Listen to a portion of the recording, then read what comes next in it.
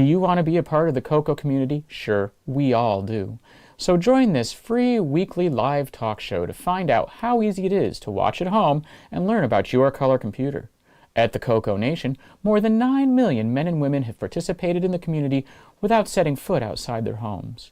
And now at home in your spare time, you can see what's happening, or even join the discussion. Choose from any one of these segments: panel intros, project updates, acquisitions, CoCo thoughts, featured interviews and events, the Game On Challenge, news, Ron's Garage, CoCo commercials, show coverage, panel goodbyes, or you can join one of our extra shows. You can choose from the Game On Challenge Live or CoCo Tech. Join the CoCoNation right now. Click the link for the free information TJB Chris spoke about. Then decide if you want to watch the CoCoNation Live Show, the world's leading live weekly talk show featuring the Tandy Color computer, its siblings, cousins, and red-headed stepchildren. Visit thecoconation.com. There is no obligation, and no salesman will visit you. Visit thecoconation.com.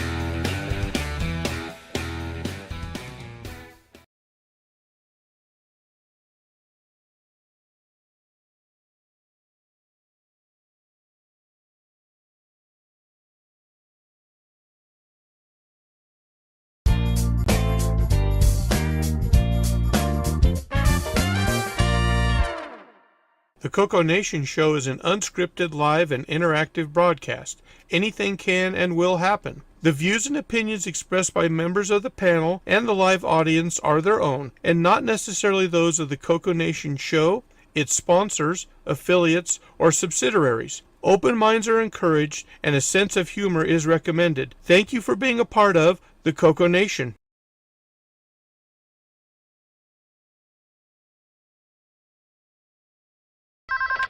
Radio Shack? Okay. What? The 80s called.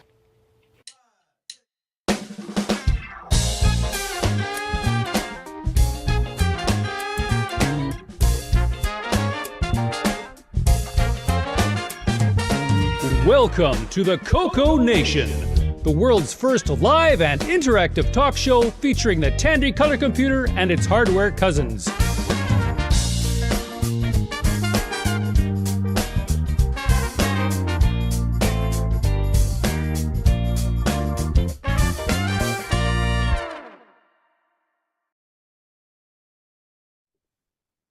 Hello, everybody. Welcome to the CoCoNation Show, episode 385. Let's see. How's everyone doing today?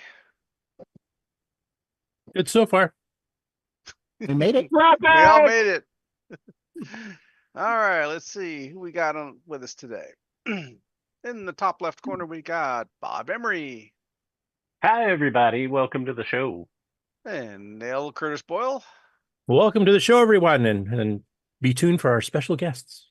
And Ron Deluxe. Yes, welcome to the show. I am going to bring joy. Oh, wait a minute. It's unscripted. And Ron. traveling where we probably shouldn't be, Henry Gernhardt. Hi, folks. Welcome to the CoCoNation. My name's Henry, and today I'm trying to get the heck out of New Jersey. Well, judging Good by your luck. background there, you've made it. You're in orbit along with the Tesla, I think, at this point. Well, I might as well. I don't know. I don't think I could get out of this traffic if somebody handed me a fishing rod. Just so people know, he's in his car. It doesn't look like that, but he's in his car. And on the next row, we got Marco. Hey, hello. Glad to be here today. Ken Waters. Yep, that's me. And Very we bubbly. got Frank from Retro Rewind. Hey guys, I don't mean to be the English snob, but color spelt COLOUR. Thank you. That's not the English get stuff. right That's on just that. being Canadian and proper. We'll get right on that. And let's see, where am I? Oh, yours truly. Hello. Next row, we've got Stacy Vetzal. Hey, folks. And the world of retro computing. Justice. Okay. And last but not least, Grant Leedy. Well, Hello, maybe least in everybody. this case. Oh, thanks, Curtis. Thank you. Last and least. Nice shirt, Grant. Thank you. Let's see. We always save the chat. best for last, so just remember. Or the people you're trying to hide in the basement. Just All kidding. right. Grant does a wonderful job in helping organize CoCoFEST every year. So Oh, not the fact that he's hiding people in the basement. You're not saying that you're kidding about that. Okay. you can do both. Let's see. Chat. We have Wayne Campbell, J.E. Jones, Jim Rye, Kevin Holloway, Sixy, Canadian Retro Things, Michael Zwiffle, Marco. Let's see, who haven't we called yet? Coco Living, Scott Cooper, Tom Eric Gunderson, Mark Siegel, missed you last week, Jim Rye, Jim Gary, and we're caught up. All right. So today we start off with the turning that off and turning that on, the world of retro computing, which is happening now. No, happened last month. Last month, okay. So we're going to have a summary follow-up of that, but we've also got another thing that Justice is going to be hosting along with Frank here, who was hoping to actually join him in person, but unfortunately couldn't make it. So Frank, if you want to kind of intro, where is Justice? He is at the University of Waterloo at the Computer History Museum. They're doing an open house. Nice. I think it's not just them, right? I think they're doing it's an entire science open house. I think there's an open house for gemology and part of their science programs. There's a hackathon as well here today. How do they spell color there? Properly with an OUR. Properly. Yeah, properly. They spell it properly. That's Now how we they know spell it. we know where you are now. So not only is Justice the fantastic organizer of the World of Retro Computers, he's also one of the key players at the computer. It is the Computer Heritage Group of KW, right? Am I getting that right? Yeah, that's right. Yeah, Computer Heritage Group. We were a group that started about, I don't know, 10 years ago. One guy put an ad out on Kijiji, and he said, looking for like-minded Commodore 64 people. And we had about maybe 8 people show up to a makerspace in Kitchener, and that's where we kind of started. We now have monthly meetings in person at Quartz Lab in Kitchener, and it's basically a show and tell for us adults. You have like 7 people now? Well, what's that? Seven people? We started with 8, now we have 7. Yeah. No, we actually have a few hundred members on our Discord group, and on our monthly meetings we'll have physically we'll have 15 to 20 people every month. And from that, the World of Commodore or the World of Retro Computers was born. Right. So World of Retro Computing then is that was sort of a branch where we wanted to have more and more people rather than just our monthly meetup. So that's where World of Retro Computing came in, and it's a once-a-year show that I hold in Kitchener. And we just finished our September big expo. It was very successful. I have awesome sponsors. Frank is one of them with Retro Rewind, guys like him allow me to keep the show free admission, which is really a key part of the world of retro computing. I want to keep it free for the people. It just brings more people in. If you've got a family coming in to a paid event, it's going to be okay. Say the dad of the group is going to go in, and the wife and the kids are going to go do something else. With a free event like World of Retro Computing, everybody comes in. Everything is hands-on at our show. It's just it's a fun event.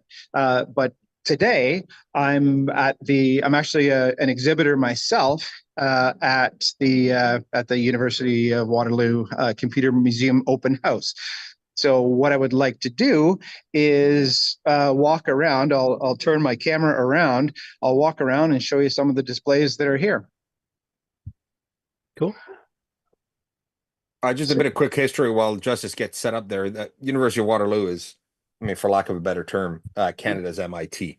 It's easily one of the best comp sci schools in the world. It's got a lot of history going back into the late 70s in the development of things like the SuperPET. Watcom compiler.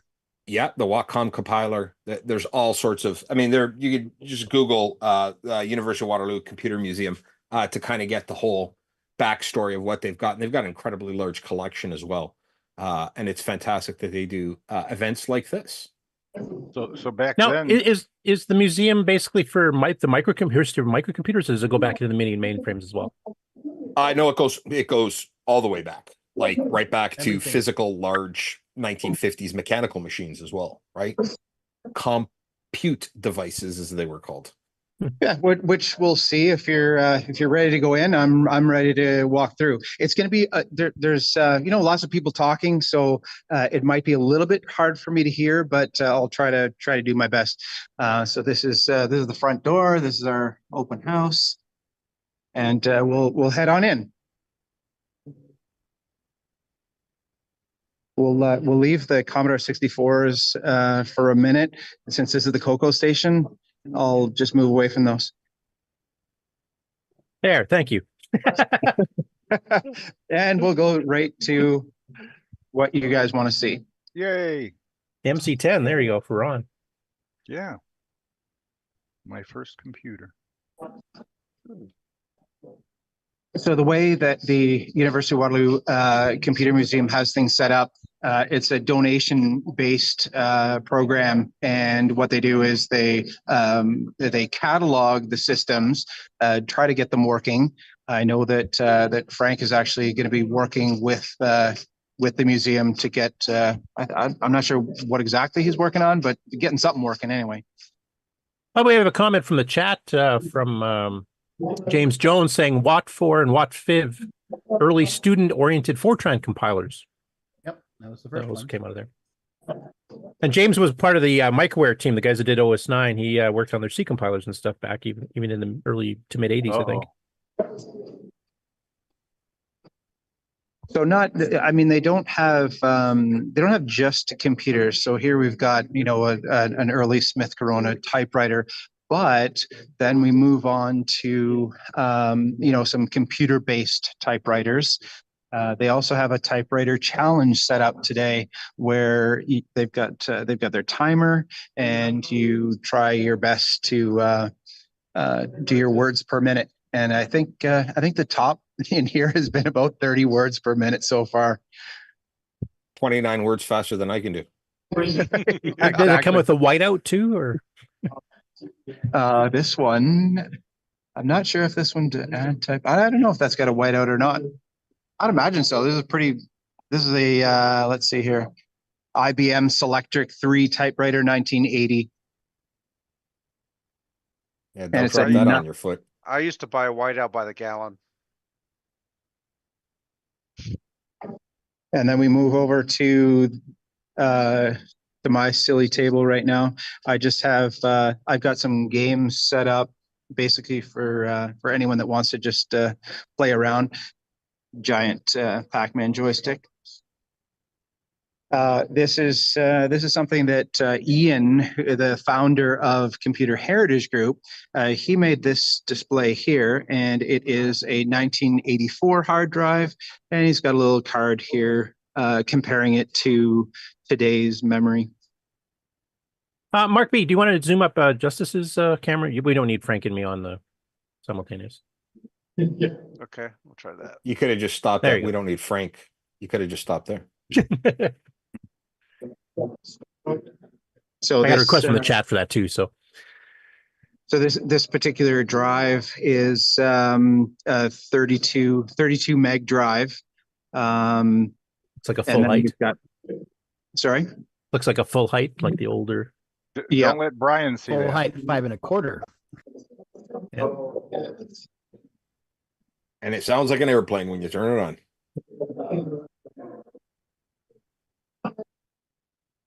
And so then we've got a 32 gigabyte micro SD, which is 1,000 times the difference. Yeah, so that's it's shrunk a something. bit, hasn't it?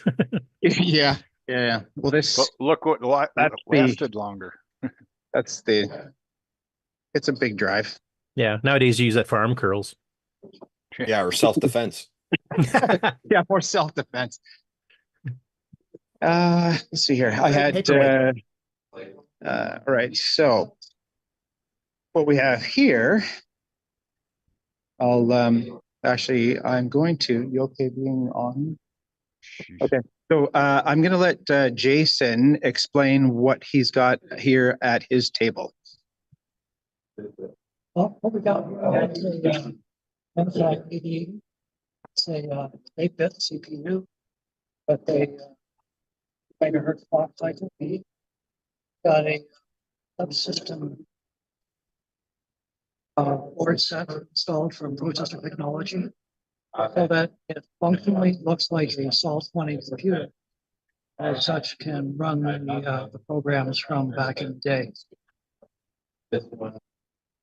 He also, Jason got this as well. It launches rockets. Oh, cool! Like hobbyist rockets. Like real rockets. Yeah. No. Yeah. Tell me about this one. In that regard, that particular program, what it would do is you would input a countdown time. It would start the countdown, complete the countdown, and at the end of that time period, it would close the relay contacts for cassette deck number 2, which would then theoretically be wired to a launch mechanism for a Estes model rocket, so you could launch a model rocket with the computer. That's cool. The Taylor and Amy show, Taylor actually launches rockets too. She's actually going for higher certification right now, so she'd like that too, I think. Thanks, Jason. You're welcome. moving over here, and this actually, you're okay on being on film? Okay, so this is Lawrence. He's part of the University of Waterloo Computer Museum, and he's got Noah, a student here at the University of Waterloo, and Noah's got he's got a couple of Pentium computers that were reclaimed by him, cleaned up and repurposed. Well, not repurposed, I would say. This one's running Windows 98. Given a new lease on life. Yeah, new lease on life. That's right. Yeah, thanks. And then we've got Windows 95 here, and he's been running some DOS demos. Just if you there, you guys remember that name? Future Crew. Yeah, Future Crew was a famous demo group. Yeah, demo group. Yep. Yeah. So yeah, he's got that stuff running, which is really cool. He's got some trackers running as well earlier in the day. Just got some some cool SID tunes going. Cool. And now we're moving over to the Commodore PET display. And what is very important to the University of Waterloo is this particular computer. So Commodore SuperPET was an 8096 PET that had an extra board designed by the University of Waterloo. Yep, with a 6809 on it, and it actually has a port of OS9 on it too. That's right. And if I can get in here, that's the, I don't know if I can quite get in there, but it's a switch where it was a physical switch that was added onto the computer that is connected to the UAW board that you flip the switch depending whether you want it to be in this the different 65 or 6502 versus 6809, which right, exactly, yeah. And then we have a regular PET that everyone's familiar with. It was more the home-based system, and also this one here's the chiclet PET. So the chiclet PET is I think similar to the micro CoCo keyboard. Where that's the very first computer I ever used back in late 78 late 78 with the tiny space bar. I remember that quite well. Weren't you like 42 in 78, Curtis? You were 42 years old back then. 46, somewhere around there, yeah. I can't do math. I'm too old to remember how it works. And it's really nice the way they've set things up because they did, they've got little cards set up so you can just, have a look at what they are. There's been actually a really good turnout today. Can you show us the card for the SuperPET? I'm just kind of curious what you have for the history on that one. The SuperPET, sure. Ooh, $16.95. Original price. $96K. Wow. There's one on Marketplace for $7,000.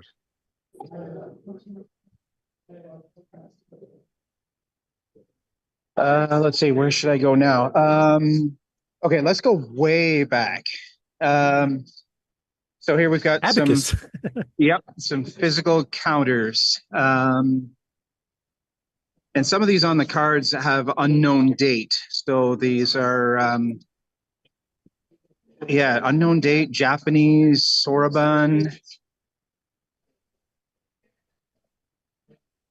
And this will show, people are coming in, what calculate how calculations were done to begin with, and then running up the line of computers.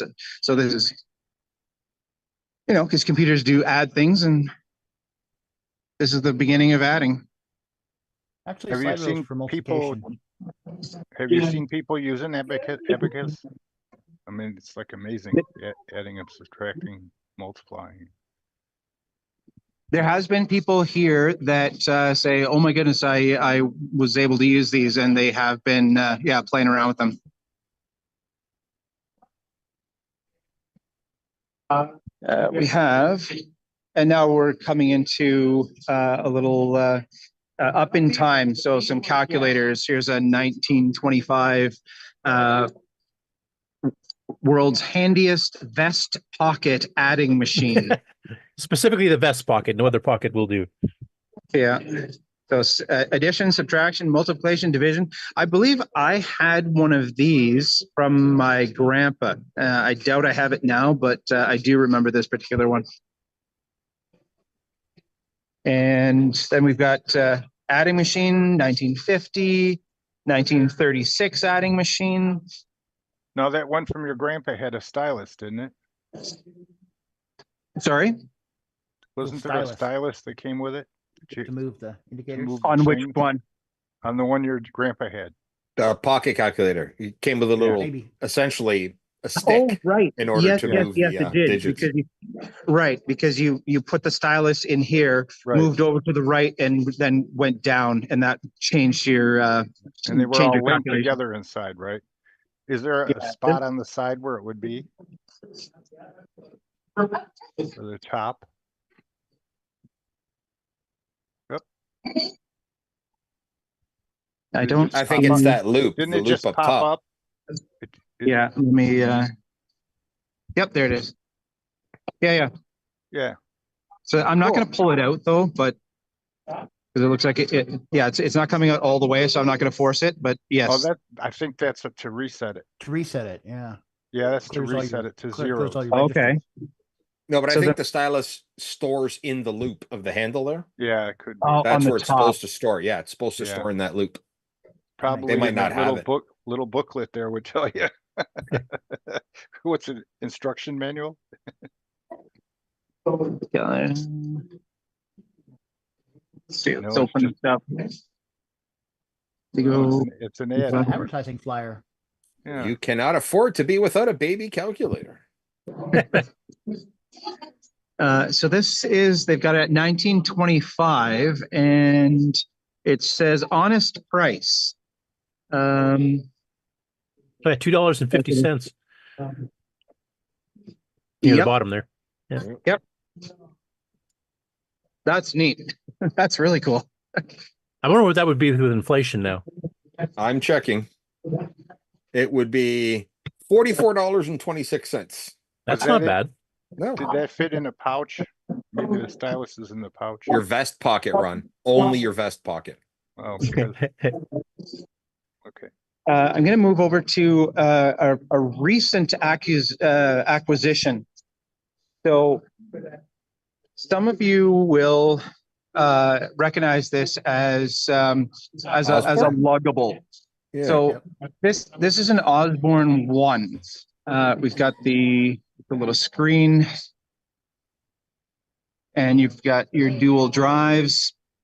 What's interesting about this particular unit is, and I've never seen it, and maybe some of you have, but I've never seen it, no one else has either, is a physical, external, portable monitor.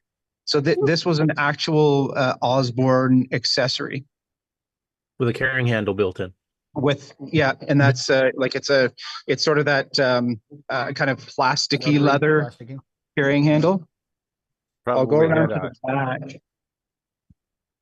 You probably used to call it an Aussie. It's also got slips underneath it for a forklift, so you can move it around. They're only 30 pounds. I was going to say, you could probably take the monitor and balance out your shoulders. Exactly. I actually have an Osbourne 1. Hey, there's Scott Campbell. Yeah. Okay. So here's Scott Campbell. You're on the CoCoNation show. Yes. Would you like to be on? Okay. So Scott is the main man. Sure. What? Yeah, sure you are. Today you're the man. You're the main man. Yeah. So this is where this is how it all happens. So I'm started as a computer scientist, and then I studied the history of computing in Canada.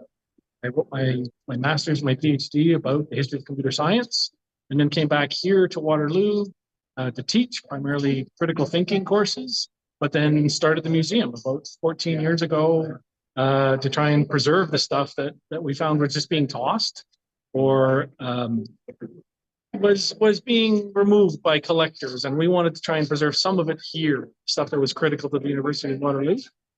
And so for the last 2 years, we've been doing these sorts of open houses where we get stuff out of storage and we try and get some of it running and really get the community engaged in this. It's been a lot of fun meeting people in the community and finding out about the live streams like this and finding other ways that we can be part of that community. It's great.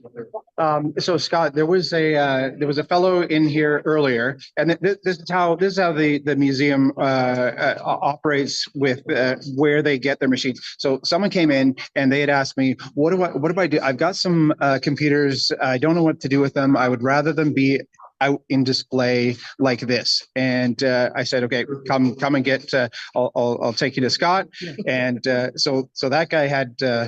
I got an Amiga 500, some big 20 Vectrex, I think he said.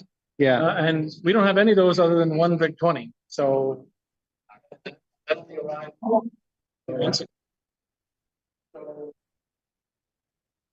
So what it allows is when there's donations of computers like that, if he's got a couple of VIC-20s, then it's much easier to set up a VIC-20, have it running, and let people bang around on it, because the museum has an archival computer and then a computer to come out that people couldn't bang around on.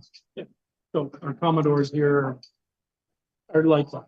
These are ones we're not too worried about. We got Commodore 64 Mini. And then a regular bread bin Commodore 64. And we've got Commodore 64C with 1702 monitor. Another 1702 monitor with another C. Hey, that cartridge looks very familiar. I believe Frank might know what that is. He seems to be locking some CoCo. So why don't you pass a message on to Scott? Tell him it's for me, and when I finally come up with him, I'll bring him a CoCo 1, 2, and 3 that he can have for the museum. Oh, fantastic! Oh, Scott can hear me. Hey, Scott. Yes, I can. Yeah, I can hear you. And they're all in boxes. They still got the original packaging and boxes for all 3. All in boxes. All in boxes. Okay, fantastic. Yeah, that's awesome. So basically, that's the show that we've got going on today. And is this a one-day event or is this a 2-day event show? So we do an open house. We do an open house once a term. There's 3 terms of academic terms at Waterloo. So we'll probably do another one in February, March, another one probably in June, July, and then another one end of October next year. The end of October is a big science open house, and so we're going to piggyback on them because there's a lot of extra people walking around. So it's always the last Saturday in October. Cool. Thanks, Scott. Absolutely, yeah. And back over here is an area that is reserved for talks when they have talks. Today there aren't any, just because it's convocation here at the school. There's some energy. Yep.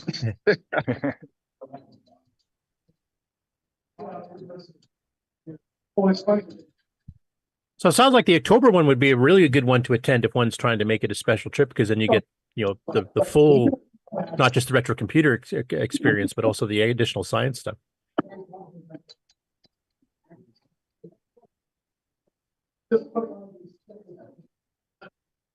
So that's the walk around for today.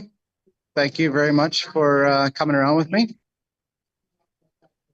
Yeah, next time when I can make it out to one of the shows there, and like I said, the October one might be one to do specific, just because I would love to see the science stuff, just the general science stuff as well. But is there anybody left at the University of Waterloo that was involved with the SuperPET? Because I would love to talk to them and maybe work on getting Nitrous 9 ported to it. Not. I don't think there is anyone here that we can talk to at the moment. There are Let people. me- There is someone though who's active in the museum that was involved in the project. Curtis, I can put you in contact with them. Okay, cool. So I'm gonna get back to my table because there's people wanting to use Pac-Man. And yeah, I really appreciate you guys having me on again, and yeah, hopefully that brings some awareness to what's going on here at the university. And yeah, it's a cool event. It's very, very laid back. Nothing. It's fun. It's fun. Okay, cool. And we'll get Frank and Stacy to talk about the world of retro computing. Let you get back to your booth there. Yeah. And All right. thanks for showing us the museum. Okay. Thanks very much, everyone. I will see you next time. Thanks. See you, Justice. See you, Justice. Yeah. Bye, guys. They didn't play ABBA with Waterloo in the background. There's probably due to copyright issues, Ron. It's an incredible school. It really is. I'm trying to remember, where's Research in Motion? Are they near there too? They're literally, well, they used to be, their major campus used to be directly across the street from the university. Mike Lazaridis is one of the largest donors to both universities, I think, Laurier and Waterloo in Kitchener. And for the really young listeners, that's the people that made the BlackBerry. Yes. Or Crackberry, as it was known. It was conceived as an improvement on the Flex Pager technology by 3 people who were students at that time at the University of Waterloo. Do you think that's where the misspelled word of color came from? No, you guys caused that. I'm not sure. You should probably contact like the Library of Congress to figure out when you guys started misspelling color. No, I think the United States does it first, and you guys follow. Yeah. Yeah. Sure, Grant. Yeah. I'm sure the original English language, from thousands of years ago would disagree with you on I that think one. we were here before you guys were. Yeah. It's not us. Anyway, let's get back to the world of retro computing. So that was a show that was held last month. I heard attendance was quite good. I don't know. I didn't hear a final number. Do you know, Frank or Stacy? 5,500 people, I think. No, Oh, wow. I'm not sure what the final number was, but it was a lot of people. Like a lot busier than last year, in your estimate? Probably. I mean, most days I don't remember what I had for breakfast. But yeah, it was. Well, I can tell you based on our sales numbers, we did a lot better than we did the previous year. So I'm going to go with yes. There was more people there.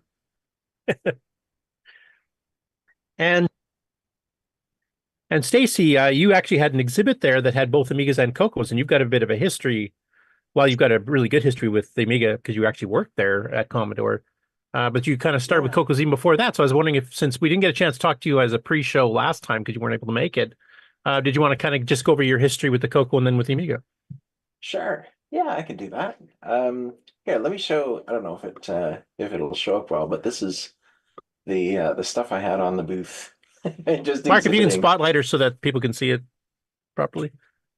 It was really funny because I love these kinds of shows. I went to my first World of Retro Computing show last year, and this year I really came more as an exhibitor.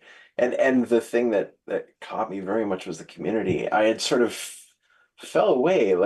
That very first computer on the left is the CoCo one that I got for Christmas, I think in '81.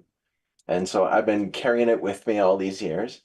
I turned it on at the show, and like 3 hours into the day, I don't know, the 6822 chip popped on it, and it just stopped working. I was so disappointed. And coincidentally, it was the same time I grabbed a CoCo SDC from Frank and plugged it in. It's like, oh.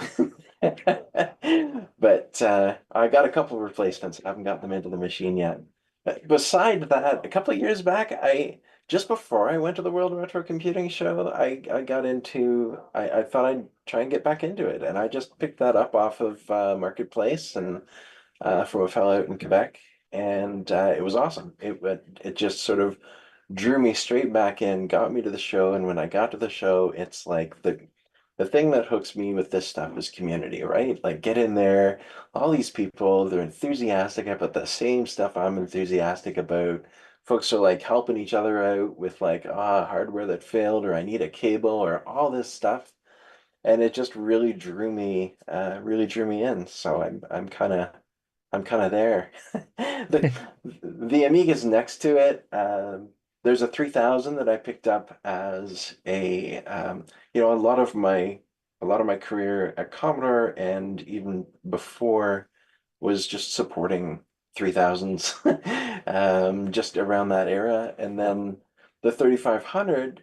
So when I worked at Commodore, we'd gotten this machine. It was the first tower Amiga. It was a prototype. It wasn't released yet. What they were doing is trying to figure out like how it fit in the market. And so we sort of dragged it around to different manufacturers and dealers in around Canada just to say, hey, here's the machine that's coming. What do you think, people will think of it? And when Deloitte and Touche were sort of liquidating Commodore's assets in '94 there, it was it had been sitting under our desk and really neglected in the lab at Commodore Canada. And it was we would gut it for the Agnes was pulled out to keep a 3000 tower running in the field, and because it was never a retail machine, it had zero commercial value. They couldn't sell it, didn't have like CSA certification or anything, so they were going to crush it. And I went to the controller and it's like, we can't let them crush this machine. Can I take it home? And I sort of rescued it. And so it mostly sat under my desk with like CoCo and stuff like that until again a couple of years ago, and I just started to get it working again. I managed to get a bunch of the parts and get it running. So at the World of Commodore show, I just show the two Amigas. But at that show, I chose to run the Amiga 3000, but the 3500 we just sort of let it stand. And this is the one that Frank is lusting over because it's a very rare machine. There's only about 3 of these in existence still, or something. Four. Something like that. And now it's Stacy's retirement fund. Well, we'll see. I don't know. maybe ebbs and flows, right? And maybe nobody will care about it by the time I retire. Yeah, you know what? Frank will. I'll care about it. Frank will. That's just for you, Stacy, and only for you. There you go. we can put this in it if you want. Yeah, it's like a Rev like 2 something motherboard. So it's an old one. Yeah, by the time they launched the 3000 tower, it was like a Rev 6. They'd made a bunch of shifts. 6.1, yeah. Yeah. So yeah, it was cool. But these are the for the CoCo community, these are the 3000 towers. And never mind this, because this is like ultra rare. Are the white whale of the hobby, right? Yeah. Easily the white whale. Yeah, because the 3500 is kind of like our deluxe color computer. There's only, I think, 3 known to still be in existence, and none of them even have the final ROMs as they were done internally. Yeah. We steward these machines, don't we? We like that CoCo that I got for Christmas. Like for years, I got involved with the CoCo Club at Durham College in Durham region, just east of Toronto. Wow. And it just energized me as a kid, really getting into this stuff. And kind of all through high school, I got into the computer fairs and did little hardware and software projects with it, and it really became why I got into the field of computing at all. And then I kind of stuck with it. With like all my friends had C64s or whatever, right? And I was like the CoCo snob. It's like, no, I got a 6809. I like 6809 assembly way better than 6502. It made sense to me. And then in university I went from there to the Amiga. So my Amiga 500 I had for a bit, and then the 3000 was the main one that I really liked over the years. So just out of curiosity, on your CoCo 1, did you use OS9 level 1 with it before you switched to the Amiga? No, that was like before. So the first time I was getting into OS9 was with the CoCo 3. So I went straight to level 2. And not a bad choice. Yeah. With the CoCo 1, it was like just little projects or little like I said, little software projects, like I at one year I interfaced the oh, I can't remember the name of the chip. It was a speech synthesizer chip. And I figured out the logic to interface it to the bus, and I probably did really, really horrible things to make it go, but I made it go, Or for software, I remember really a lot of stuff in music. So I remember one year typing in like that. I don't even remember the issue. My memory is so terrible. I try to reconstruct this stuff. But like, a little 4-voice music synthesizer and how it would do that in assembly and play out the sounds. And then I got experimenting with, well, if I can write this little random region of memory, it sounds a bit like a snare drum. And then it's like I started playing with music a bit on it. And it was I don't know, it was just little fun stuff, that and games. By the time I got to the Amiga, it was like then it was all serious, right? I was starting to get into my career. I was using it a lot more for school and for businessy things. At Commodore, we did when I joined it. There were quite a few people in the support department, and that's where I joined into. I was working with a retailer in Hamilton, and it's just a situation came about. There was an opening at Commodore. I was this weird kid that loved the Amiga, and they had an opening, and I was sort of leaving the retail I was working with. I was looking for how do I get started in this, and so I got into there, and then a lot of the support department was sort of cut down over the years, and it was really frustrating for both for customers trying to get support and for those of us sort of left working it because we just could not support the volume of calls coming in and stuff like that. And so I did crazy things. I pulled out AREX and I made a phone system. It's like, well, incoming calls, I can get it connected into the phone system, and it can record and play back messages. And I did the weirdest things with it, but it ultimately kind of kicked me into software development. So it was weird. I always figured I'd be hardware for a long time because of my CoCo roots and enjoying that more than the software. But here I am 40 years later. Everyone knows hardware is better than software. Everyone knows that. No.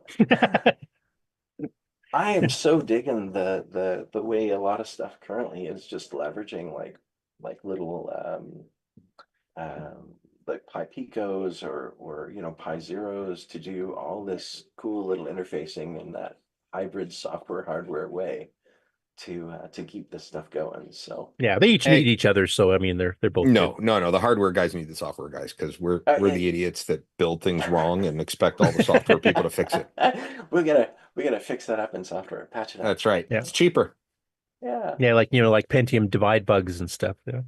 And you know what? One of the things that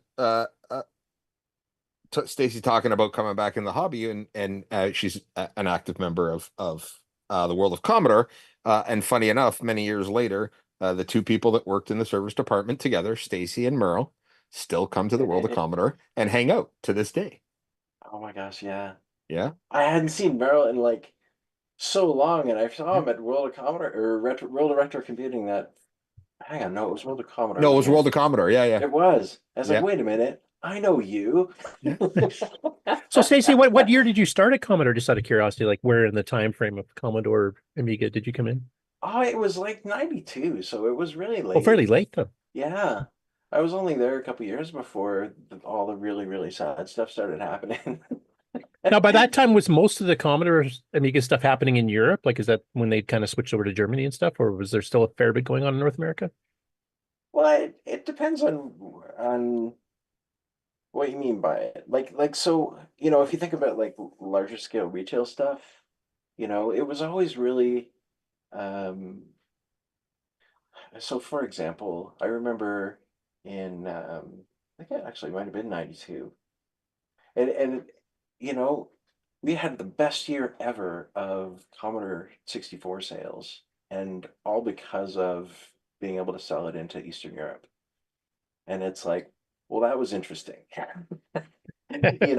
we and I looked at how things were being used because I was in support, and then I ended up just through attrition getting into like the product manager role. I was doing tech notes and all that kind of stuff for them. So supporting like the science center, supporting like the CBC with the machines. It was just really cool because it's like, here it is, active use, you know. But when the retail stuff was always rough. I was like totally that evangelist kind of person, which was super weird. We ran I when I left Commodore, I joined a retailer, and we actually put on the World of Commodore show in '95, and it was for years for Commodore Canada. It was run by this woman, Karen Jewell, I think, at this consulting group, and I remember we met up with her. It's like, oh, we want to run this show, and Commodore's not here this year, and we want to keep it going. And she was so awesome. She helped us figure out like how to actually run. I'd never run anything like this before. She had a set of binders that she used for coordinating the whole show, what to do, how to organize your contract with the drayage people, like all this stuff. And it was amazing. It let us put on a great show in '95, which I think we saw about 10,000 people there. And it was very, I think it was like the first time I really caught into how, a computing platform like this energizes a community, and we don't want to let it go. Here it is. It's almost like it's part of us, So much so it's still being held to this day. Right? Oh my gosh, thank goodness for TPUG keeping that going, right? Yeah. Yeah, and then just to bring Grant in, I mean, Grant's been helping organize CoCoFEST the last number of years, and of course that continued from Rainbow Fest. We've been continuously going since 1983 too, having a show every year. And yeah, it's you. As much as I chastise Grant for a lot of things, I got to give him definite kudos for going on CoCoFEST there. It's a lot of work. It's a lot of work. A lot of work. Grant, I gave you a compliment. You're supposed to acknowledge it now. Yes, I noticed. I'm kind of shocked. I just don't know what to say. Maybe I'll move you out of the bathroom this year. But no, you're right. It is a lot of work, and I don't think people really understand how much work it really is just to put on one show for the year. It's really, honestly, it takes about 6 months.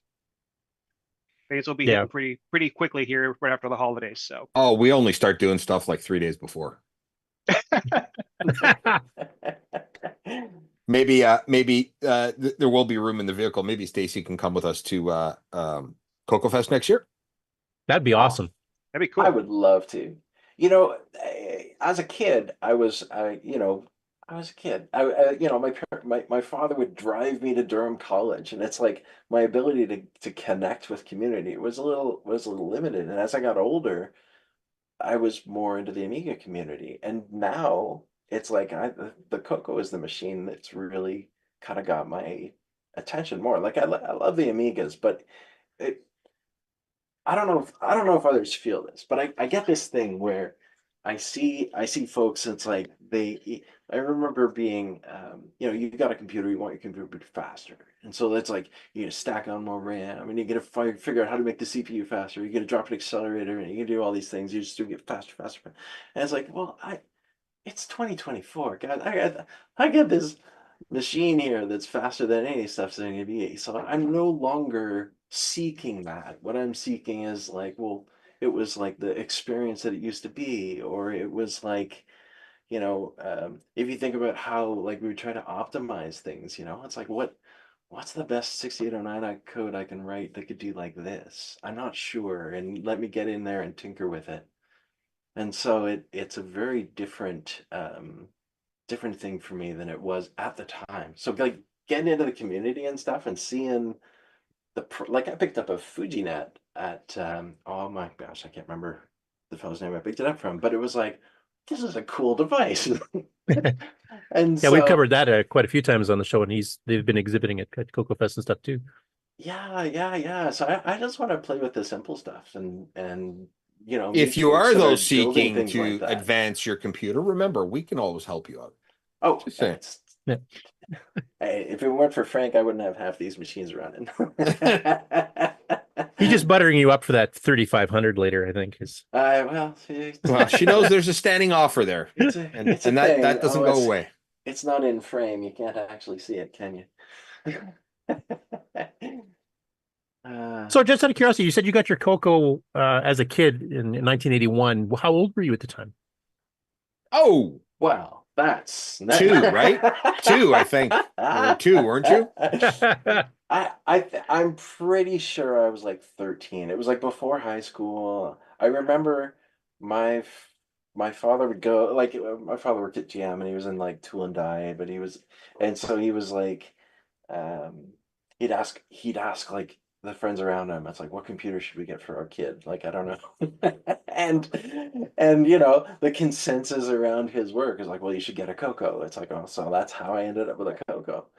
And I'd at the time, as a kid, I'd always have a paper route, and so the paper route was my disposable income, and I would go out and deliver the papers and go collecting. Those were my favorite nights. I'd go collecting, and then I would walk to the Oshawa Center and go upstairs to the Radio Shack, and I would basically camp there for the rest of the night, looking at the electronics on the wall, and it's like planning out what I wanted to buy and try next, or banging on some new cartridge they got in the CoCo or what have you. It was just...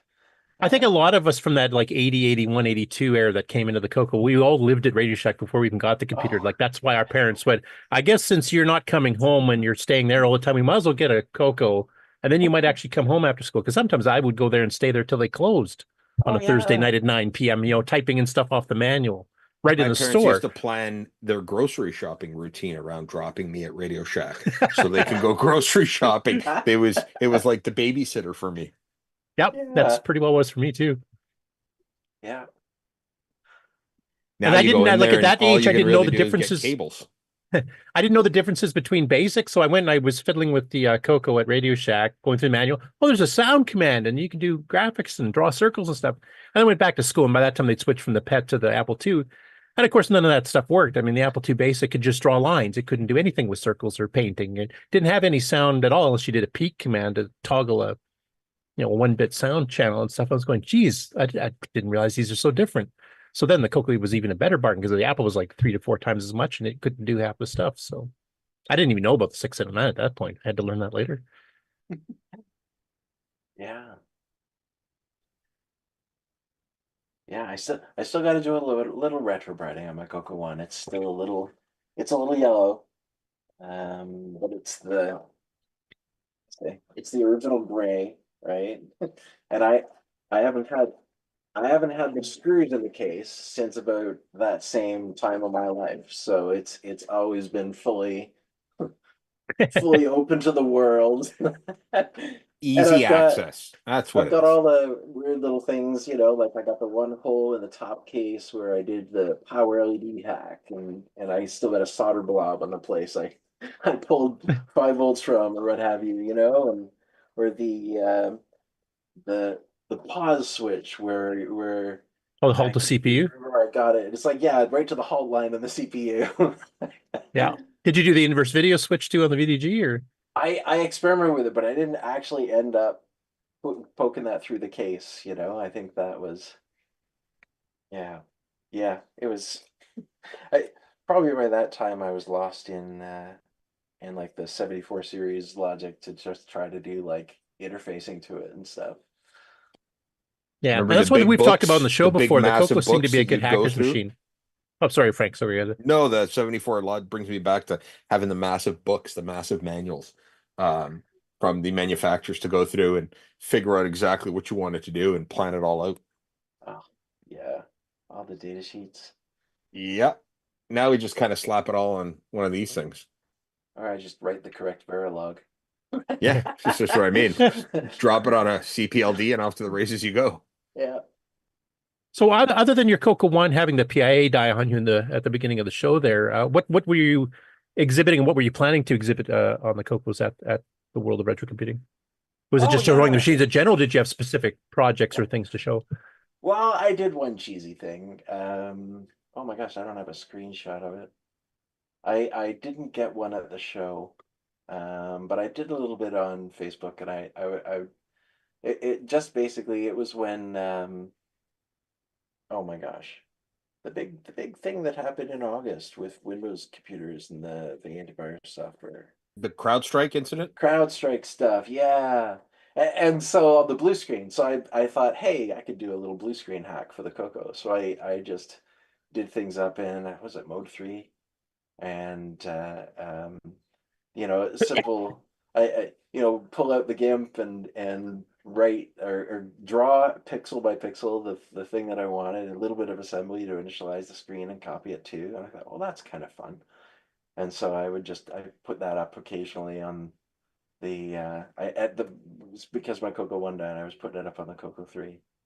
But yeah, that's about it. I never got it to count or anything like that. I wanted to count up to 100% in the reboot or something, but I ran out of time before the show. How do we get more hours in the day? That's what I want to know. Yeah, I know what you mean. Less sleep. Yeah. Yeah. Yeah. Or go sleep and increase coffee intake. That's my method. Probably not the healthiest in the world. Plenty of time to sleep when we're dead. Yeah. Well, you know, the funniest thing in the whole thing was, like, I remember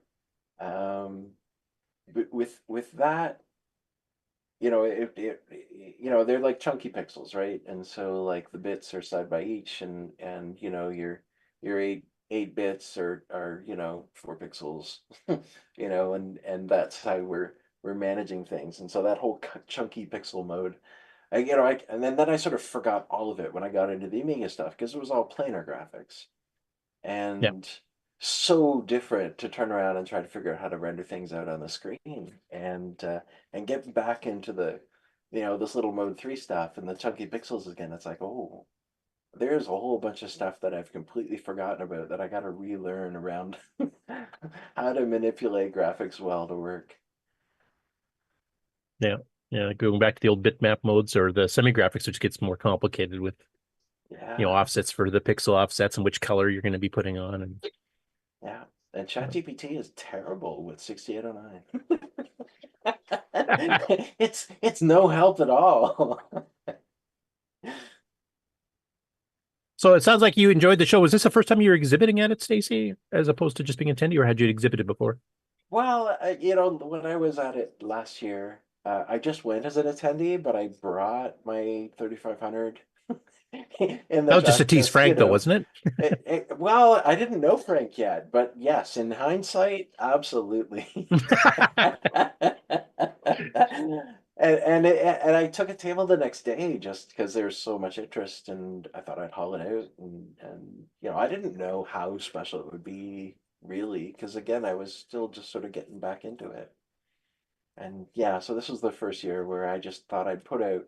I just called the table like story of my life. Like here's where my computing journey started, and here's, you know, here's where it was in the mid 90s. Cool. Well, it sounds like you had a lot of fun. And I know Trina really wants to thank you for, of course, helping her to get to the show and stuff too, especially this year.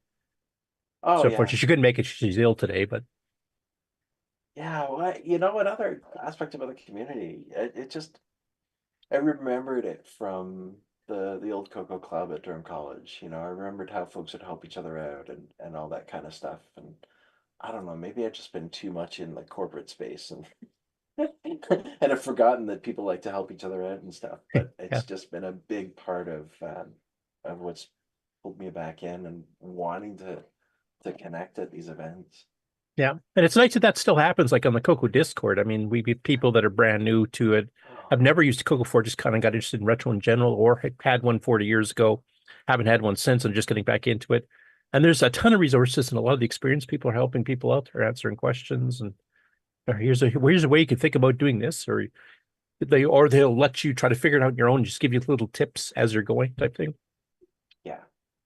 Yeah. So like, huge shout out to yourself, the folks on the call, and folks in the community that keep doing this. Like even just today, I was reading another another project. I can't remember the name of the cartridge, but it was an old, I think it interfaced like a Yamaha display chip to the CoCo, and it's like reading how the person had, you know, basically cloned the board and opened it all up, and it's like, this is amazing, you know, that That's the one any that of used us the could. was that the one that used the Yamaha chip that the MSX2 used? Remember? Yeah. I think so. Yes. And I can't remember. It was like text. Yeah, it's part of the Super Sprite FM Plus board that the Dragon people did, because that actually was a Yeah. commercial product for them back in the mid 80s, late 80s. Yeah. But that it's all open source, that you can hit up Yeah. GitHub, and the Verilog's there, or the board design is there. You know, these Amigas like that. I love the CoCos because there's like a tank. It just tends to work like that chip going on my CoCo 1. That surprised the heck out of me, because here's this machine that's been to hell and back, and it's just continued to work. But the Amigas, they're a little delicate, right? Yeah. Well, it's like And I had replacing to. the cap kits and stuff, like on some A machines in a certain little era. You delicate. have A to. little delicate. You look at them the wrong way, they stop working. Oh my gosh. But like the Amiga project, where it's like, folks have gone through and like done all this out, and you can pull up the board schematic, not schematic, but the actual layout in KiCad, and you can walk your traces and see what's connected to what, and the lines are all named. It's like, holy crap, the hours and hours, well, I should probably say years and years, that folks in the retro community have put in to keep this stuff accessible to people is just incredible. Like it's a big part of how it's not as hard to get back into as you think. We have Because of our the own feeling. internal PCB Explorer system, and I'm currently adding the CoCo to it. Yeah. I think I can show it if you guys can see my screen. So essentially, this is the it's much like the original Amiga. There is a project specifically for the Amiga, but we've been kind of working on our own that will allow you essentially to just take anything and figure out where it goes, right? Follow traces just by clicking on them. You click on that, and as you can see, it tells you. Maybe I'll probably zoom in a bit. It'll tell you exactly where it goes, tell you where every via is, everything. And I'm in the process of doing the same thing for the CoCos right now to add to our kind of Retro Rewind PCB Explorer internal system. And then we will make it publicly available once it's done. Oh, cool. This makes life a lot easier when you're trying to figure out, hey, where does this line go to? Oh, there. Drops it through a via there on which layer. Take your pick. Oh, that's awesome. I didn't realize you were doing that. So much easier. Yeah, well, I mean, right now we've just got our collection of Amigas, but the CoCos are being added. And you're doing all three of them, like 1, 2, and 3, and maybe some of the different board pretty revisions? much using the files that were released by, oh my God, what's his name? The guy who redid the board. Pedro? Yeah, Pedro. Thank you. Pedro.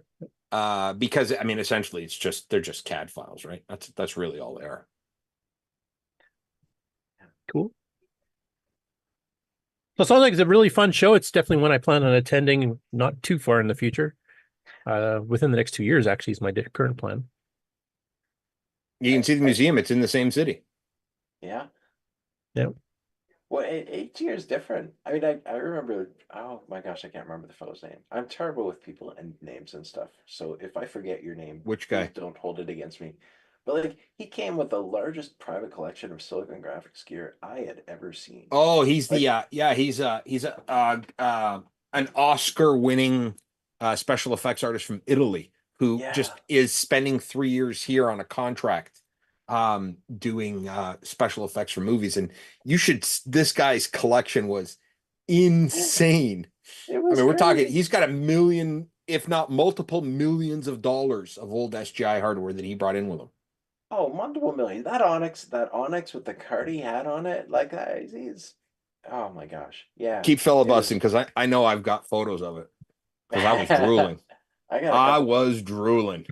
Well, when I got off and I sort of moved off from the Amiga, I ended up getting into servicing the SGI stuff and got all my SGI certs. And so I had a lot of fun driving around, driving and flying around supporting some of the special effects stuff, which those machines were just so cool. It was almost a shame when um, they were trying to get into the PC stuff, right? Remember that? And they had the Intel machines and they were using the unified memory architecture, but it wasn't doing the thing for them. And not like the bandwidth we have today, say like in these Macs and stuff, but it was he's got I think every single device, right down to that old.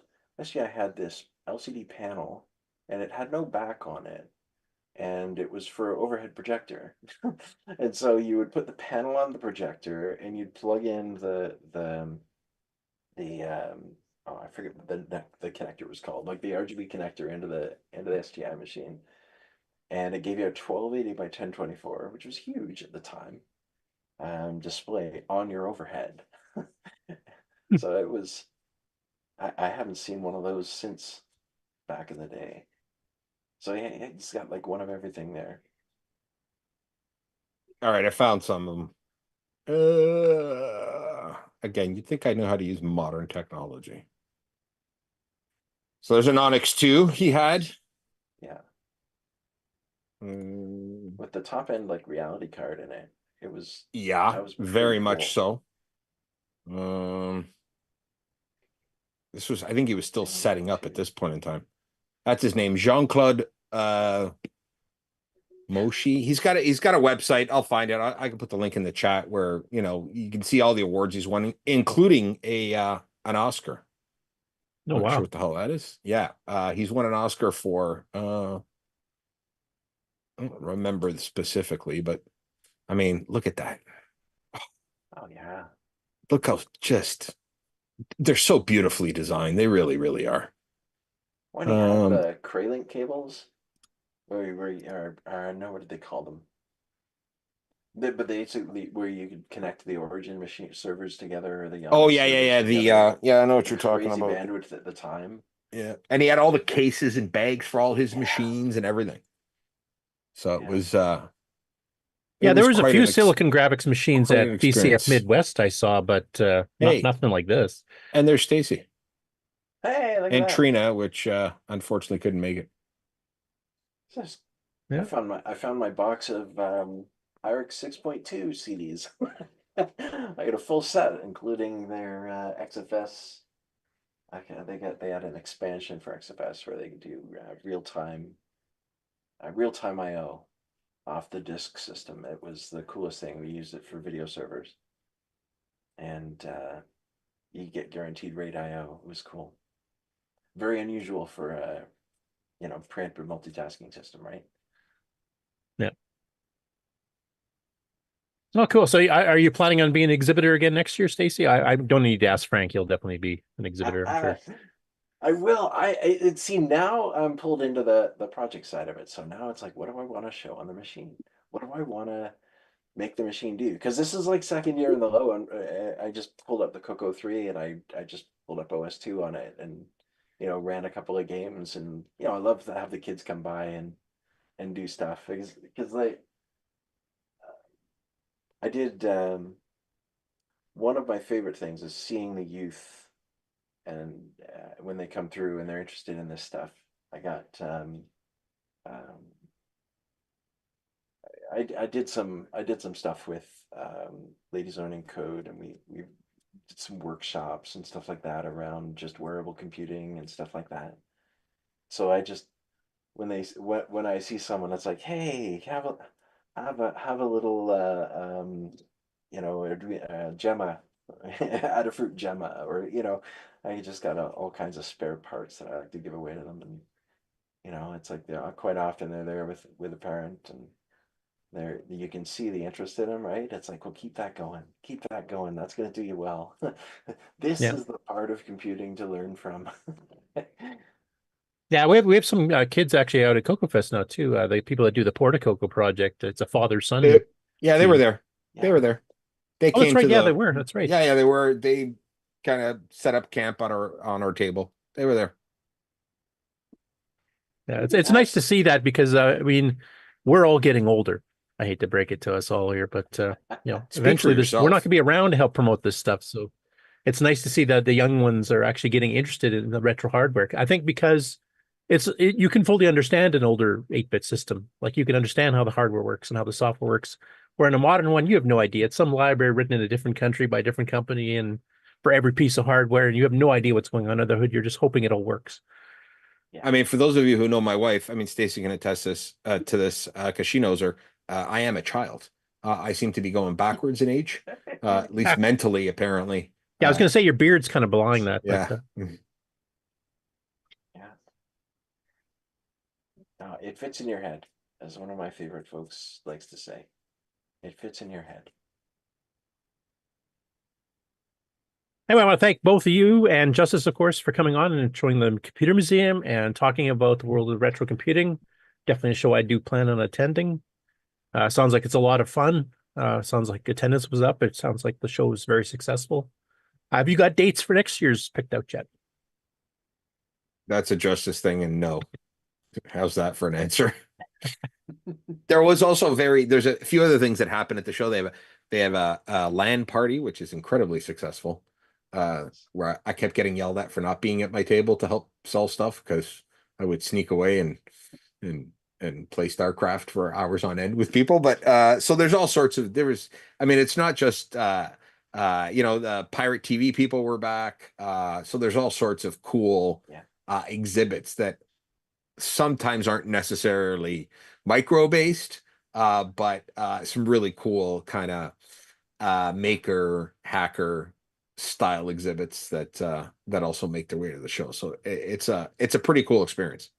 And there's presentations and stuff, just like I was going to compare it to VCF because that's kind of our Canadian VCF, right? Yeah.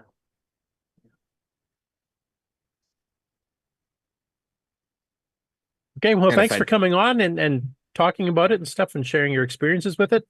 If you guys want to stay on the show and hang out, feel free to. Don't feel like you have to, though. That's totally up to you, but I'm not sure I have another 5 hours to spare. You guys will go for another 5 hours, right? Yeah, it might be a short show today like that. Who knows? I'll tune in as a watcher when I get out. Yeah. Yeah. Well, you guys can always mingle with us in the chat, of course. So on Twitch and on YouTube. And with that, Mark, if you want to do a commercial break, if you're still awake. Okay.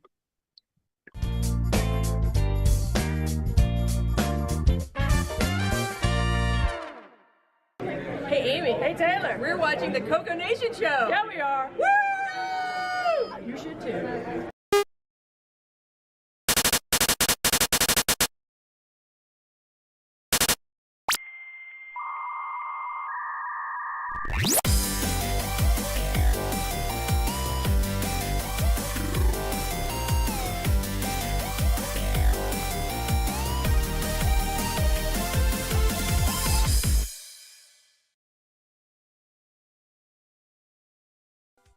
Hello everyone, it's your good buddy, your good pal Amigo, and joined by that dastardly The Brent from ARG Presents. You're watching CoCoNation. I feel like that should have been longer.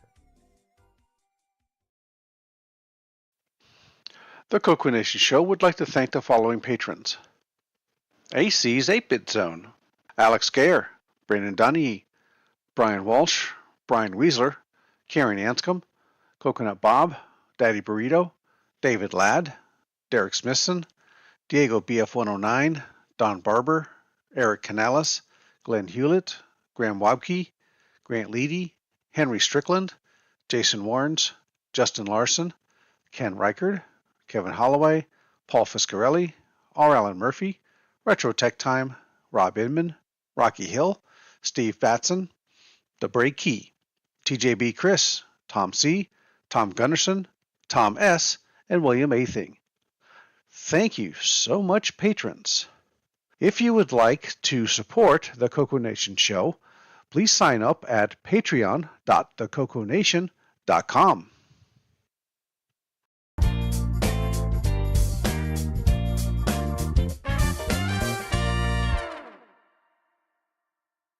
Welcome to everybody's favorite segment, Who's New to Discord?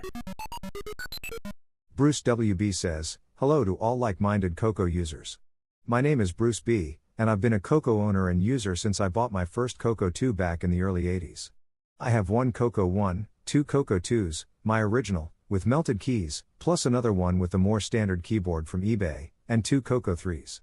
I have been catching up with the CoCo happenings online, watching CoCo YouTube videos, and scrolling and lurking on social media, like Facebook, which is where I heard about the Discord, and thought I would come and check it out.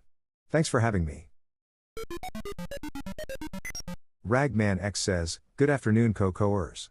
Long-time CoCo enthusiast, short-time Discord user. Go by Ragman X as you can see, but real name is Randy G.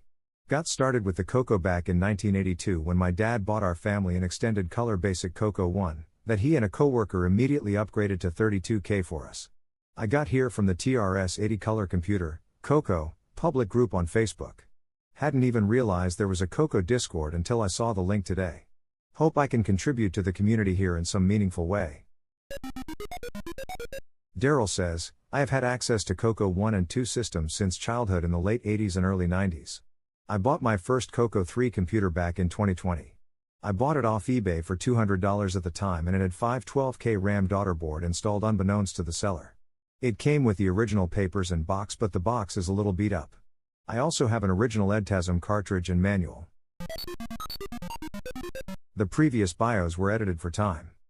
Thanks to Frederick Micro Hobbyist Sigard, Glenside Computer Club, Paul Fiscarelli, Paul Shoemaker, Tandy Color Computer 3, and the CoCoNation patrons for boosting the server. Please consider joining Discord and visiting the welcome section to read these bios in full and see what the community has to offer. Just go to discord.thecoconation.com. See you on Discord.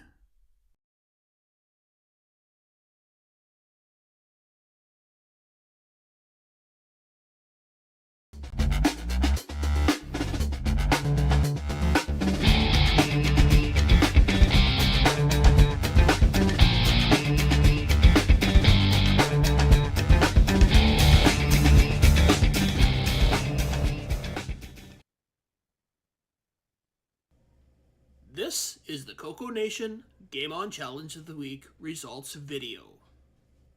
This week we played Ghost Town.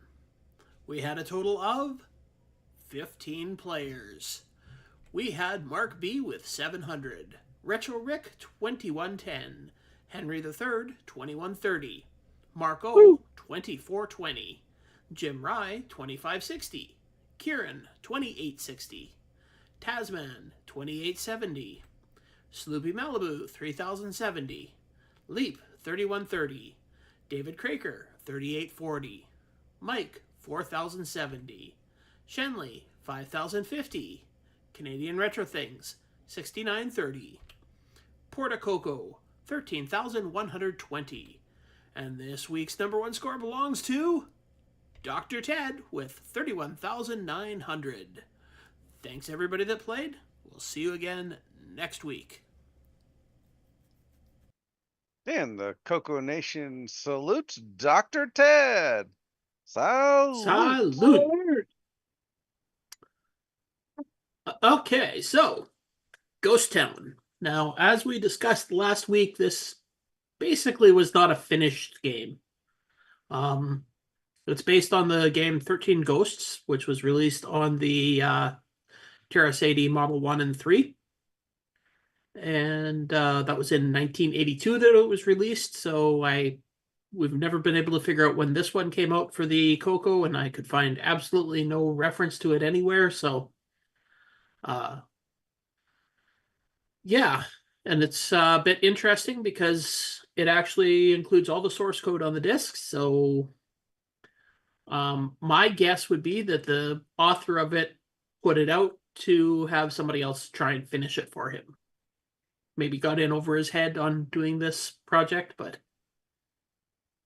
it still is a fully playable game, though. I mean, it's not like it's a fully, really unfinished. It's not.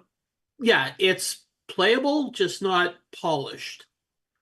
Like, for instance, some of the stuff that we found when we were disassembling or looking through the code. And by we mean Henry. And by we mean Henry, yes. Well, because we did it live on the air last week. I like to think we're all part of that. So there's a certain number of bullets that you have to complete a stage, as well as a certain amount of time that you have to finish a stage. So I'm assuming that you probably have to kill a certain amount of ghosts in that time to pass the stage. You do have to kill all the ghosts on the stage. WIRC, there are 13 ghosts that show up in a stage. Oh no, was it 9? I think it's 9 ghosts that show up in a stage. And if you leave any of those ghosts on the screen when the stage is done, then you die. The unfortunate fact is there's no indication of where you are in the timing. It does have a timer that it uses, and it will just like decrease the tick length for each tick with the increasing stages. But I never managed to figure out if it kept the time for the stage the same or not. Oh, okay. And plus, you have a certain number of bullets that you have per stage, and there's a way to either recharge it, or is that between stages? I think you'd figure out there's some sort of like it adds 6 or 10 or something like that. It adds 12 if you're out of bullets at the end of the stage. You start with something like, I think it's 115 bullets, and that's like globally you have 115 bullets, and then if you run out of bullets it'll give you 12 at the beginning of the next stage. Well, okay. Yeah, and as we said last week, this would be a fairly easy conversion and probably a really good one for the light gun, so that you could actually have a light gun game for the CoCo 1 and 2. But yeah, we have to directly contact Tim. He apparently doesn't watch the show often enough. He's not responded, so we're just going to have to nail him in person, I think. To maybe he's just avoiding us. He heard us talking about it, and he's like, no. Anyways, even though it's not a completely finished and polished game, it was still a fun game. And also, Dr. Ted did run into some problems with it, that certain games that he played, it was coming up with an error for his score. Now, he said that once he rebooted, like he said he was having problems with that, but once he rebooted XOR, it came back. So it almost sounds like the emulator got corrupted, or did I misread that? I'm not 100% sure. I'm not a software guy. I don't pay that much attention to those statements that people make. I mean, because it is somewhat unfinished, like it should have an on-screen, how many bullets are left, an on-screen timer, that kind of thing. But I'm guessing if the guy was fairly inexperienced programming, like he does that scrolling across to the town as you're going through, like he maybe didn't figure out a good way to keep those to stay on without scrolling off along with everything else, depending on how he did it. Maybe it's possible that going from one game to another, something within the code is bleeding over to the next game that's causing a corruption. So yeah, that could be too. He's not properly resetting stuff. Use after free error?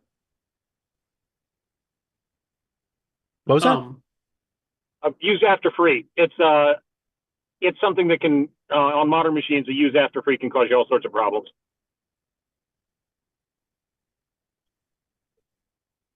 Oh, okay. Sure. As I said, I'm not a software guy, so.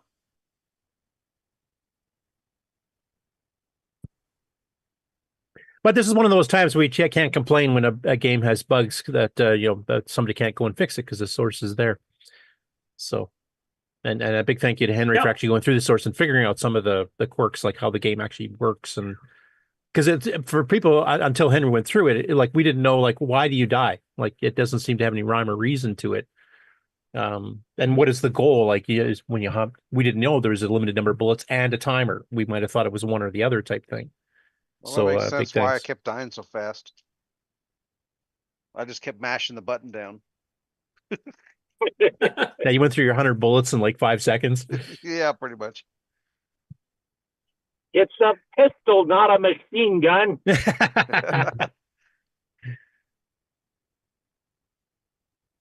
Anyway, I'm guessing it's a homemade project, like a shareware or freeware. Well, Yeah. freeware, I guess not shareware. It's probably somebody that had a Model 1 and liked that game and then moved over to a CoCo and said, you know what, I want to play that game on here and I'm going to try to program it. Yeah. Because at this point, we don't even know what year this came out. Like, we have no idea. We have the author's name and that's it. And source. I would say post 1982 because that's when it came out on the Model 1. So that's all I know. Awesome detective work there, Ken. Yeah. So sometime between 1982 and when you discovered it, 2 years ago? Yeah. That narrows it down. Yeah. But it is a lot of fun. I didn't get a chance to participate in it in the last couple of weeks here, but I've played it before. Now that I've got full access to my site again, I will actually be starting to do some game updates because there's a whole bunch of new releases that came out the last couple months.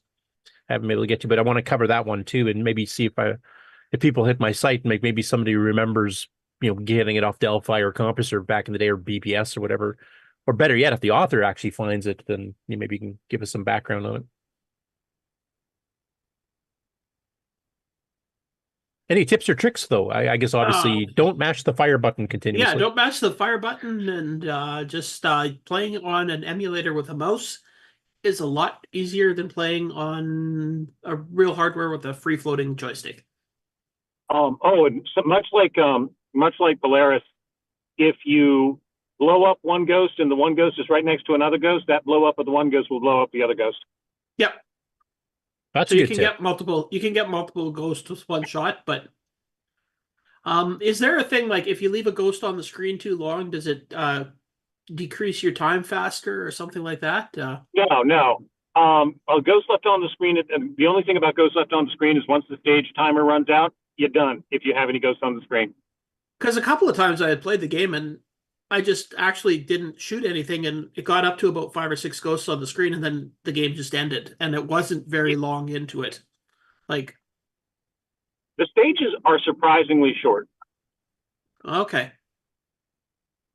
Is it based on the scrolling? time... Like if you scroll across the entire scenery, is that basically your timer? Once it hits the edge, you're done? Or no, it's not that. And I'm not sure, like Ken, what you're talking about, I hear what you're saying, but I didn't go and investigate that.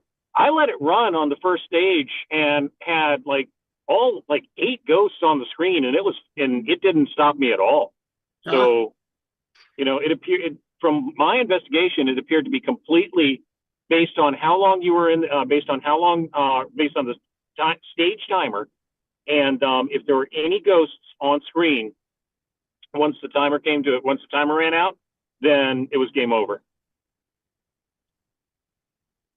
Got a comment from Porticoco actually in the chat. He said it was a fun game. Playing with a CoCo Deluxe mouse made it easier on real hardware. The ghosts were not very random either, since they came in groups all in the same area. Now, I do know Retro Rick, I think, was mentioning that he just doesn't handle mice very well, and he thought the mouse actually made it worse to play. From what I remember, I think the mouse or a trackball actually makes it easier. Well, playing with a deluxe mouse, that's like a full workout, isn't it? Just pushing that thing across your desk. Yeah, that metal ball thing. No, it was a good game. I wish I knew some of the more of the history of it and the programmer. And did he consider it unfinished himself, or did he just went beyond his capabilities as trying to keep timers and bullets on the screen while he's scrolling, or was this his very first assembly language project ever? Or I have no idea. So that programmer never did anything else that you know of? Not that I've ever seen, no. And that's a pretty good first effort, if that's a first effort. Yeah.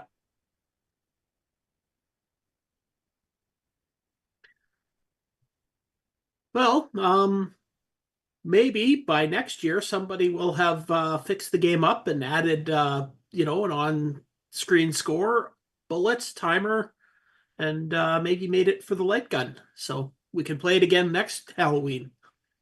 Yeah, it was one of the very few Halloween-themed games we have. Yeah. And I know, like Mark was saying, that there is a bunch of games that are like considered like ghost stuff, but most of them are Pac-Man derivatives, and the other ones or are demos or just not worth playing. Yeah, a few basic games or something. Yeah, there's like there's one that's a Ghostbusters game, and yeah. Now, there's a chance there's the official Ghostbusters is getting transported Ported. over to the CoCo. Yeah. So if that gets completed, then that would be That's a really good for good one. next Halloween. But Maybe. the Ghostbusters that we currently have is yeah. I don't know if you've ever actually tried it. I did a long time. It was a Rainbow Magazine type-in, wasn't it? Yeah. And the really frustrating thing about it is that it's got 4 windows in the top of the screen, and you have to go under the windows and shoot them, except your guy never goes under the windows. He goes between the windows. And I can't tell which window you're shooting when you're between them. There's another one we have source for somebody should fix, is what you're saying. Yeah, and it's a basic game, so even if you just move the guy to actually be under the window, it would be a little more playable. Well, we do have software developers in our community that might be able to do something like that.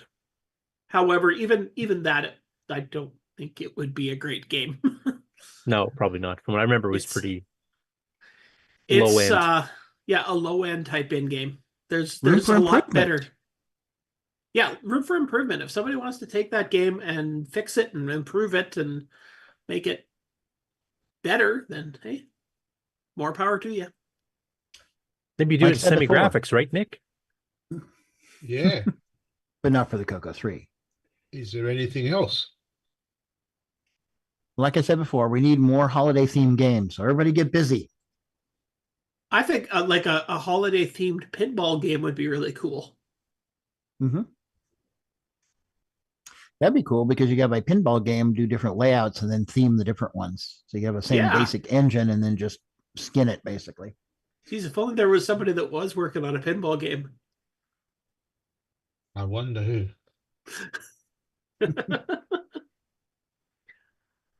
Anyway, getting back to the games we're playing. So Ghost Town was a pretty decent, if not quite polished game. So the other game that we played was Ricochet, which is A tape magazine T&D game. So Yep. it was one of those and fairly kind of cheap an interesting concept and a little bit of a fairly fun game. You got balls ricocheting around and you have to shoot them. And then you've also got things moving around the outer part of the screen shooting at you. So, and you've got a very limited space in the middle of the screen that you can move.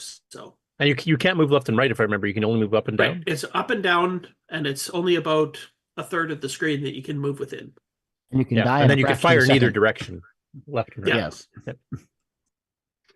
So yeah, you shoot behind you or in front of you, and I'm trying to remember, was that based on an old arcade game too? I think somebody had mentioned that to me. I don't know if I'm familiar with the arcade game. not or not, though. really. I can't ever remember anything like that, but it's almost like a reverse Omega race.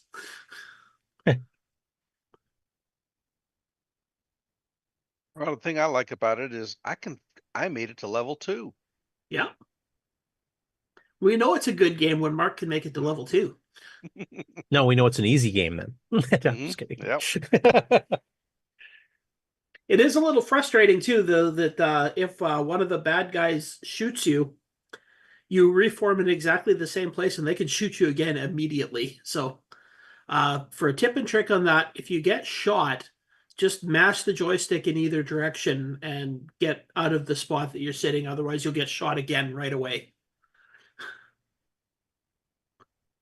I thought your recommendation was good. Your standard one of don't die.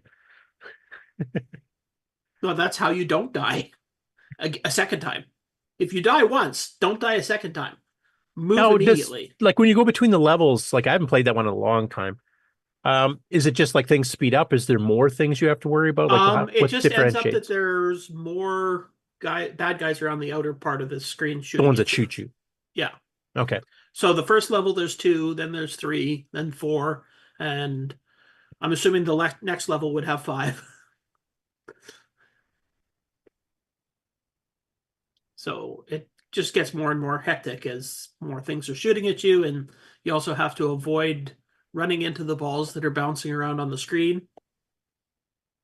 Now, knowing T&D, they had a little slip sheet that came with the tape each or disc each month, which had like usually a one small paragraph description of the game as far as gameplay and stuff goes. Did you guys read that out on the show? I haven't had a chance to watch the show. So No. Okay. I didn't know if there was anything mentioned in there that wasn't figured out by you guys from playing it. I think we pretty much have it figured out. I think it was Retro Rick was saying that he used to play this game a lot when he was younger, so and he never mentioned, and unless he's got like a trick he's hiding to get a higher score than everybody else.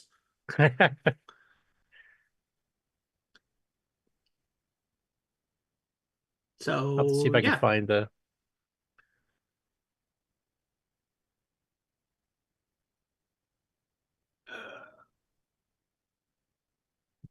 You remember what issue of T&D that was on? I do not. I can't remember if I put that on my site or not.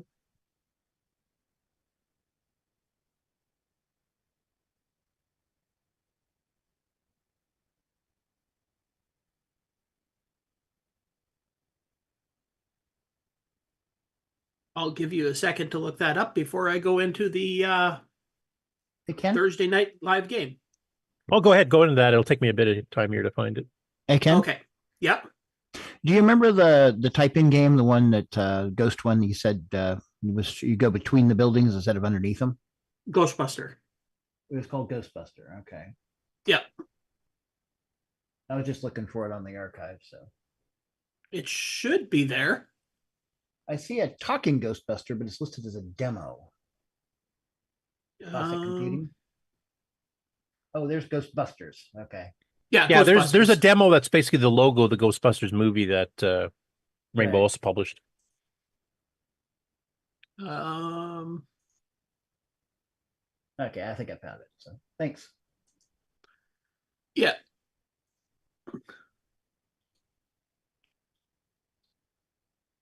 Okay, so I will share my screen here. Ooh, where is it? There it is. So here is the live Game On Challenge. And we're missing Sloopy, so I guess I'll talk about it. As you can see, there's the three of us along the top. We're all playing Ricochet, so if you haven't played the game, you can kind of... The little star things on the side of the screen, those are what shoot at you. And the balls that are bouncing back and forth. Seem to get 50 points for shooting a little X thing. Yes, you do. You have to hit them dead center to kill them. Yeah. But I guess one of the ways to farm for points is when you get to the end of the level, leave one ball still on, bouncing around, and just keep continually shooting the bad guys as they reform, because they'll keep reforming. And you can farm a few points that way. But yeah, it never worked for me because they kept shooting me. So same for me. I either died or I got them all. But yeah, once you get rid of all of the bouncing balls, that's when you move on to the next level. So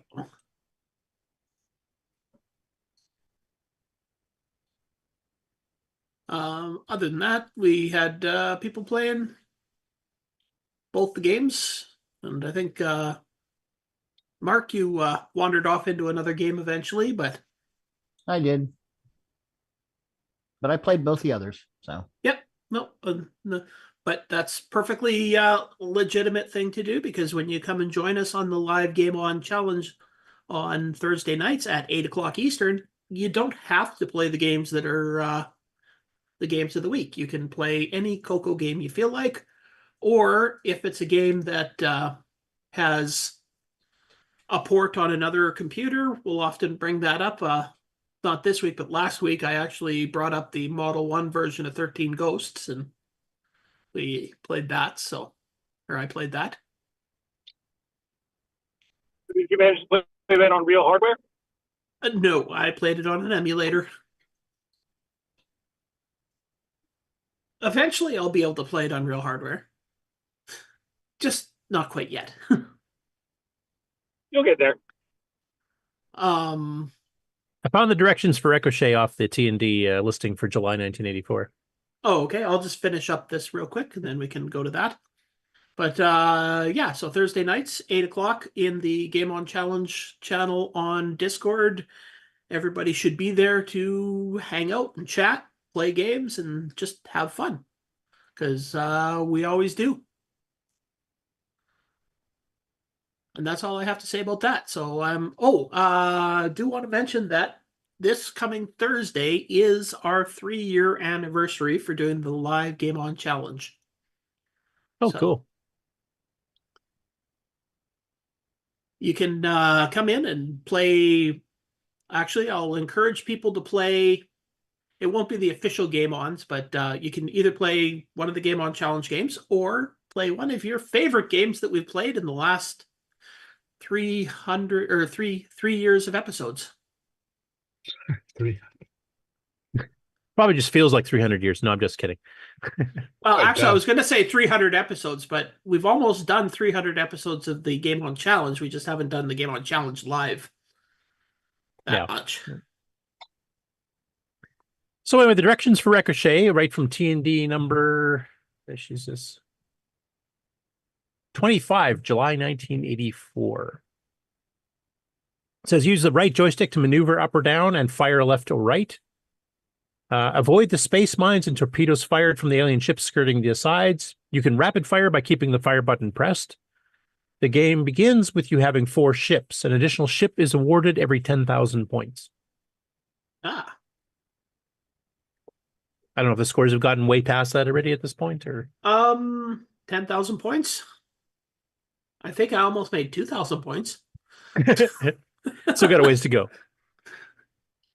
But that's just me. I'm sure Dr. Ted has probably wrapped the game by now. Yeah, he's been kind of taken over from Buck Owens as the premier. Yeah. Him and Scott Cooper Tasman, depending on We've the got to game. get Buck Owens back into playing the Game On Challenge live, and then we can actually have some head-to-heads to see who's going to win each week. Well, it would be really good if we could get the 3 of them out to a CoCoFEST and have a live Game On Challenge with the triumvirate of the best game players, and then have people from the audience see if they can beat the big 3. Yeah, there you go. I might have a shot if it's Phantom Slayer. Or we could just have all of the audience play and add their scores up to see if it beats any of the top 3. All right, so our new game for the next 2 weeks is, because it is our 3rd anniversary of the live show coming up, I thought I would put in a game that celebrates somebody that has been making games for the CoCo since the beginning of time. Or, you know, as long as the CoCo has been around. Some people never learn. Oh, another I'm sure basic game. Yep, I'm sure we all recognize this one. Is this Atari 2600? No, this is the CoCo. Done completely in BASIC. Oh, we're finally doing Hero? We're doing Hero. So Hey. Finally. there we go. Programmed in BASIC for the Tandy Dragon Color computers by Nicholas Marentes. And make sure if you've downloaded it when Nick first released it, get the updated version 1.1. It fixes some bugs. I mean, sorry, some unnecessary features. But yeah. There's bugs. What's that? So on my website, you can download it. The download gives you both versions, 1.0 and 1.1. So yeah, we're playing the 1.1. Oh, if you really want to play the 1.0, you can. I'm not going to fault you for that. Look at the unfinished features in that one. 1.1 fixes the main unfinished features. And this will work with a 32K CoCo 1, 2, or 3. It is recommended if you have a CoCo 3, run it because it will run at full double speed versus the regular. And if you're ROM running speed. it in an emulator, you can overclock the emulator to make it run a bit faster. Because of course, this was an exercise to see if Nick could do this completely in BASIC. So yeah, and if you have a Gimme X, it actually detects that too, and it'll run it at 2.86 megahertz, which actually is quite good. And actually, there's a setting in VCC that's very close to that if you want to see what a Gimme X will play. if you set VCC to 2.6, I think, megahertz, that's pretty close to a Gimme X. And it plays quite well there. Yeah. Or if you're a Massachusetts, you can even clock it higher and yeah, good luck. Like Buck did. Like he runs it at around 10 or 12 He or does. something. Yeah, that's right. But he's a bot, so yeah.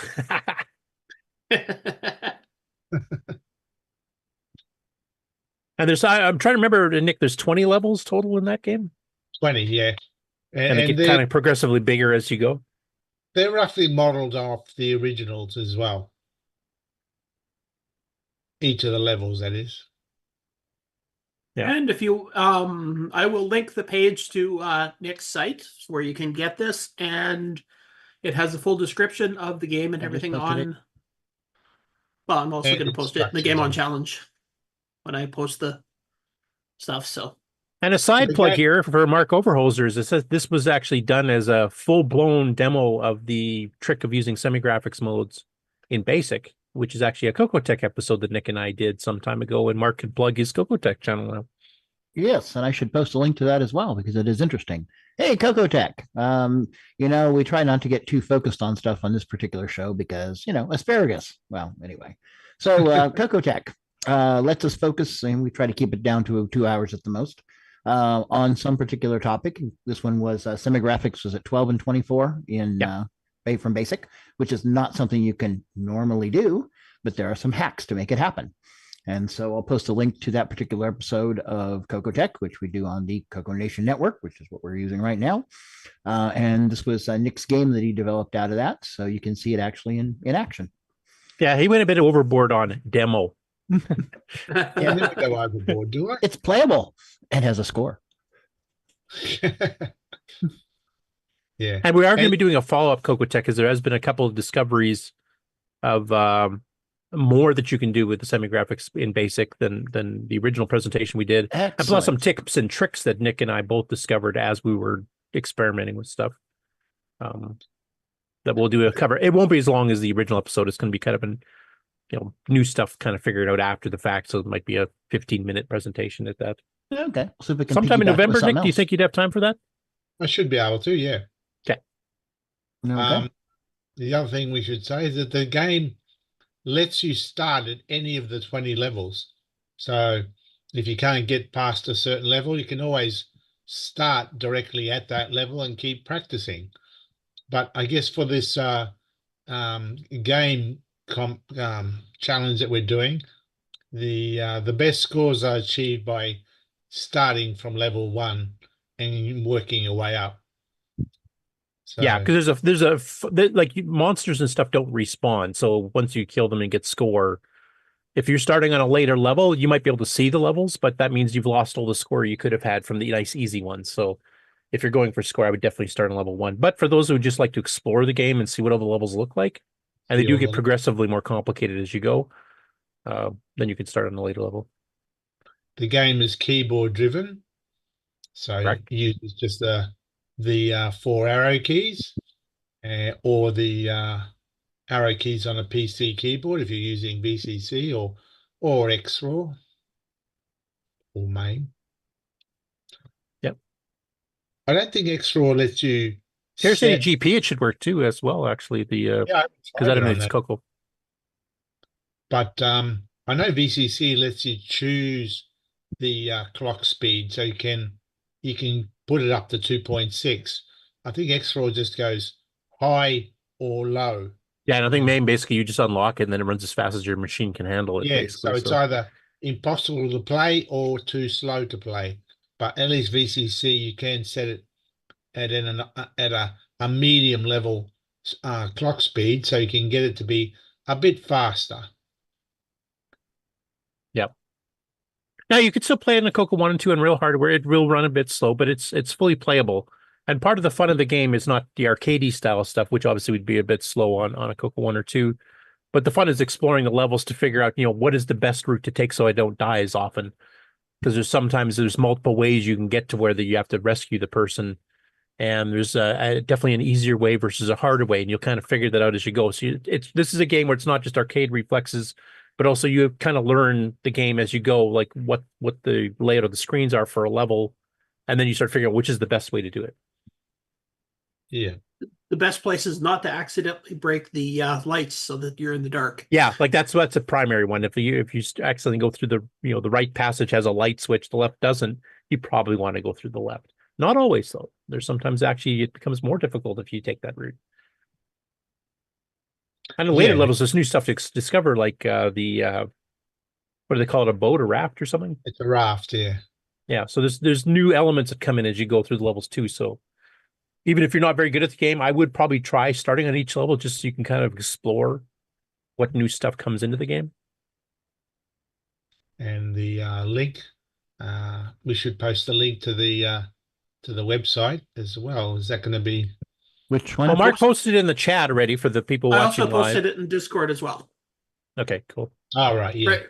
Going right to the hero page in your you can download you can download the game from that page, as well as read all about it and get the game instructions as well. Yeah. And for you basic programs that want to learn how to both write a game in general and also how to use semi-graphics in extended basic, the source is there. And there's two versions. There's one that has comments, which will run a little bit slower because basic slows down a bit with comments in there, but and then the more optimized one, which you actually should play. But there's both versions there. So if you want to learn how it's done, and it'll kind of tell you like this next set 10 lines will do this part of the game, then you can use that as a tutorial as well. You can actually have an educational game. There you go. You can play and you can learn. Yeah. And I see Mark has also posted the link to the CoCoTech episode 6 where we talked about this mode and the semi-graphics 24 mode as well and how to use it. That link's on the webpage too. I look forward to a follow-up sometime in November, probably mid to late, I'm guessing. Cool. Yeah.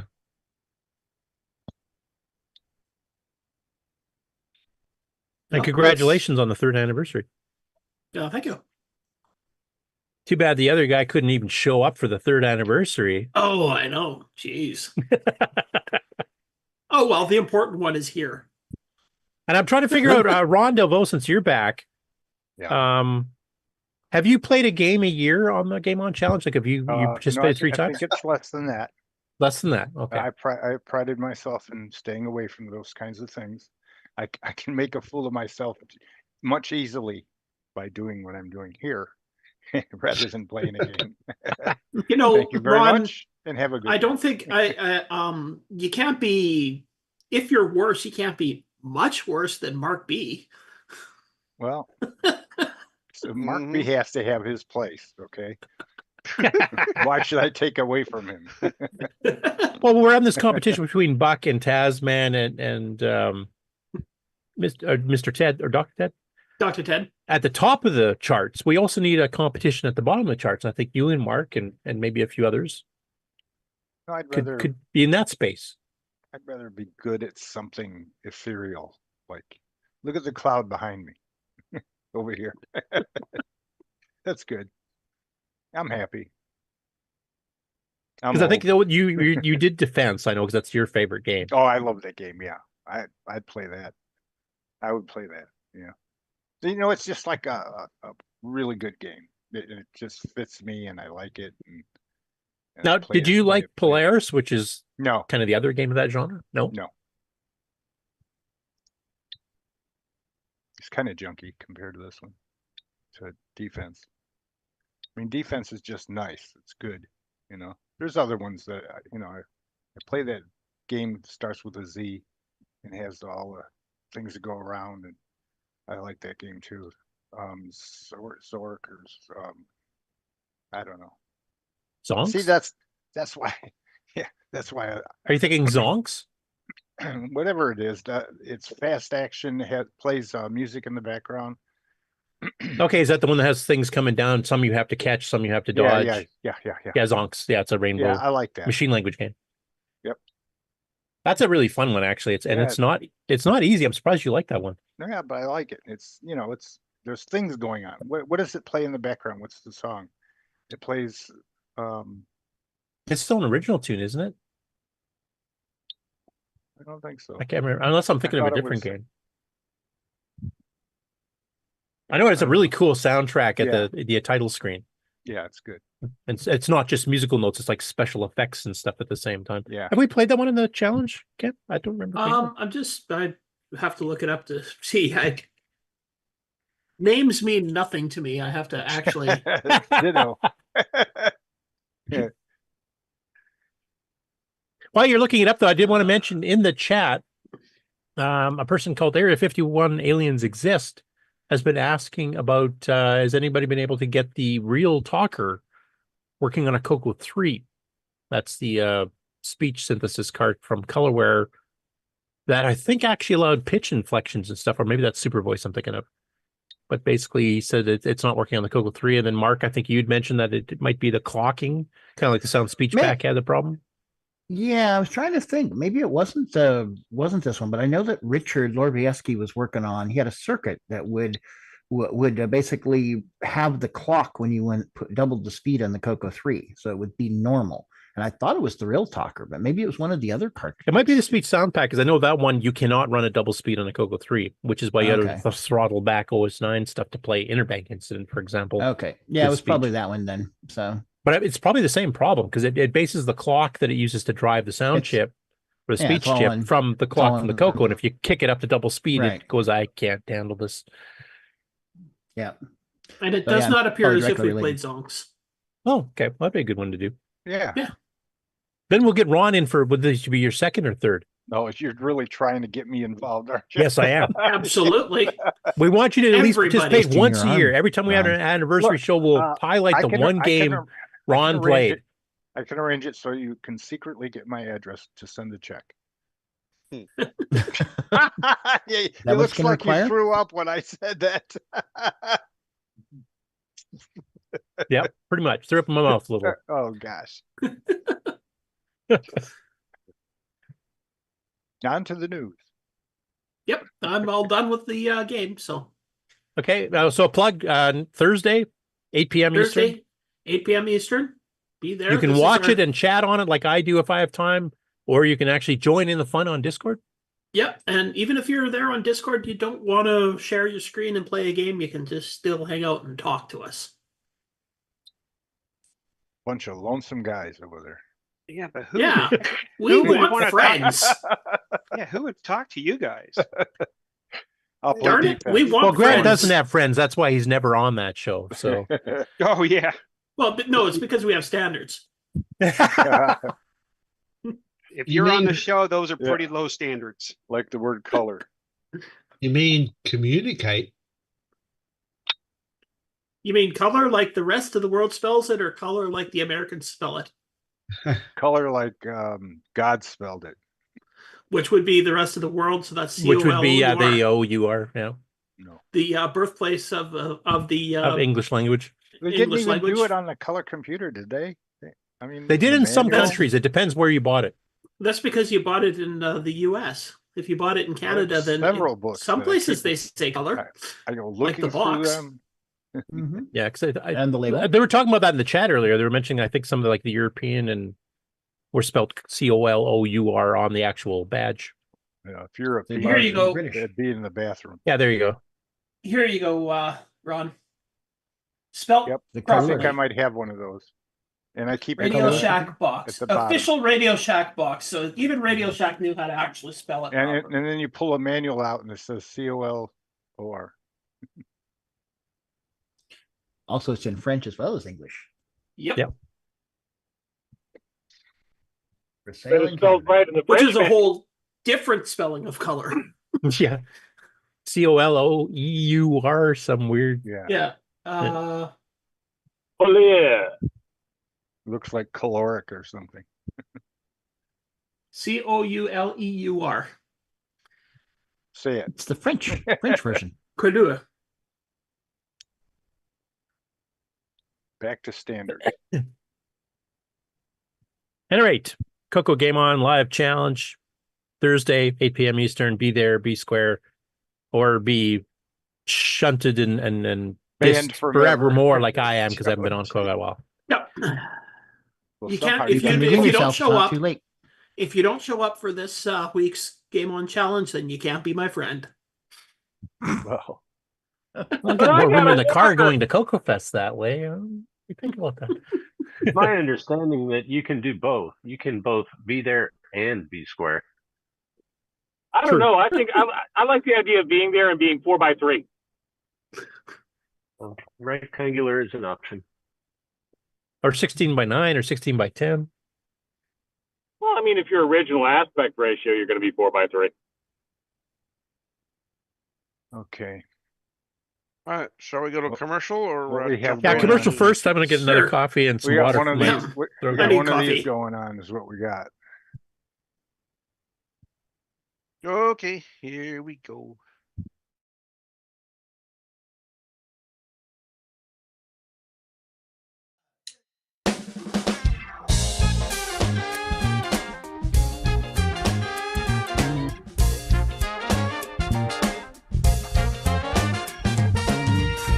Hi, this is Rick Adams, author of Temple of Rom and Shanghai, and I, like you, am a citizen of the CoCoNation.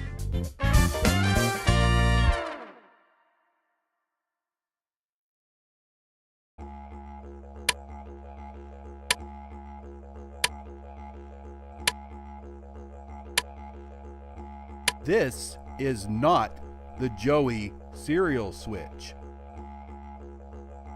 This is the Joey cereal switch. Control up to 3 cereal devices. Order yours today at cocoman.biz. The music is back.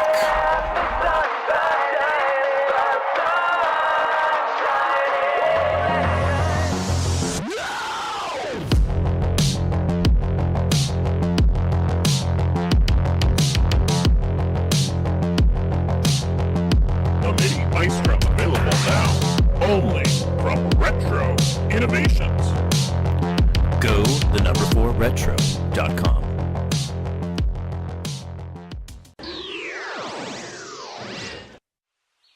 For many a year, peace has reigned throughout the realm. In the forest, nothing but ruins of an ancient fortress remain to fuel the myth of the evil wizard. Tales of your ancestors' quest are met with laughter.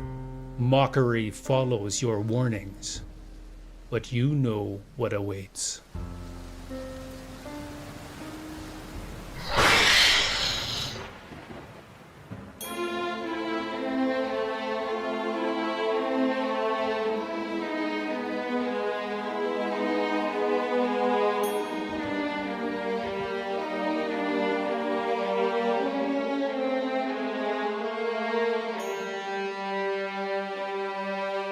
Are you ready?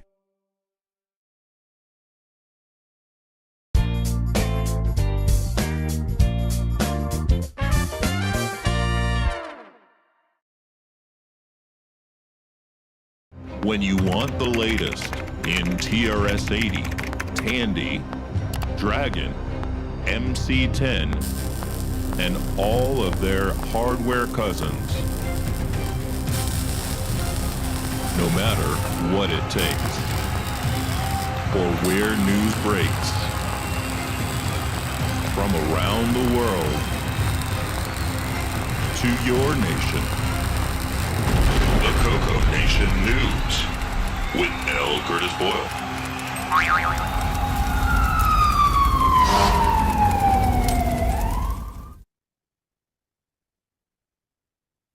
Okay, you're wrong. Okay, so when Mark comes back, Mark Overholzer, we'll let him cover the Virtual Fest coming up.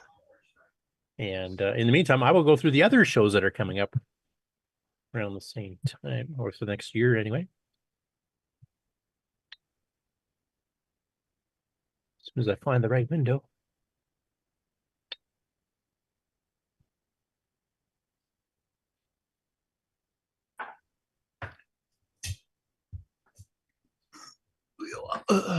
There he is.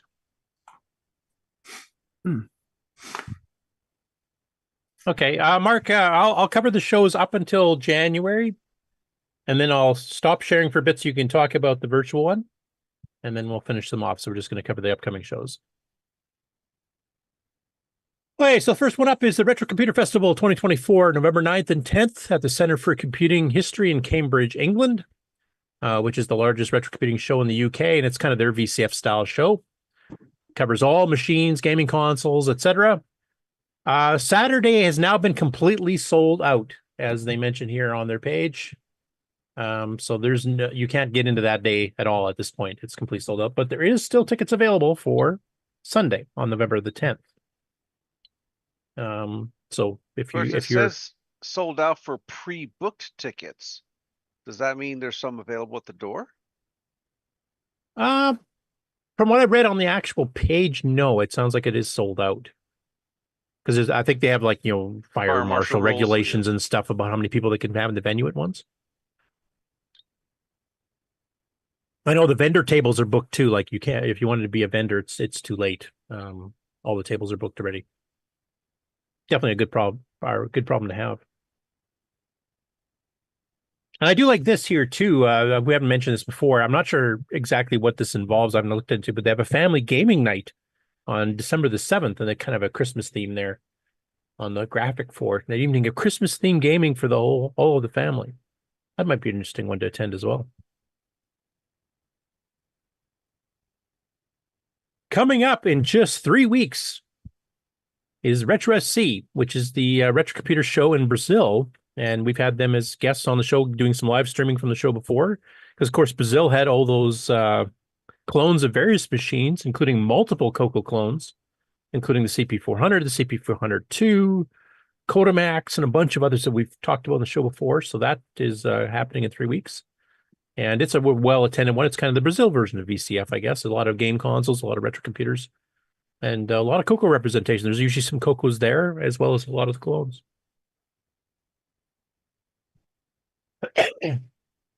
CoCoPET Users Group is sponsoring the World of Commodore 2024, November 30th and December the 1st. And as we talked about covering the computer museum there, Commodore, of course, did the SuperPET along with the University in Waterloo of adding a 6809 and getting OS9 ported to it. So it's kind of a cousin of the CoCo at that point. And that's one of the main reasons I wanted to mention it. Plus, a lot of people here on the panel, a lot of people in the audience, of course, are not just CoCo people. They're all kinds of retro people like Ken and etc. I mean, that's part of the basis of his channel there. He covers all kinds of things there. So, but since this does have an OS9 and 6809 based connection, I definitely wanted to mention this one. And I do want to contact, from what Frank was saying, one of the guys that actually developed that is actually still around. And I would love to see if we can make a 6309 version of the SuperPET. That would be awesome.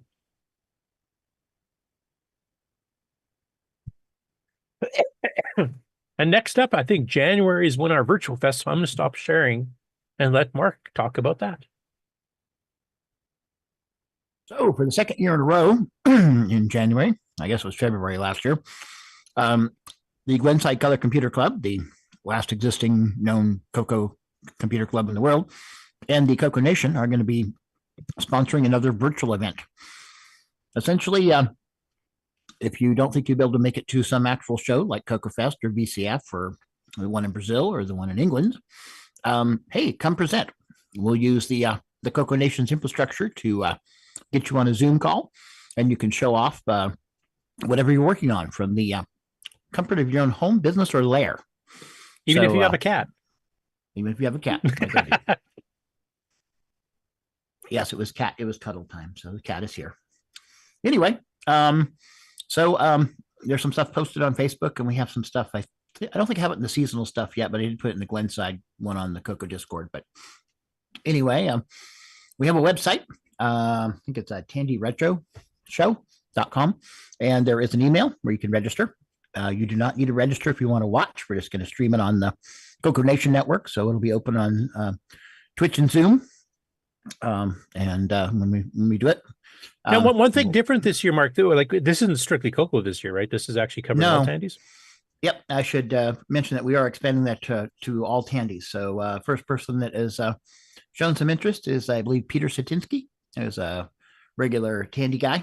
And so one of the hosts on the Trash Talk podcast. Trash Talk. Yep. So he's going to be showing off something. So Anyway, I'll just leave that as a teaser. So that's the only person that's shown interest so far, but we are a few months out still. So we'll be pushing this regularly because we like people to show up. And this is all recorded, so it can be watched later. And anyway, that is what it is all about. Cool. So that's in January. So that's January 25th.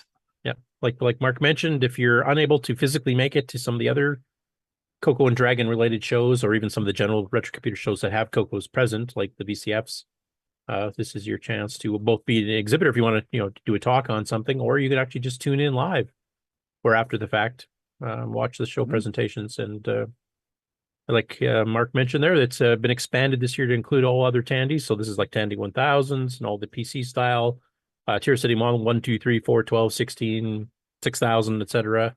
Pocket computers, the Model 100 series, 200s, etc. There's a ton of stuff. Yeah. I'll be giving a talk on CoCo gaming. Specifically defense. Tips and tricks for Spectral Associates defense. Okay, we all heard that. He's going to have to hold to that now. He's going to be on January 25th. Look for Ron Delvaux talking about defense. Just tell me what time of day. Midnight. Did you want morning, afternoon, or evening slot there, Ron? Midnight. By the way, Mark, 60's asking, what is your cat called? Yes, I was going to type. Her name is Mocha, and she is a Siberian. So she has pretty blue eyes. We can get her on camera here.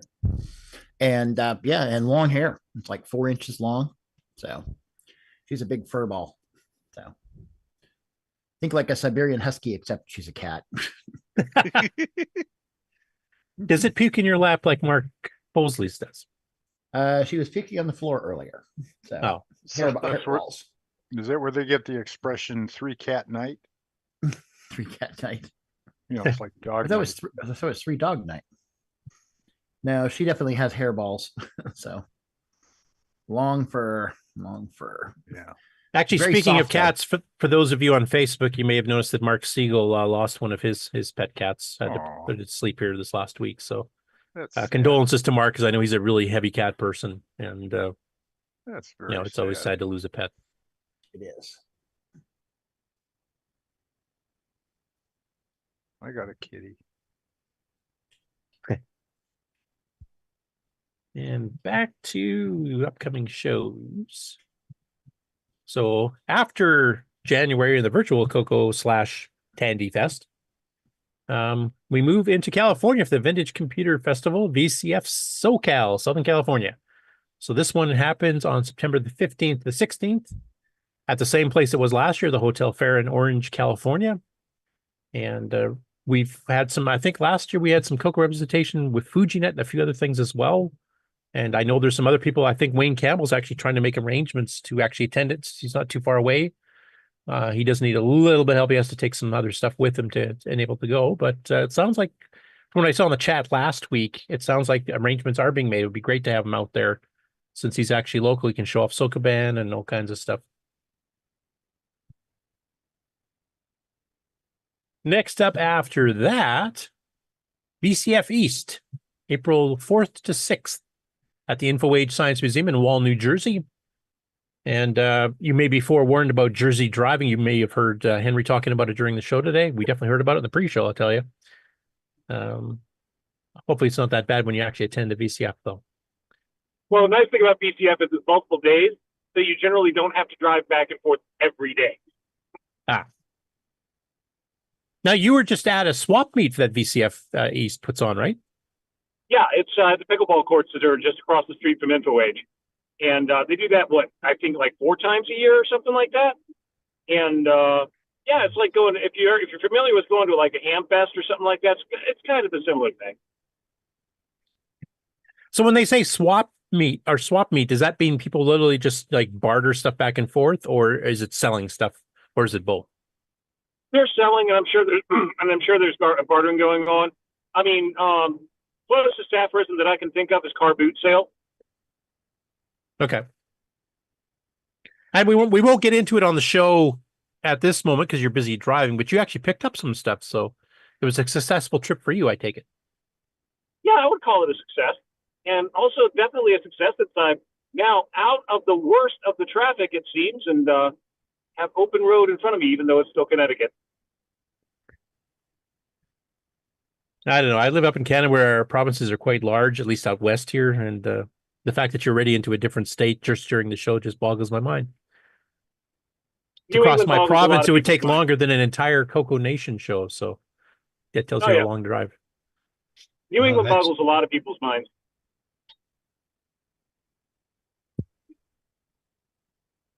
Next after that is VCF Southwest, June 20th to 22nd, 2025 at the Davidson Gundy Alumni Center, University of Texas at Dallas. This is, of course, near the home of Radio Shack Tandy, so you tend to get a lot of the Tandy alumni there. And this is one I am planning on attending this upcoming year. We're going to try to get a couple of us down there. CoCoFest comes up before June, though. Pardon me? CoCoFest comes up before June.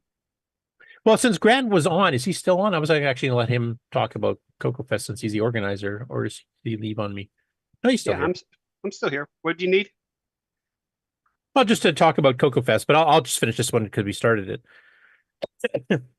So this one, they've got a lot of the Tandy alumni there. They usually have a Tandy gathering of some of the people that worked at Tandy that you can talk to some of them to try to get yourself included in.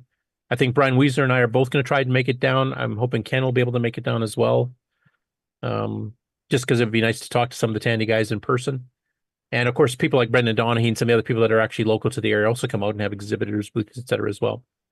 But for CoCoFest, because Grant is actually here and he's the main organizer, showrunner for it, do you have any updates or just, general information on CoCoFest for this upcoming year?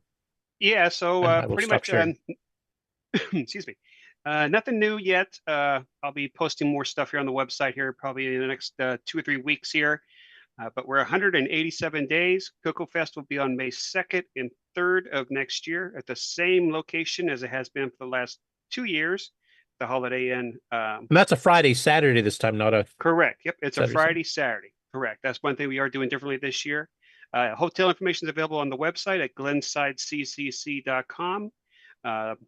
So go ahead and book your room. You can get those locked in. Also, if you're wanting to do a presentation, Curtis, Ken, Sid, just reach out to me. I'll get you added. One thing that they definitely are wanting to do differently this year is they would like to have a picture of the person giving the presentation and a little bio so we can put that on the website.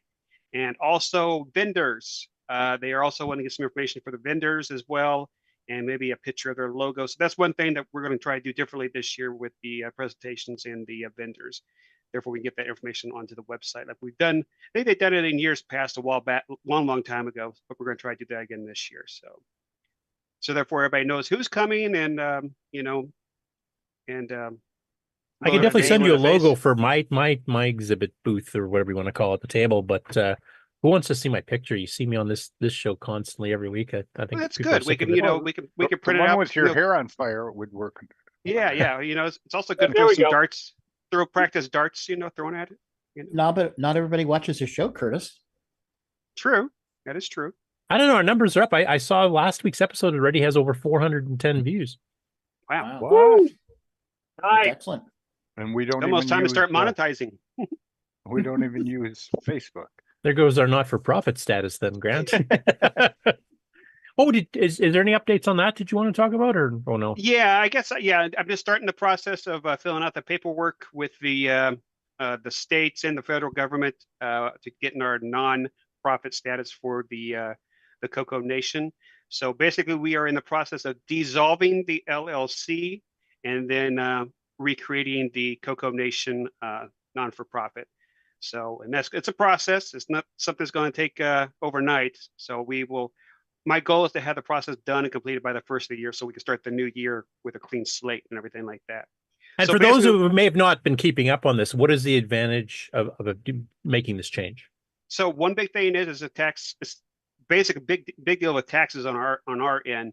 And then also if people want to donate money, they can write it off as they can write it off as a tax deduction on their taxes. So like Curtis, you want to give us $1,000? Then you can write that off on your taxes. Well, I don't know about Canada, but here in the States, you could definitely do that. So, if I could afford to give you $1,000, I'd be attending VCFs. So yeah, more to come on that. So it's kind of exciting because we're, as we formed CoCoNation, we were kind of rushed into it. So this we're kind of fixing things around and making things better that we should have done differently, a couple years ago. So, well, it's a learning experience. As you said, it was very rushed. Yeah, exactly. So, which is also because we've had some people want to donate money, in case they pass away. They will give some of their money to the cause, and they weren't able to do it because we were at that time a for-profit. But being a nonprofit, then people can donate money to us, and it won't affect their taxes and our taxes. So, which is good. Oh, Brian's feeling all right. So yeah, more to come on that. So as soon as we get all the paperwork filed and everything up to date, then I will definitely make the big announcement on that. And then the next month or so, I'll get some artwork to you. Yeah, yep. And that's another thing too. We'll be Ron DeVoe is going to be working on some T-shirts for us as well, and hopefully we'll have some swag to everybody can wear for CoCoFEST here. So yep, nice. Yeah. So, now I will guarantee that I will be doing some sort of presentation talk or whatever. Not probably just one this year. 2 is a bit too much. I wasn't able to actually stay at my table and answer questions. I have no idea what the subject's going to be yet. Right? What's that? You're going to go through the Nitrous 09 manual. Oh yeah, which one? That would be great. There's several parts of that already out. Well, so you're already educating us. I thought I'd get Mark Bosley to do it. He could do a dramatic reading of the Basic 09 GFX2 library calls. That's great. Yeah. I'll do that right after you do the soldering demo. Sure, sounds good. Yeah, and that's that way. When you're doing the talk there, I can be in the hospital recovering from solder burns.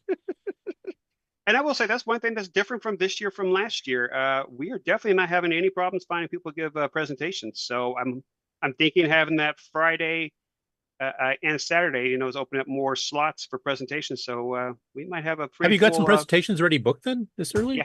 Yep. I already have. Wow. Yep. I think I put my name down.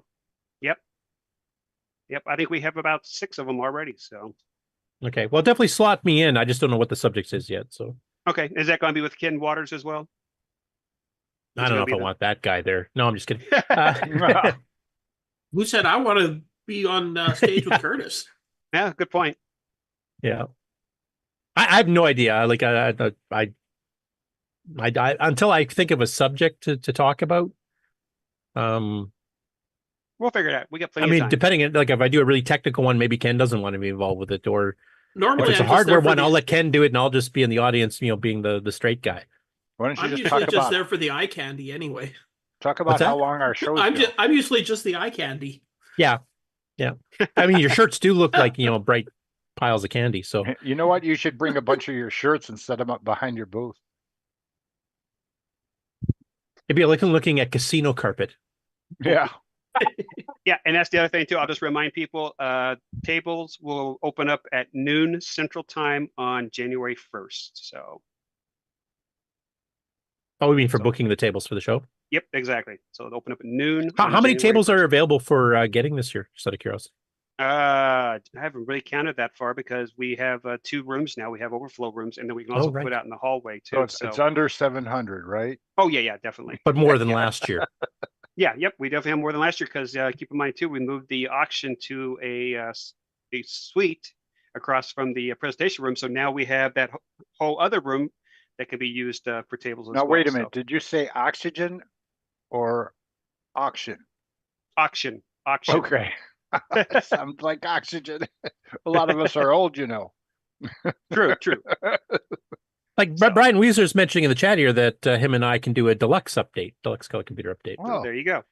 Or we could do some stuff on the Robert Kilgus source code collection, and we'll get a chance to go through that. Or maybe I could do updates on Nitrous 9 if I have another version out by then. That's why I don't know what the subject will be.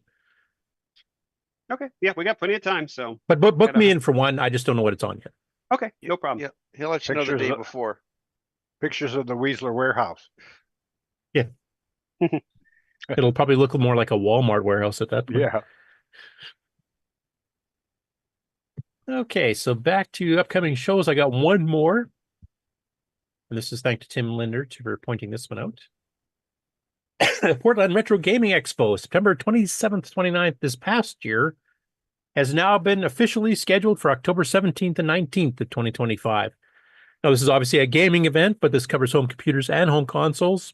Tim and AJ have actually been exhibitors there before. I don't know if he's planning on doing that this upcoming year, but there is some CoCo representation there, as well as a whole ton of other stuff. So if you're into the more of the gaming side of the retro computer hobby, this would definitely be a show if you're up in the northwest area of the States, or if you're in Vancouver, it's not too far away either.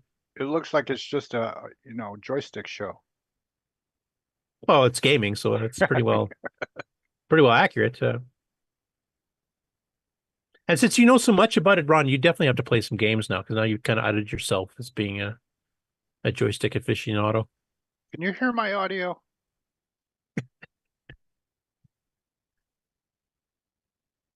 All right, that's the upcoming shows we got for now. Thanks for the update on CoCoFEST there too, Grant. Yeah. Since we ended that on the gaming theme, I will switch over to the game news first. So share the screen here. This time, make sure silence on.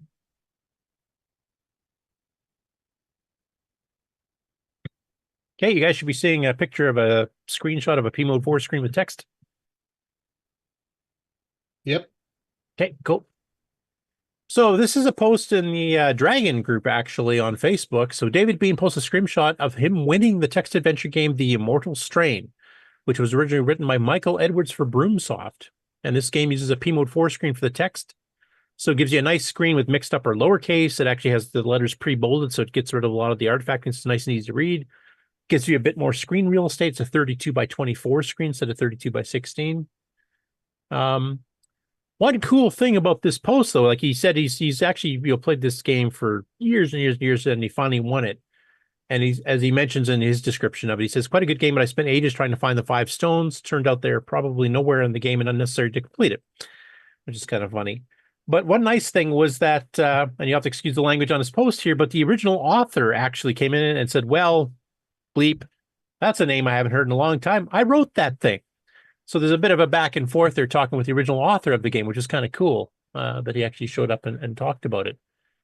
And it does sound like a pretty interesting game, because basically the thing is you're trying to make yourself immortal. That's the whole point of the game.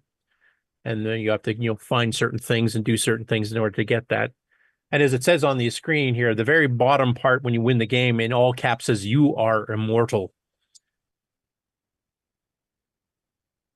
But if you want to get a bit of history of the game there, you can actually go read the comments on that post, and the original author talks about it a fair bit. Next up, I will let Nick talk about this a bit somewhat, but Jim Gary has completed the first MC10 port of Stylii, which is a game that Nick had put out as his very first, in October of 1982, commercial game ever for the Model 1 and 3, called Stellar Odyssey. Now, I'm not going to play this particular video. We played some video gameplay that Jim Gary posted up last time, but this one actually shows the final scene when you win the game, and I don't want to spoil it for those who want to play it. So Nick, did you have any direct contact with Jim during this conversion port, or did he kind of just do it on his own? He did it all on his own. He has that website that he describes the conversion process, and I must say he's very, very good. Oh, that's it. Yeah. He's very good at doing the conversions. That's something I'm not very good at doing, converting or fixing other people's code. I'm hopeless, as you know, at debugging other people's code. But yeah, it's amazing. Well, that's because you have no experience debugging, because you never have to do it on your own. I've got no experience. I just make the stuff, and because I never have bugs, I never have to fix it. So. But yeah, he describes it on his web page, and it's amazing how much work he goes to work out how to do the converting it from a TRS-80 Model 1, which is a monochrome system, but the resolution on the screen is a bit different. There's a few differences between the TRS-80 and the MC10 or CoCo, and he goes in and he explains how he does it and works out the map in the game and works out how the command parser works. It's pretty impressive. I mean, I don't have the patience for that. So kudos on Jim on that. But Yeah, because yeah, even goes like him and his son made some modern tools to try to convert some of the graphics over from the original one. And well, that's right. Well, straight off there, modern. Well, that's it. That stops me straight away. So I like the fact there. One of the things he published there is he made a map of the game where he's trying to, to help debug it when he's actually converting it. He has to know like how the map works and how do you win the game and all that kind of stuff. And he didn't actually talk to you on that. So to figure out just from going through your code. Now I was wondering when you originally did your design for Stellar Odyssey, did you have a map like this too, or how did you do it? Back in '82? I have a handwritten maps. When I did it, I hand wrote it, and I may still have it somewhere. I'd have to dig it out, but I didn't have that displayed on a, for anyone to see. That was just something people had to work out. But yeah, he's worked it all out. It's amazing. Now, he does mention in this blog that, and I think he mentioned on his post on Facebook as well, that he's planning on doing a CoCo conversion, but he does need his son's help on doing that because they have to do some modern programming language scripts to convert some things that are different. Like the MC10 has the embedded graphics you can put right into the print statement, right from the keyboard. Whereas on the CoCo, you have to do it with string and CHR string, et cetera. So you have to kind of do a bit more manual translation. And there, he was going to try to automate that, using some modern tools. But his son is away until Christmas or something like that. So it's probably going to have to hold off till closer to then, so another month or two. I never thought I'd see it was easier to make a conversion to the MC10 than the CoCo, but there you are. In that regard, yeah. Although you can pack graphics into a print or string command, you just can't do it from the keyboard like you do on. Yeah, you have to like poke it in over top the basic code type thing. That's right. Yeah, you have to poke it in. So I mean, I seem to recall I do have a program that I did on the CoCo for doing that. So if I can find it, I can give it to Jim to use in the future when he starts doing Stellar Odyssey 2, my sequel. So although he hasn't agreed to that yet. Now, one thing I know he mentioned in his blog here is that like your original version was 16K and a machine required a cassette, and he had to do some fiddling to get this to run in 20K with the 16K RAM expansion on the MC10. So it doesn't require a 32 or the 128K upgrades that are available for the MC10, but it will run with the standard Tandy one. But it was a bit tight. I think probably because you had some machine language routines. I think you did some sound that way. And I think you did some of the graphic drawing as well. Yeah. So there is no sound command on the TRS-80. So I had to do my own machine code calls for sound. And I also did a thing that draws up that the main play screen parts of the map with the blue area that you can see on that screenshot now. Yeah, that was a machine code routine. So I wanted it to be fast, and also at the same time, I was also learning Z80 machine code. So that was a good way to learn by creating a subroutine for a basic program. Yeah, because he goes into some detail here. He was trying to figure out what your USR calls were, and I don't know if he's right on this, but did you make a USR call for every room? So it was a little machine language routine for each room to draw, or was it not quite that? No, not for every room. I think you can pass, if I remember, you can pass a variable across in the USR command, and that variable, the machine code would pick it up, and then it worked out, okay, so you want room number, I don't know, 20, say, and there must be a table or something. I forget the encoding method I used. I should ask Jim, because he's worked it all out now. Yeah, he probably knows this better than you do now. He probably knows, right now, he'd probably know it better than me. So, yeah, that's why I was anyway, it's a really good blog post that he's done, and he does these write-ups on some of his conversions. Sometimes he doesn't bother with it, but on some of them he does. And this particular one was quite fascinating, him learning how Nick's original code from 1982 worked, and then he's working with his son to do some modern tools to help make the conversion process easier, and explaining differences he had to do, scaling the graphics, adding color, changing the USR routines to be just basic commands. So it goes into a pretty good depth of both the game itself and how it works, plus, what is involved in the conversion process when you're going between some fairly different platforms. And it's only taken him, what, 2-3 weeks? Yeah, he just cranked it out. I know. So, I mean, that's something I can't do. Ooh, And there's some you've got a few of these hybrid games, like Stellar Odyssey 2, obviously one, but I think you had one or two more back then, didn't you, or no? No, that were the only two I did on the TRS-80. Oh, okay. So your other TRS-80 games were all machine language. They were all machine, yeah. Okay. Anyway, as with all stories we show on the news, the show notes on the Discord in the news channel will have links to all of these. If you want to actually go out and read the full blog, it's quite an interesting read. And of course, if you don't care about spoilers, you can actually play the video that we showed a screenshot of earlier that shows you what happens when you win the game. I got a question for Jim, but this might involve, I don't know if do you think he'd do Forest of Doom for the Did he MC10? really? I'm trying to remember. Or does he have Like to the original Force of Doom. Not, I don't think he could do the new one very easily, but I thought he did. I thought he did work on one. He'd have to get with Bruce Moore, right? Because Bruce. Yeah, and I thought probably they had still worked stalled. together on that, but maybe I'm remembering that wrong. Jim was in the chat earlier, so he can answer. Yeah, They're maybe probably he'll about 30 answer. seconds behind us, but All right. That's a big game. Or, yeah. What do you And of call course, it, he's a working game on the sequel adventure? right now, which requires some additional hardware for sound.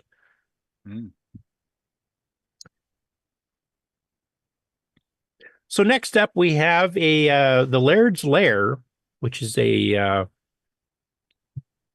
fairly large YouTube channel, 17,750 subscribers.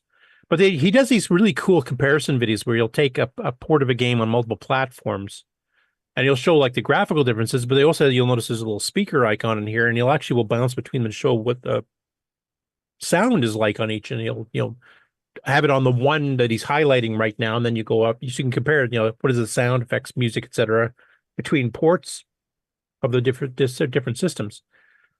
And the one he did this particular episode this past week was comparing Smurf games.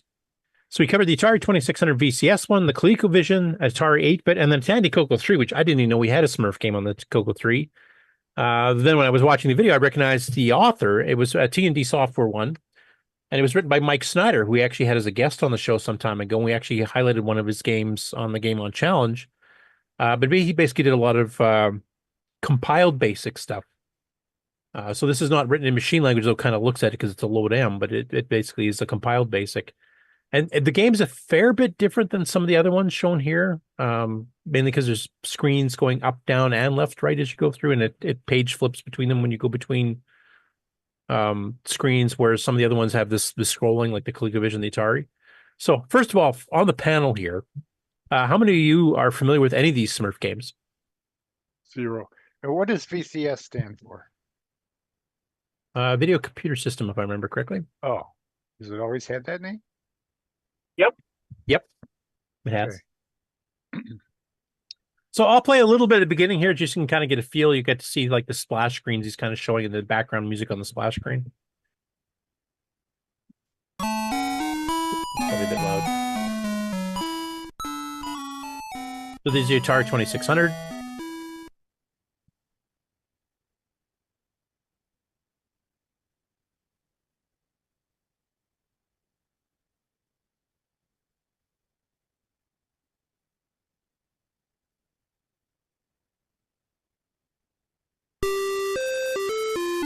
There's the Coco 3 one, which just sounds like a play command.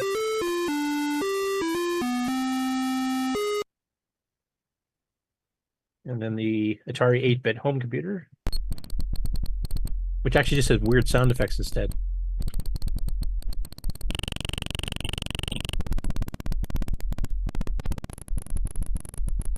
Anyway, that's the kind of the boring part. Let's get into the gameplay here. So we'll show a bit of here that he's going to be highlighting the Atari 2600 VCS with the sound effects, etc. coming there, but you can actually watch the game being played.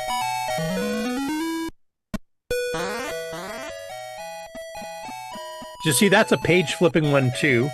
It just jumps to the next screen. You'll notice that simultaneously he's playing the ColecoVision one, and that one actually it jumps screens, but it scrolls the screen on rather than just instantly flips.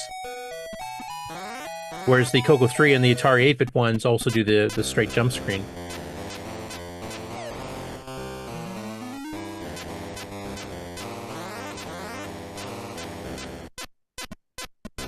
But on the Coco 3 one here,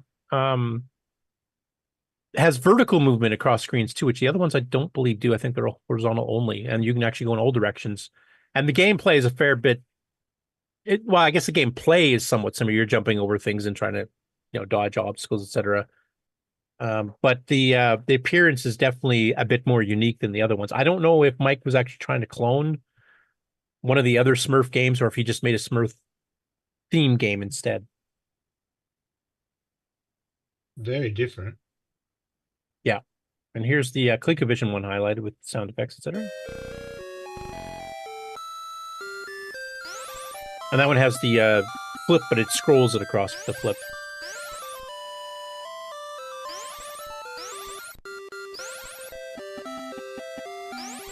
Now we'll go to the Coco one.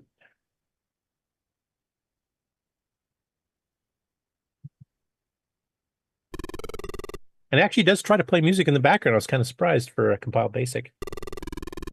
But it sounds like a Spectrum one where they're kind of like just toggling the speaker real quick in between. Kind of gives you that warbly effect. So what are the 3 other processors shown here? They're all 6502 or Z80. Yeah. Atari 8-bit 6502, ColecoVision Z80, C80, Atari 2600, 6502, and the Coco, of course, 6809. Now the Coco one was written by Mike Snyder. What else did he write? He wrote a few other things. Well, he did a ton for T&D. He did some Coco 1 and 2 and 3 stuff. I'm trying to remember, Ken, what was the game we played? Because we actually had a game on Challenge with one of his when he was a guest.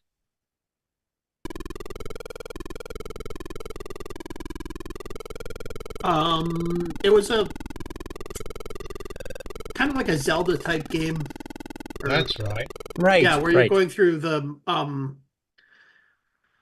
all the tunnels and stuff and through the doors, and you have to collect gold and.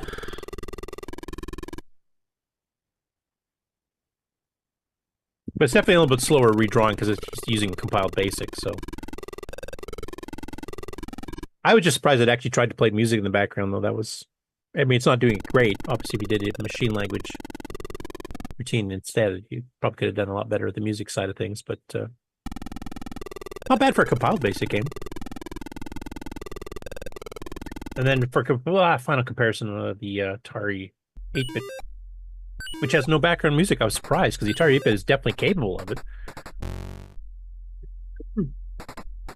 The Atari 8-bit sounds more like an Atari 2600. Yeah, actually, it's like the roles are reversed or something.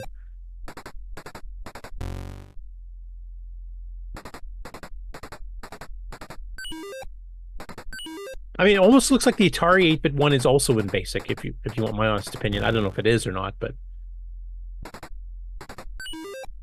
Yeah, it could be. Whereas obviously the top two, the Atari 2600 and the ColecoVision, actually are machine language carts that were out in the day.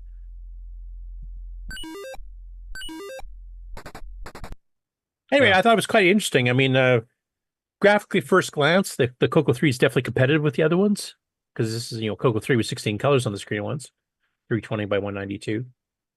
And the guy that runs Laird's Lair, he actually, kind of ranked what he thought the best ones were, and he put the Coco 3 dead last. I don't know. I don't know if I'd put it last. The Atari 8-bit and the Tandy Coco 3 version, that they're both half a dozen of one, 6 of the other type thing to me. Yeah, they're both pretty bad. I think the Atari looks a little simplistic. I like the Coco 3 look better. So somebody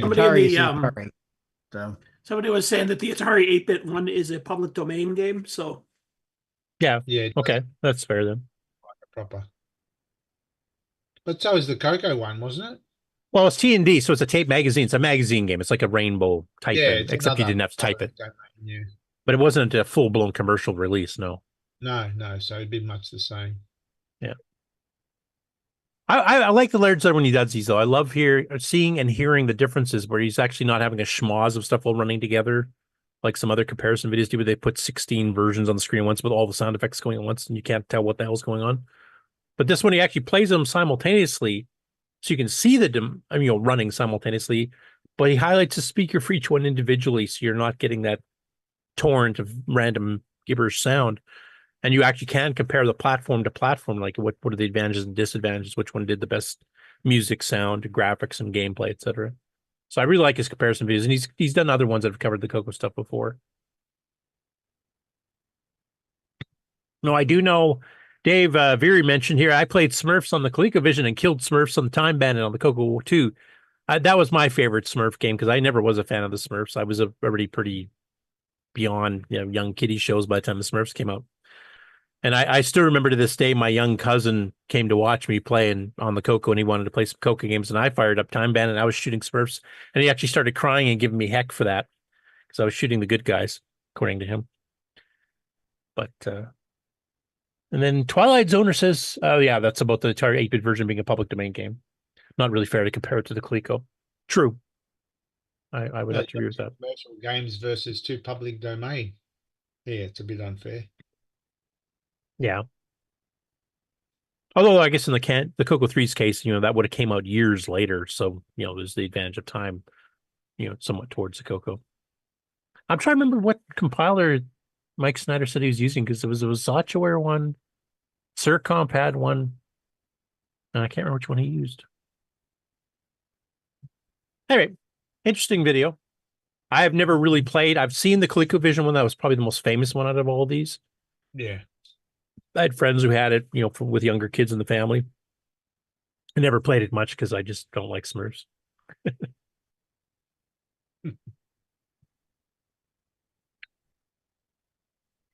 Next up, we have Retrogames-co-uk, which is the overly exuberant guy.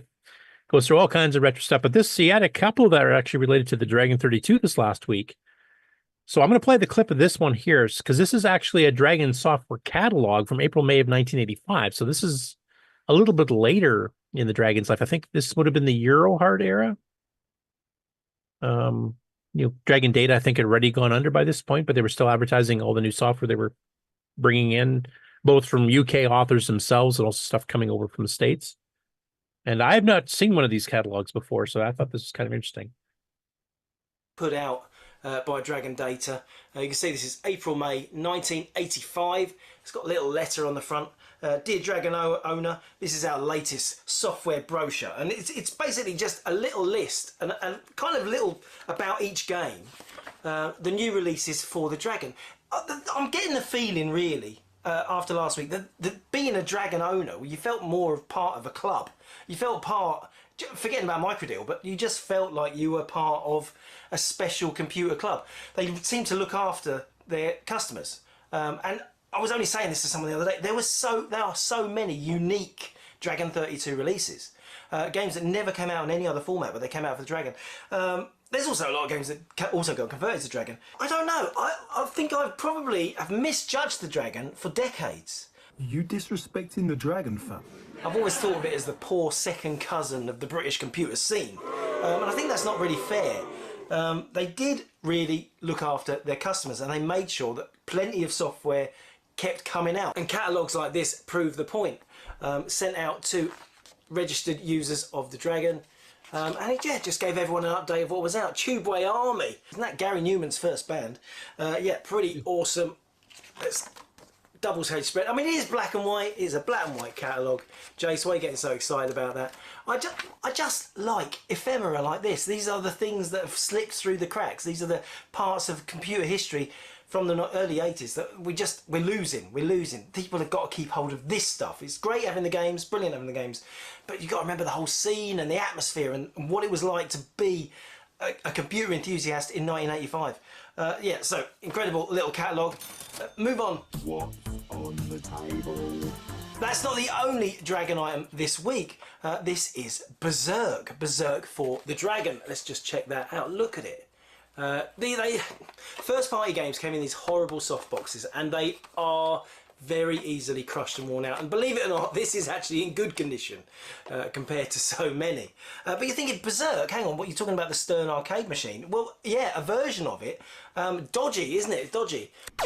And here it is, Dragon Berserk, and a game we're all pretty familiar with, I imagine. Let's just check the coin op for comparison. Yes, it's faster. It's got some great speech, but it's the same game, isn't it? It's exactly the same. Because they didn't have the license for this, they've just released it, and it's not on cassette. It is on cartridge. Yes, the Dragon 32 embraced the cartridge format. And you know, if the Spectrum had embraced the cartridge format, we'd have a completely different scene now. It's got the manual in there. There it is. Big manual. Big manual. Now, regular viewers will know that Dungeon Master is... Anyway, I thought it was interesting, like, he's actually coming around on the Dragon, because he has dissed it before in some of his earlier videos. And I think he's right. I think, like Stacy was mentioning, you know, the CoCo community, when she first got into it in 81 and 82, seems to be a bit more close-knit than some of the other 8-bit machines. And I think he's discovering now that the Dragon was similar. And I don't know exactly what the cause of that is. Maybe because we're always underdogs, you know, compared to some of the other big systems, or the friendliness of Radio Shack manuals or something. I don't know. What do you guys think? That Berserk was the an American one, because that was artifacted colors. Yeah, that was Mark Data Products Berserk from 1981. So it actually came out, you know, a year and a half before the Dragon itself came out. Yeah. It's just now, you will get artifact colors on a Tano Dragon, so that's not exactly false advertising, but yeah. But back then they didn't have... that would have been black and white. When did the Tano Dragon come out? 83. 83 is what I remember. Right. Yeah. But I like the fact that Dragon Data was actually sending out catalogs to, you know, people that had bought the Dragon. That was kind of neat. I mean, we obviously had that with Radio Shack, because you could go pick up a Radio Shack catalog or the computer catalog. I didn't realize Dragon had actually done that too, and I unfortunately wasn't like holding the pages open for any length of time so you could see all the titles of it. But I recognized quite a few North American titles that had been ported over, plus a whole bunch of stuff that was, you know, unique to the UK market, and a pretty wide variety of stuff too. So it was interesting. And he done an earlier in the week, another one here, and this one actually, he talks about this horrible game he got for it, and this actually has an assembler tutorial. But he does have some things to say on that too. So I'm going to start with this most boring game you can think of. It's not even a game. It is called Dragon 32 Machine Language Tutorial. Yes, learning machine code on the 8-bit Dragon 32 computer. And you're thinking, Jace, come off it. That is a bit boring, a bit dull, mate. A bit dull. Yes, okay, but there's a reason I picked it. There's a reason I pick all this stuff. So there we have the manual. I love these polystyrene boxes. The grip, the cassette. Microdeal did this, a few different ones. Space Shuttle, Flight Simulation. Yeah, they have this grippy tape polystyrene, which I don't know. Nobody's making packaging like that anymore. Anyway, so we've got the tutorial, very brief tutorial for a machine code tutor program. But look at this. This is the Cuthbert Club Flyer. Yes, the Cuthbert Club. Founded in 1982, Microdeal was based in St Austell in Cornwall. It was dedicated to making software for the Dragon 32 and the fully compatible Tandy TRS-80 or CoCo home computers. Microdeal was also the home of legendary 8-bit programmer Steve Back, who was responsible for most of the company's vast early output. Like so many early British software houses, original releases were rather... What was that, Nick? He said the fully compatible CoCo. Should be the other way around. Yeah, well, he's still learning. The simple and straightforward multi-game compilations and text adventures. That Speed Racer, that should have been running with artifacting in P mode 4, not 3. That just looked horrible. By 1983, Microdeal was failing to match the arcade content of its rivals. Releasing games on Dragon, Tandy and Commodore C16 meant less potential customers, but it also meant less competition. It's doubtful Microdeal would have survived for long in the cutthroat world of Spectrum or Commodore 64 publishing. The oddly named Scarfman is a lackluster attempt at Pac-Man, and while this cheeky Star Trek ripoff tempted litigation... Now, in Scarfman's defense, that was meant for a 4K CoCo. The Dragon never had a 4K. They very briefly had a 16K when they first started manufacturing, but basically it came with 32K. You would have picked Ghost Gobbler or Ghost Attack, which is their Pack Attack conversion, or some of the other ones as a base one. Scarfman for 4K on a CoCo 1 is hardly a fair comparison. I'm not quite sure why they sold that one in the UK, honestly, but they did. It failed to sell in significant numbers. It became clear the company needed some way to differentiate its titles from the competition. Perhaps a mascot, their very own Horace or Wally Week. And so, taking inspiration from the recently released Crazy Painter, Steve Back produced Cuthbert Goes Walkabout, and a legend was born.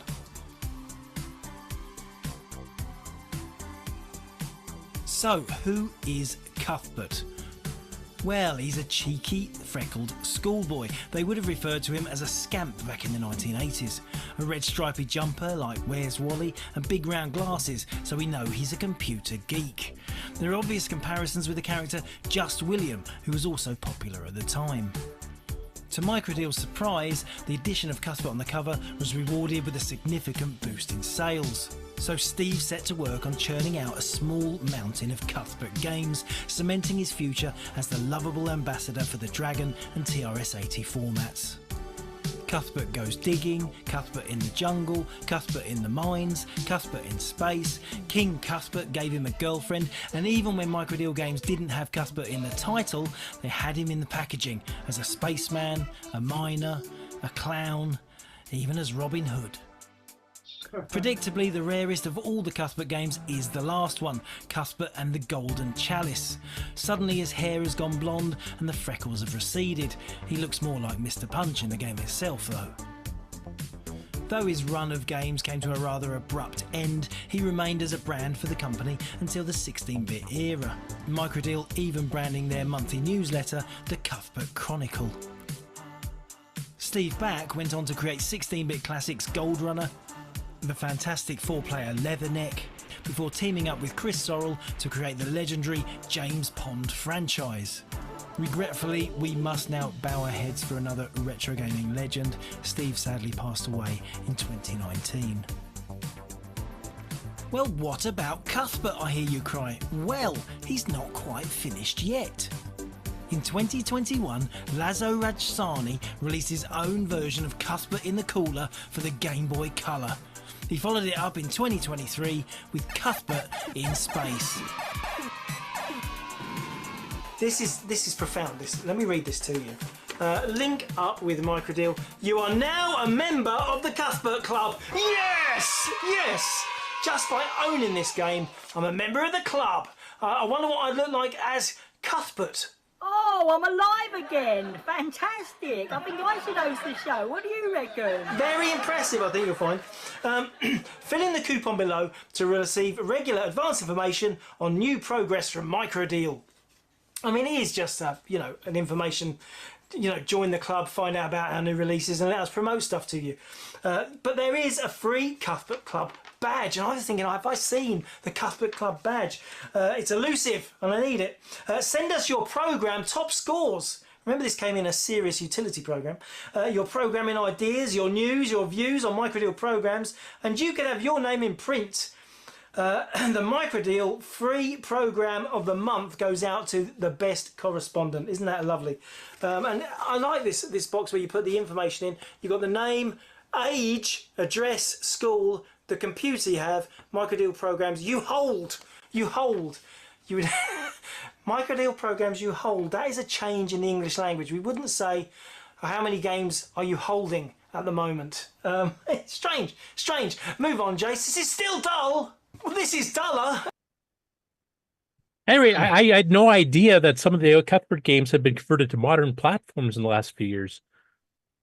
Like Cuthbert in Space, which is one I think we did play on the Game On Challenge, and now it's on the Game Boy Color. I had no idea.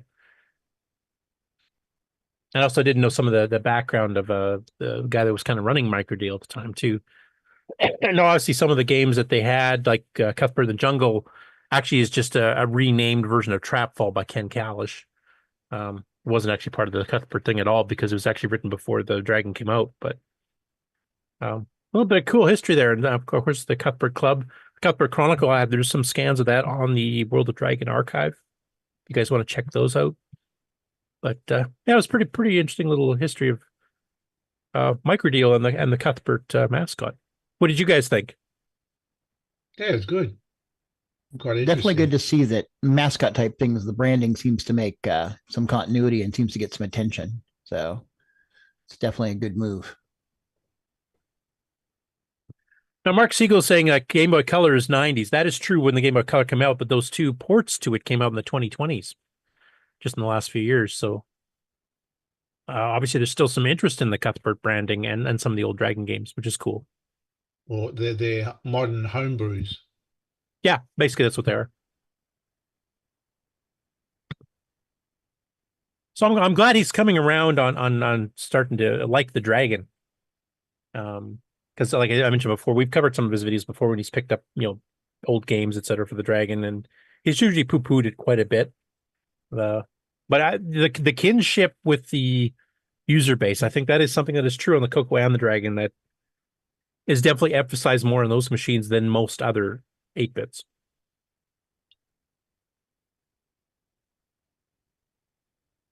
And then we've got Non-Maskable Interrupt. He's been doing some video shorts on YouTube of various CoCo 3 games lately.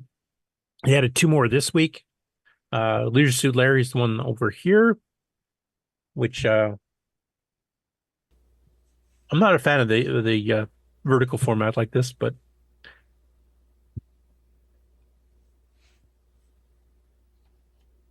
this is a game, of course, you can play on EOU. It's included.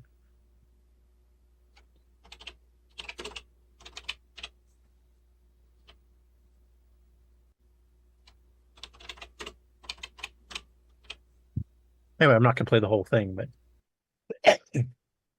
and the other one he did this week was Glenn Hewlett's Transcode of Joust, which is awesome. It was actually a bit of a hit at Boatfest there. I had some people from other platforms coming in playing it head to head. That was a lot of fun.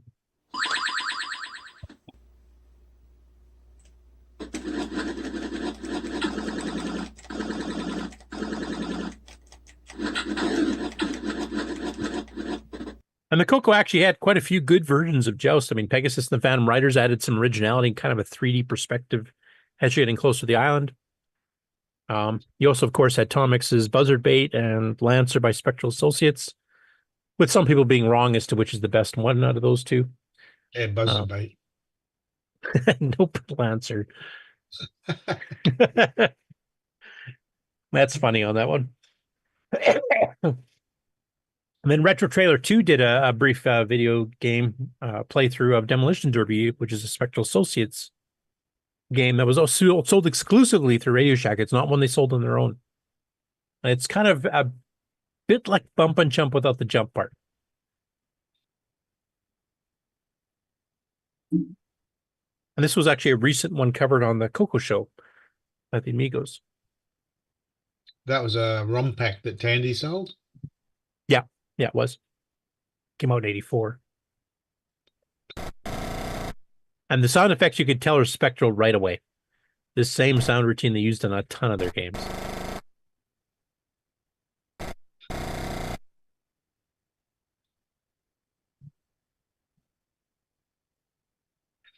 Anyway, it's cool seeing some of the gameplay videos by people that have not really experienced them before.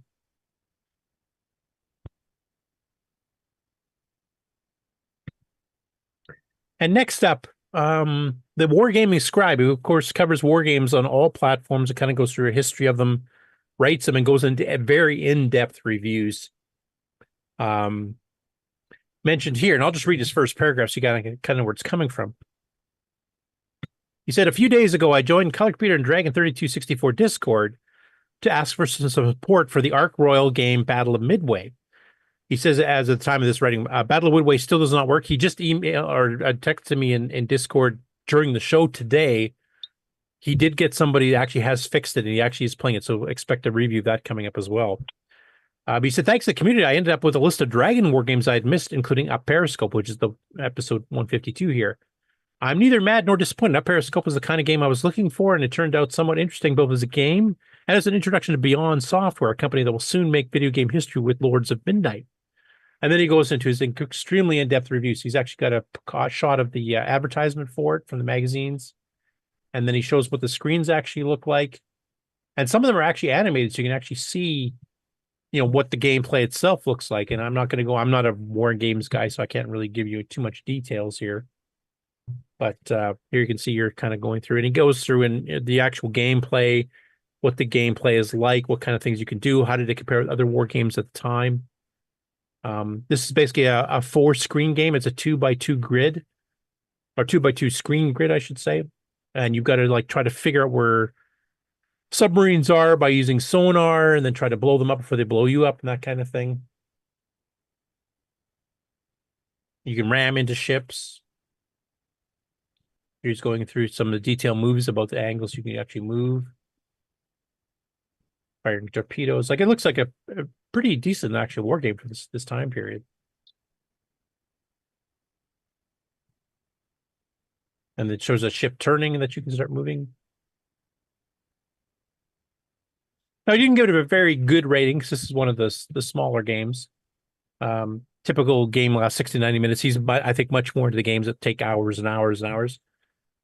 Now, he mentions here a first release 1980 for the Tier City. That's not the CoCo. I think that's the Model 1 and 3 he's referring to. And then he goes into a bit of history of the publishing, a bit of a history of the author, etc. And this is a review here, some of the original ads for the original Tier City version of it. And some of these other games, actually, the author ported over to the Dragon afterwards as well. So you'll be seeing those coming up as well. And here's a picture of the original Model 1 version of Warpath, which is one of the other games that same author did. And here's the Model 1 and 3 version of a Periscope, which he has not reviewed the Model 1 version yet. But he does really in-depth reviews here. So if you're into war games at all, you should actually just check his website out and just stay there for a while because there's a ton of stuff. Covers all the different platforms. Of course, there's some certain game companies that are very famous for doing war games. On the CoCo, we had stuff like Soft Ride, Arc Roll Games is probably the biggest one, and then you have stuff like Avalon Hill, which did other games too. I mean, there's some arcade games and et cetera, even for the CoCo from them. But they really did a lot of our war games, which is basically due to their roots in being a war game company for playing the tabletop stuff back in the 60s and 70s, even before the computer stuff came out. And the last game-related one here is My Drunk Sibling channel on YouTube, which is Tim and AJ, of course, with Sibling Rivalry. And this is the 6th episode of Tim trying to teach AJ how to play Dungeons & Dagger good enough to win the game. So this one here, she's getting a little bit better at level 4, and the level 4 is hard. When you defeat the wizard's image on level 3, for those of you who played it and gotten that far, basically what happens is that your entire inventory disappears except for what you've got in your hands and the torch you got lit in your backpack. So now you can't use the trick of dropping a bunch of stuff onto the ground to slow some monsters down.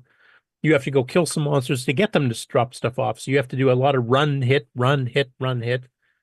And of course, when you get panicked, you start typing things wrong, and then you're expecting I turned left, and instead you ran into a wall head first and made yourself pass out.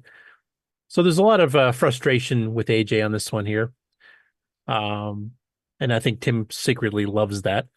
But Tim actually mentioned during this particular episode that he actually replayed the game recently, actually won it again, like completed all 5 levels. So just to kind of prove to himself he could still do it. But it's fun watching because you can see AJ, hating the game and hating the dying constantly. But when she actually succeeds at something, she actually does get excited. And she mentions in this episode, as she's mentioned previous ones, the game really sucks you in. Like when the heartbeat on your character on the screen is going really fast because you've been running away from stuff or getting attacked by surprise, your real heartbeat tends to match. And that's absolutely true. That's the same thing I hit with the game. And one of the reasons it's so addictive. Anyway, it's another 2-hour episode. I'm not going to play it here, obviously, because that would extend the show past our normal 6-hour limit. But that covers the game news this week. So I will switch over to the regular news.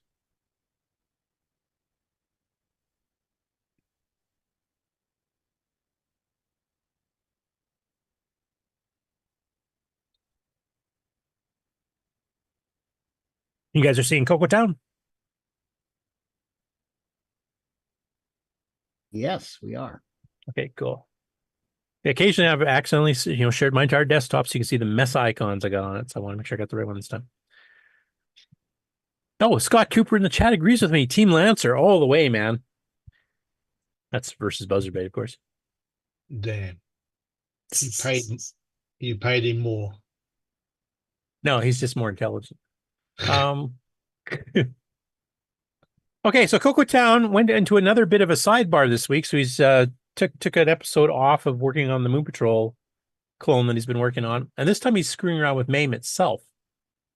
So he's using Visual Studio to browse the source in MAME itself, and using the GDB debugger to debug MAME, as opposed to debugging the program running within MAME. So I'll play the little intro here. I kind of probably explain this a lot better than I am, but this is definitely a tech deep dive. Hello and welcome.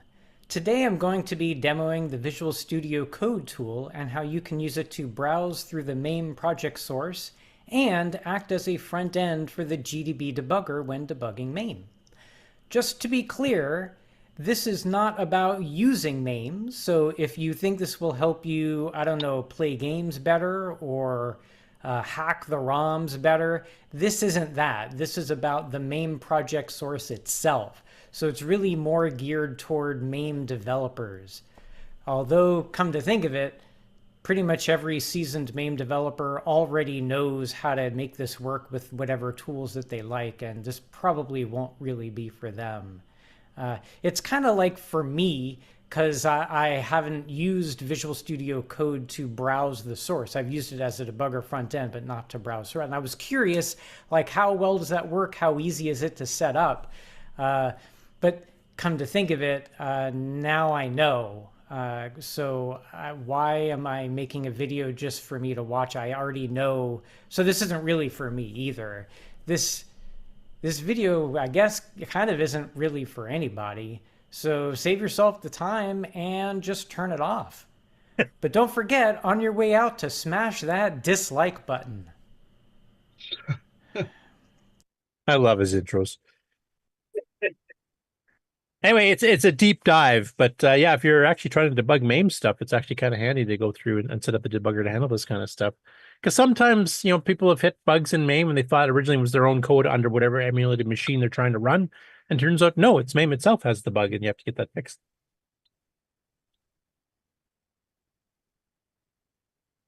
Okay, this is a channel I've never heard of before, called America Before, and I'm assuming it's about historical things to do with American companies and maybe other things too. I haven't actually checked any of the other videos, but they actually did a history thing called What Really Happened to Radio Shack. And unlike some of the other ones, there was actually another one that was going through a little bit of history of Radio Shack and Tandy, and it was so inaccurate, I'm not even bothering to include it. Because within the first 30 seconds, there was like 4 historical things they said completely wrong. But this one, I think, is a bit more accurate. I don't know if it's 100%. But it goes through the history of the original Radio Shack, you know, back in the 20s, and it goes into the history of Tandy a little bit.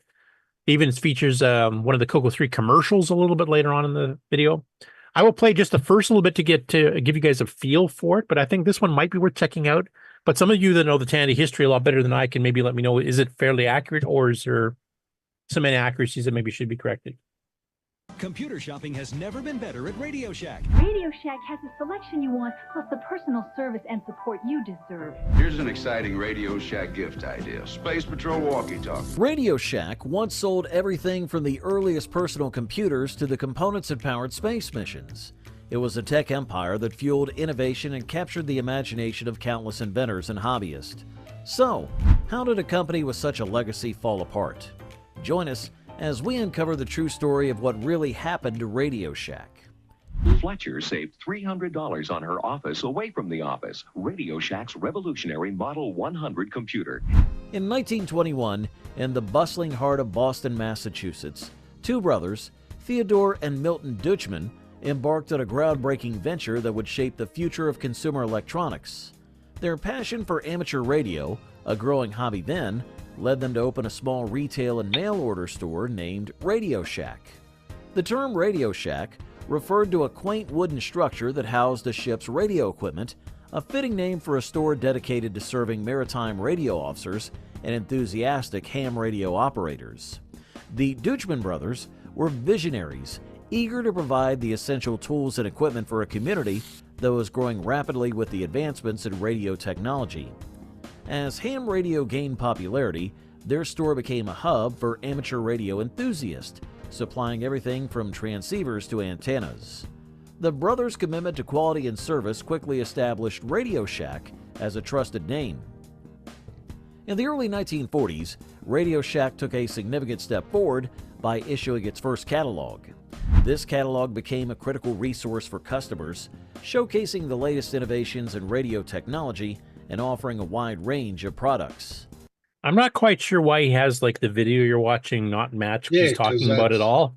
But it is all Radio Shack related. It's old commercials, etc. So Yeah. The timing was perfect as the Tandy nation was has engrossed Radio in World Shack. War II and communication technology was becoming increasingly vital. As the war progressed, the demand for radio equipment surged, allowing Radio Shack to solidify its presence in the market. Computer shopping has never been better at Radio Shack. Here's proof. Our new ultra-high-performance 386SX 20 MHz computer with 85 megabyte hard drive, only $12.99. As the post-war era dawned, the Dutchman brothers saw an opportunity to expand beyond amateur radio. They entered the high-fidelity music market, catering to a growing consumer base eager to enjoy superior sound quality at home. This expansion was met with enthusiasm, and Radio Shack continued to thrive. In 1954, the company started selling its private label products under the Realist brand. However, this move came with challenges. After facing legal issues that necessitated a name change, the brand was rebranded as Realistic. This new identity allowed Radio Shack to offer a wide array of audio equipment, further establishing its reputation for quality. By the 1960s, Radio Shack had expanded to 9 stores and built a robust mail-order business, becoming a familiar name across the... What was that, Nick?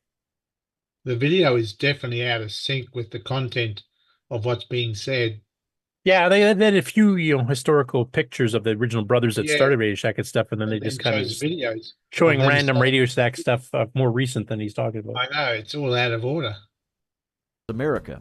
However, this period also marked a turning point as the company faced several hardships. The retail landscape was shifting and competition intensified. The brothers grappled with changing consumer preferences and economic pressures threatening their once thriving business. Please.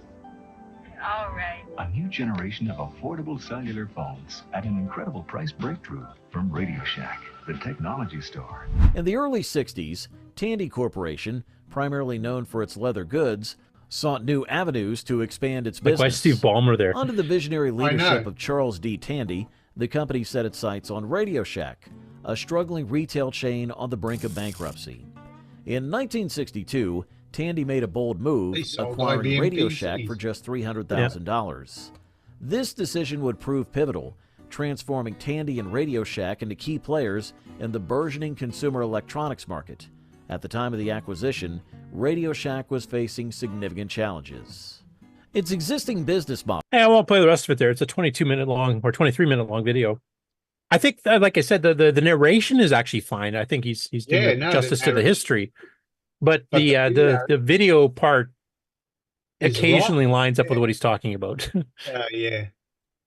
Well, that's one that you got to listen to. Don't watch it. Yeah. I mean, a bit later on when it starts covering the modern stuff, I think it is a bit more in sync. It'll lock in, yeah. But I don't know if he just did that just to have stuff to fill in the video space. Probably filler because there probably wasn't enough old pictures and stuff to cover during that part of the discussion. Yeah, So- that's possible. I mean, I would have done the pan and zoom thing, like slowly pan in on a picture of the brothers or something while talking about them, Yeah. rather than suddenly show a CoCo commercial. You can keep certain pictures on for a bit longer too. No, if you want a nice smorgasbord of old Tandy commercials from the 70s, 80s, and 90s, it's definitely worth watching. Maybe just cut the audio out so that you're concentrating on that. But I think for the historical side, I think it's fairly accurate from what I've seen. Yeah, no, the commentary's good.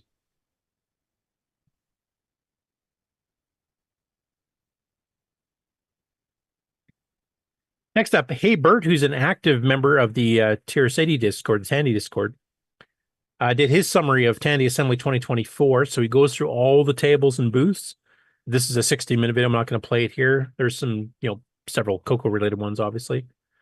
But definitely worthwhile going through. Now, we've shown us a few of these before, so I'm not going to play any on it here today. But because he's concentrating on the vendors and the table exhibits and stuff here, if some of the other ones just kind of spotlighted a few, this will kind of give you an idea of all who was there. So Definitely worthwhile watching if you want to do a follow-up on Tandy Assembly 2024.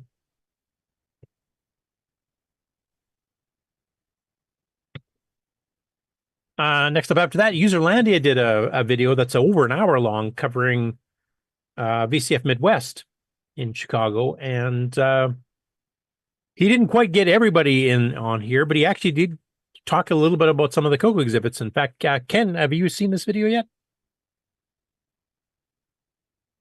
Is Ken still here? Ken, wake up. Yeah. I'm still here. Have I seen this video? No. Okay, because she actually mentioned you by name in it. Oh. Well, I better watch it then. Evan Gildo's booth. Ooh, when there's too many computers, but not enough table space, why not copy Dylan Tracy and build some shelves to let you use 5 different computers at once? And don't forget Andy Geppert's interactive core memory. What was that? I said, I see the back of Rick's head there. Rick Elam? Yeah. With its new 6502 powered Neon Pixel Core simulator. If you love Texas Instruments and Tandy, VCF has plenty for you too. Jim Mazarak's maxed out TI-99 combines its many expansions. Look at the size of that. You think our multi-pack's bad? Microcomputer into a mega computer.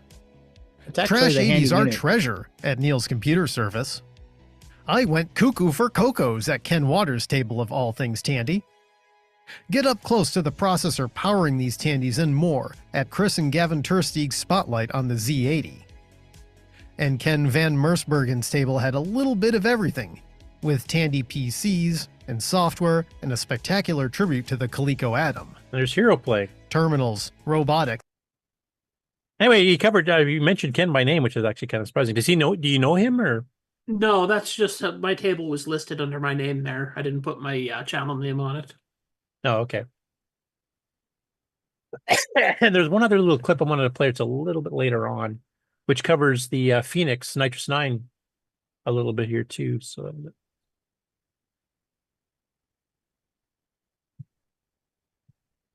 And the 8-bit guy had demos of the Commander X16, while Phoenix Retro Systems paraded the latest updates to their F256K platform. Next to the Phoenix booth were 2 developers for the F256, Matt Massey discussing C game programming, and Mika Bly showing off a port of Nitro S9. Community support for these platforms is growing every day, and demoing at conventions. Anyway, he did a pretty good summary because he actually tried to cover the booths as much as he could. Now, he did miss some, and he actually mentioned, I think, in the video that one of the recordings he had tried doing actually got screwed up, so he lost some footage that he originally thought he had. But he's done a better job than a lot of people just kind of wander around without any context as to what you're looking at.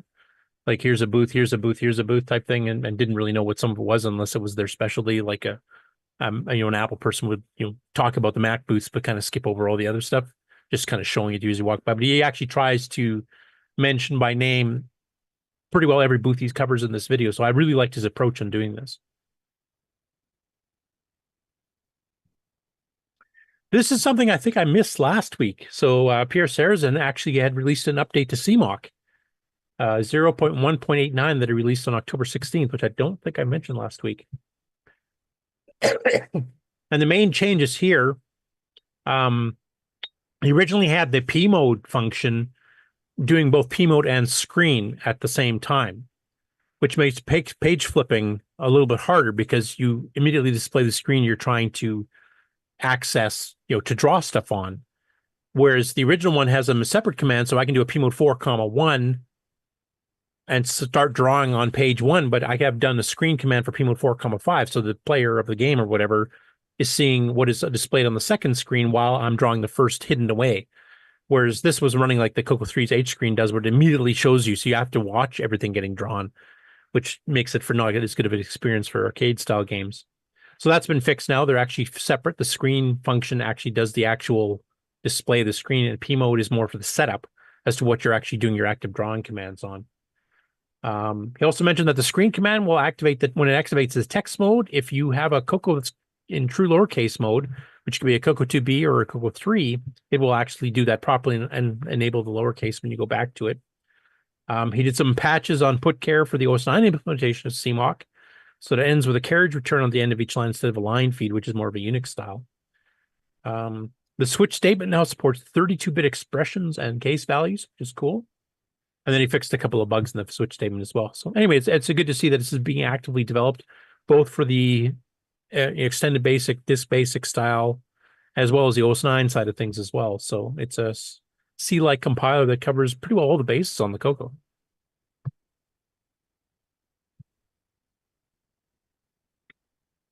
Next up here, since I finally got full access back to my sites again as of Thursday night, and that was one of the reasons I was not on the Game On Challenge, because I was actually going back and forth with the provider, getting everything fixed up for that.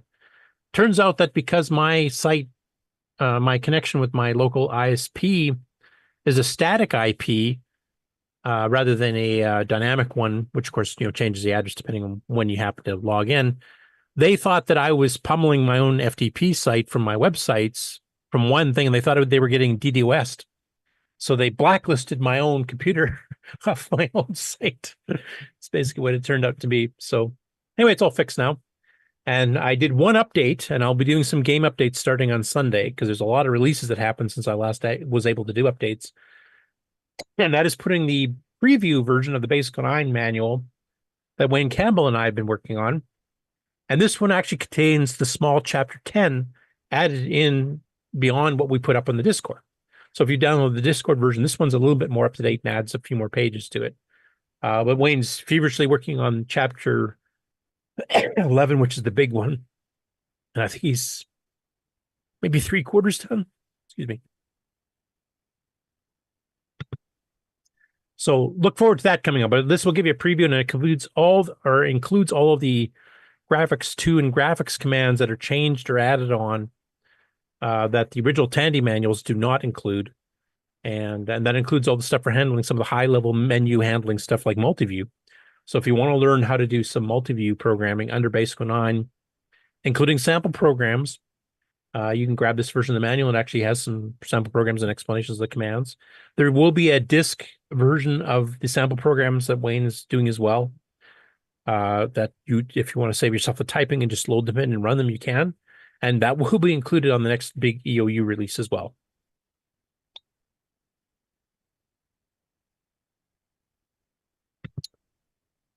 Now, this one, I don't know how much Henry could talk about it while driving, but he released a new video here about doing a USB to CoCo keyboard adapter.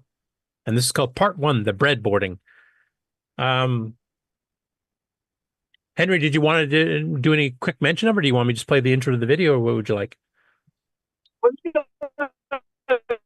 Intro to the video. I can't remember what I said. Okay. Yeah, you were breaking up too, so it's probably a good idea to just play the video. So I'll play a little bit of the intro. Hi, folks. Welcome to the Break Team. My name's Henry, and today we are going to solve a frustration that I have with my particular setup, or at least we're going to get closer to solving a frustration. So my setup is such that in order for me to play with a CoCo in front of me, I have to like remove the keyboard. I've got like a very small amount of space actually in front of me. So I kind of have to move a lot of things, bring a CoCo over, plug it in, everything like that. You know, it would just be so much easier because I can string video cables off wherever. I've got a TV that will let me input the RF from the machine, and then it outputs, it rebroadcasts as a composite signal. So I can run that composite video and audio over to a capture device right in front of me. But what I don't have right in front of me is the keyboard. Yeah, I mean, usually the joystick cables are long enough, but the keyboard I don't have because the keyboard's on the computer. And the computer's over there. So the solution to that is going to be to replace the CoCo's keyboard with a USB keyboard. Theoretically, this should be relatively easy to do because we have this wonderful world of a $4 part called the Pi Pico, or the Raspberry Pi Pico, and the Raspberry Pi Pico has a software development kit in it that has something called Tiny USB, which can act as a host so I can plug a keyboard into it. I'm already looking at a certain measure of frustration because I haven't really looked at this SDK yet. And I've looked a little bit at the documentation and I can't really find much. So getting it going is probably going to be a little bit of an exercise in frustration, but I have high hopes because it should be a simple matter to take what's coming in from the, once I get things in from the USB port into the Pico, I should be able to readily translate that into matrix operations. And there's a wonderful chip that's been used in other projects called the MT8808 that acts like an array of switches, a matrix array of switches. So I can tell the Pico to take the thing from the USB keyboard, turn it into a matrix array information to put onto the matrix array of switches, run that matrix array of switches into the CoCo where the matrix array of switches that's physical switches normally goes, and then I should have a USB keyboard. And then I can take a USB keyboard extension, plug it in over there. Yeah. So today we're going to see how that goes. Right. Anyway, I'm not going to spoil the, actually play the whole thing here. You have to go watch the hour-long video from Henry. But he definitely gets into the hardware, which is all scary stuff for me. Involves wires and stuff. Some of the programming that he gets into here, you can kind of see a little clip of the preview here. Looking at schematics of some sort. This just stuff scares me, so that's why I'm not going to play it here. But hey, come on. There's no solder there, so you don't have to worry too much. that is true. That is true. Now, at this point here, I don't know if you want to spoil, like, how far did you get in this episode? Because obviously it's part one. There's more coming. Well, part one's the breadboarding, which means that, I got it working. I got it working. So I can actually type on the USB keyboard, have the keystrokes show up on the CoCo. Everything works. It's just because it's on a breadboard and because they're El Cheapo breadboards, it's a little bit fragile. So on the next episode that I work on this one, I'm wanting to get that onto a PC board where I can have a few pin headers where I can go ahead and take off things and figure out what to do with it if I want to do any expansions. But the nice thing is most of the expansion is done in software. And an interesting fact is I had somebody talking about one of their MSX machines or something like an MSX machine that they wanted to see if they could do something with this on. And I introduced the idea of the MT8816, which is, instead of the 8x8, which the 8808 is, the MT8816 is an 8x16, which will handle the 11 rows that are on an MSX keyboard. So a little bit of code change, one extra wire, and you should be good to play. Just change the code around a bit. Oh, cool.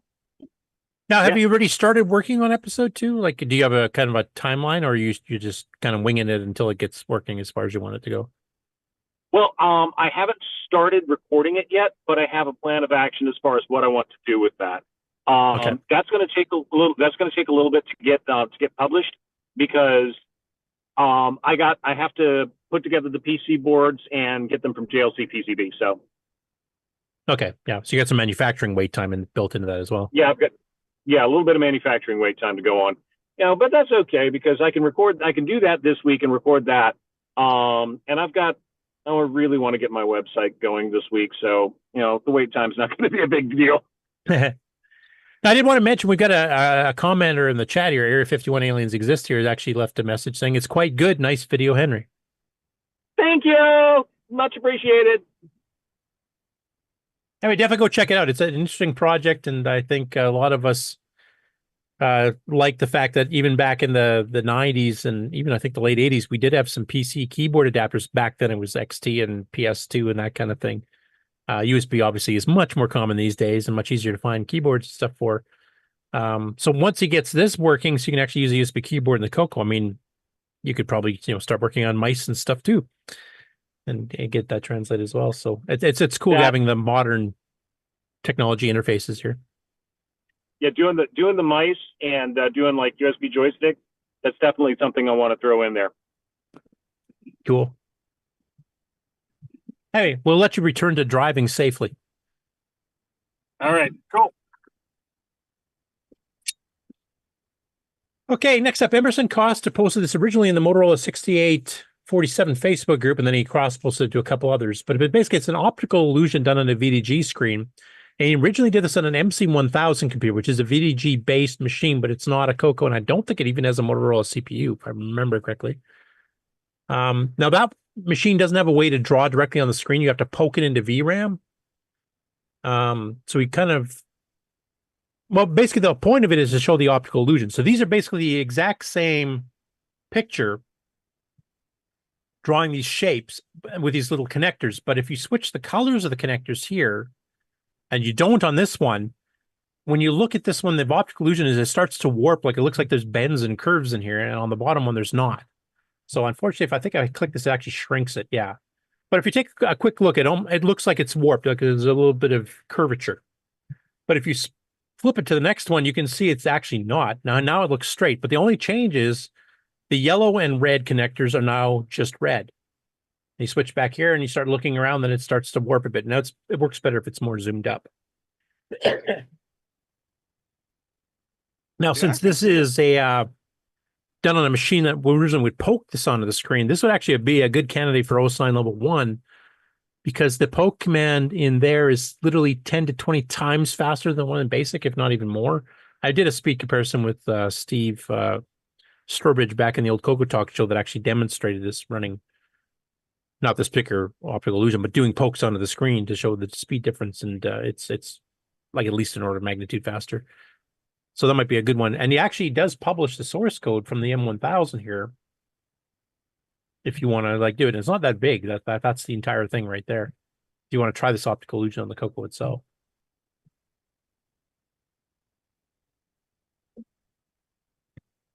Next up, we have David Collins with an update to his 63C09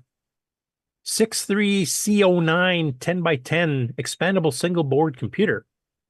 And you can see a picture of it here. And he's actually, this is the blog post. He's also cross-posted on Facebook and stuff here too. He's got a complete parts list of what was required to make it. Kind of a history of the project itself.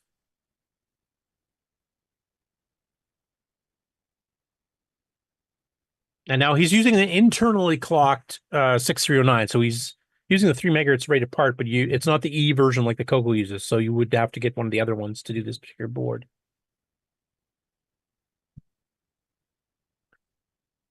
But it looks to be a pretty interesting project. So he's actually, if you go onto his GitHub, he actually has Gerber files for it. He's also posted the full programmer's manual. The when I tried to look at it, I was actually getting errors. So hopefully that gets fixed soon.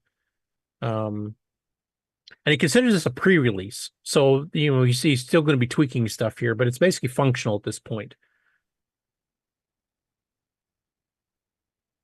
And here's a little bit of the schematics. You can get the Gerber files. Here's kind of a 3D representation of it. Timing diagrams.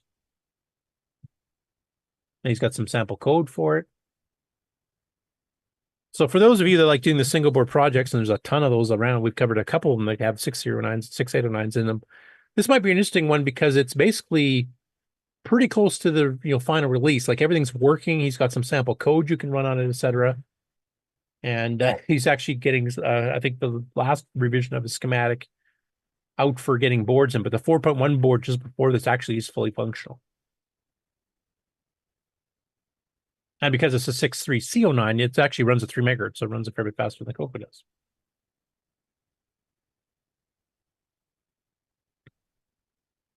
And after that, we got Chris Marin. He's published a blog post, and he also cross-posted some of this stuff as well, of a 609 emulator, which is written for the ESP32S2 Mini.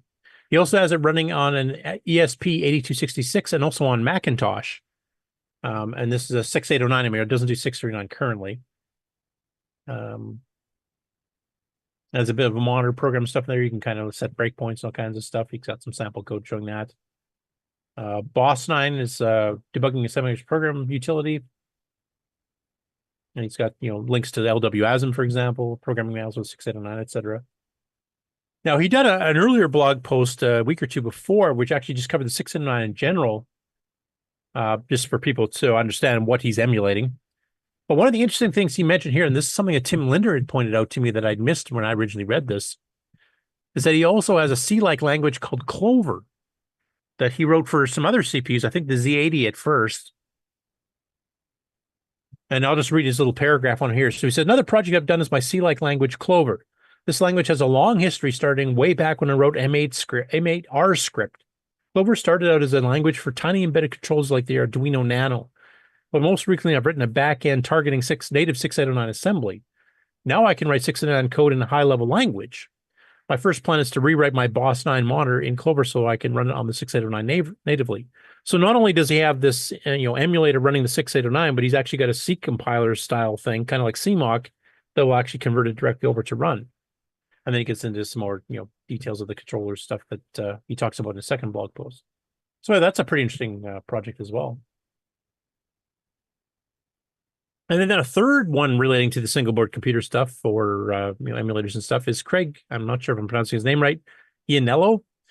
So he posted a question in the Motorola group on 6809, 6800, 6803, 6309 group on Facebook, asking about people if they had any faster code for doing Huffman decoding for graphics images.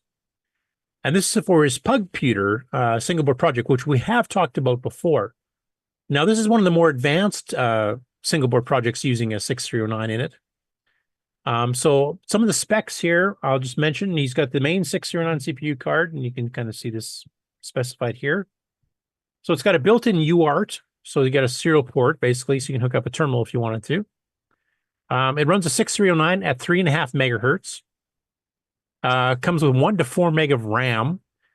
Has the Yamaha V9958 video display processor. So this is the graphics chip, and this is the same one used in the MSX Plus or MSX2 Plus.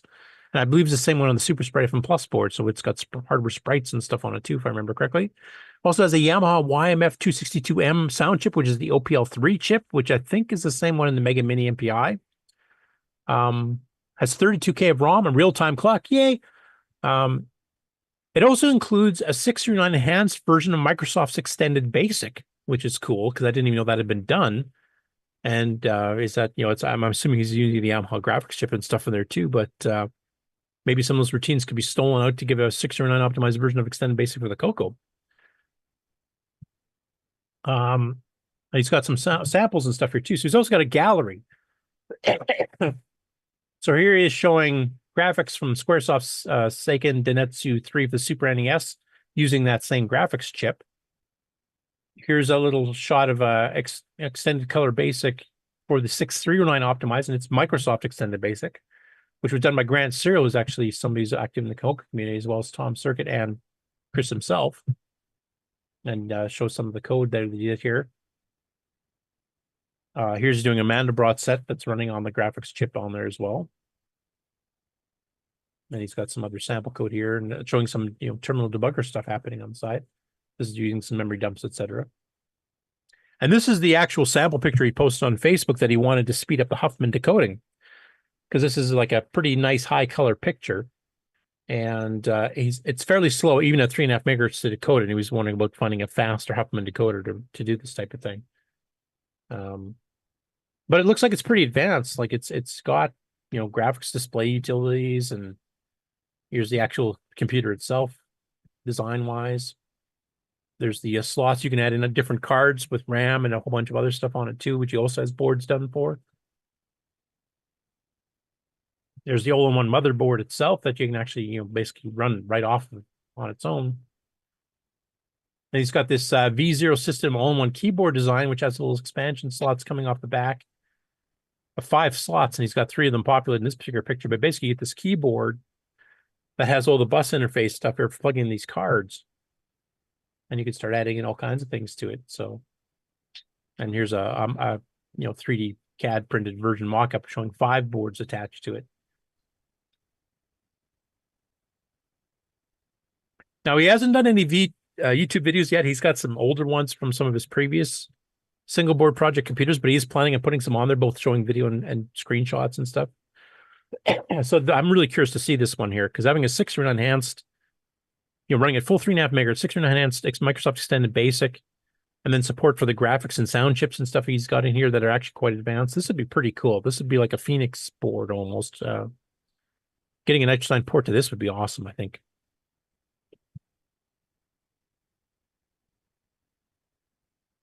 And speaking of BASIC, there's been some more updates to UG BASIC, Microgames BASIC. And some of them are specific to the 689 and the CoCos. So the beta branch here is fixed sys under the 6809, fixed output for debugging on the CoCo and CoCo 3, fixed print at the end of the screen for multiple computers, including the Dragons and the CoCos. And then the main branch has some of those now added to it too. He just did an update literally this morning. So he said fixed reset Y curse sys on scrolling on 609, the direct page register. I'm not sure exactly what that means. And fixed output for debugging on CoCo and CoCo 3. And then there's some other ones here. Fixed print at the end of the screen on CoCos and Dragons and Commodore 128s and a bunch of others too. So as usual, this is getting fixed constantly. There's usually an update or two a week.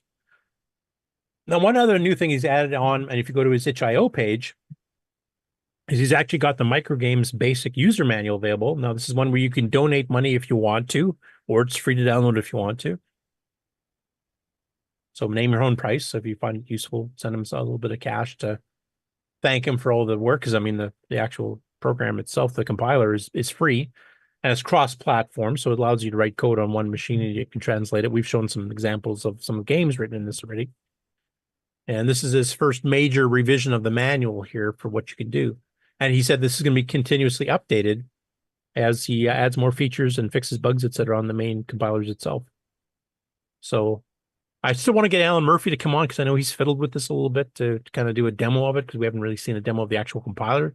We've seen some sample programs. We've seen that Hangman game we showed about a month ago, what it looks like on, say, a CoCo 1 and 2, what it looked like in a CoCo 3, what it looked like in Atari 8-bit, etc. But I'd like to see some of the actual, source code and what it produces. Next up after that, Mike Miller on the Dragon Facebook group posted photos of his Icon Hobbit Ultra Drive Dragonfly microcassette system. Now, we did show pictures of this from last week, but now there's been some further details, both on the World of Dragon forums and on Facebook, including a little bit of a video here. Backs.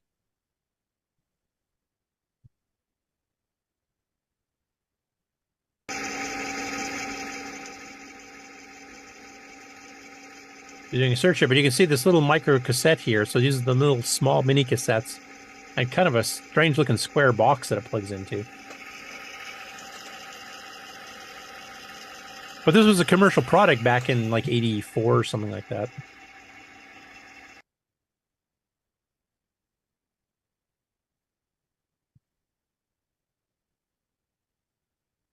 And he's actually put up the connections PDF. This is because he found out his cable was a bit broke.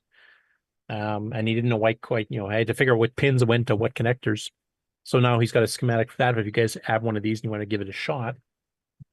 And then on World of Dragon, he's been uploading all kinds of stuff for it. So he's got the later version of the tape operating system itself for the Icon Ultra Drive. You can download that. He's got this Philips MDCR service manual, which is the technical reference manual, the tape drive itself. And it looks like he's working on some other stuff too, that related to it as well.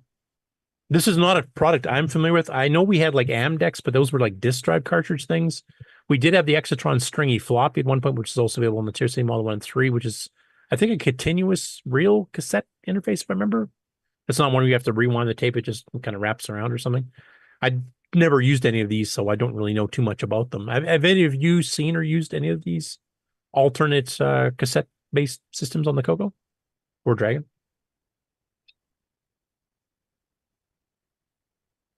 No for Ron? Okay. Ron, did you ever have an Amdec? Like one of the cartridge disk drive things? No, but a guy in our CoCo club had one. Because that was the only one I actually saw at like Rainbow Fest, and I saw some people, like some of the game manufacturers like Spectral and Atomics sold Amdec versions of their games, if you so specify them, for about a year when Amdec was popular. Weren't they on the back of some of the CoCo magazines? Yep. Yeah, they had full-page color ads in some of the CoCo magazines and other magazines, because they sold those drives for all kinds of systems. But it never really took off. The 3.5-inch disk drive came out and kind of killed it. Well, I'd look at them and think, boy, I'd like to have that, but it was just too pricey. Yeah, they were a bit expensive. They held, I'm trying to remember, like dual drive system, a dual AMDEC, I think held about 600K. So it was the equivalent storage of a 40-track double-sided disc, I think, or maybe a bit higher. Yeah, I can't remember off the top of my head. They were reliable.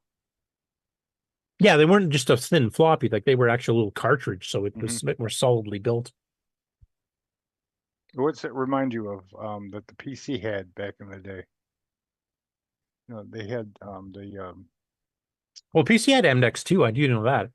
yeah, but there was also those cartridges that slid into a. Oh, you mean like a SideQuest or? Yeah. Yeah, those were quite a bit later, though. Those came out in the late 80s, early 90s, I think. And this was out like mid 80s. And Early they would 90s. be external box, or they'd be slide in your drive bay. Yeah, it was like iOmegas and right, SideQuests and Jazz drives and zip drives and all that kind of stuff. Alan Huffman used them on a CoCo a lot. They were 100 megabytes, I think. Cartridge. Yeah, the original zip was the SideQuest, I think, were 44 and 88. Yeah. And the Jazz was like a gig. 44. And the Spark, when it rarely worked, was a gig or 2 gig or something. There was also a Castlewood Orb that was similar. Yeah. But the AMDEC was more like a floppy style rather than a... Right. But yeah, I remember seeing them at Rainbow. The first couple of Rainbow Fests I went to, several vendors had them there, and they actually sold their software as an option on them because they really thought it was going to take off because it was multi-platform. The same drive would work on an Apple II, on a CoCo, on a Model 3, on a PC or whatever. But I'm not quite sure why they failed. I mean, expensive, I think. That's why. Yeah, but I mean, back then a 3.5-inch 720K drive wasn't super cheap. It was probably less than a AMDEC though. But floppies were cheap. Oh yeah, actually, you may have a point there. The storage medium itself was actually the part that was way more expensive because it's a full cartridge thing versus just a flop. Yeah, you're right. Right. That probably is it.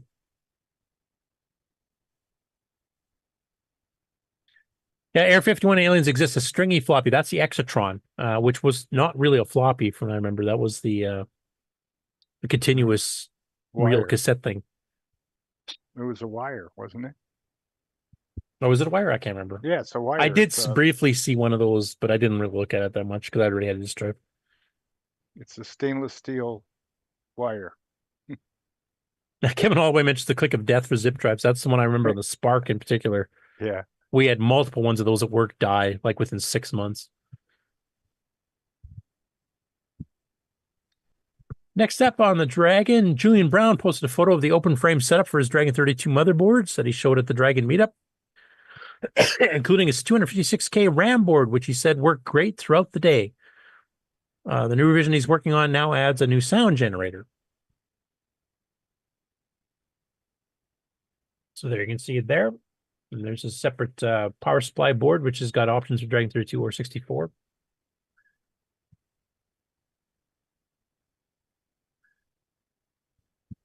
He also posted a new revised Dragon 32 reproduction board that he announced at the Dragon meetup.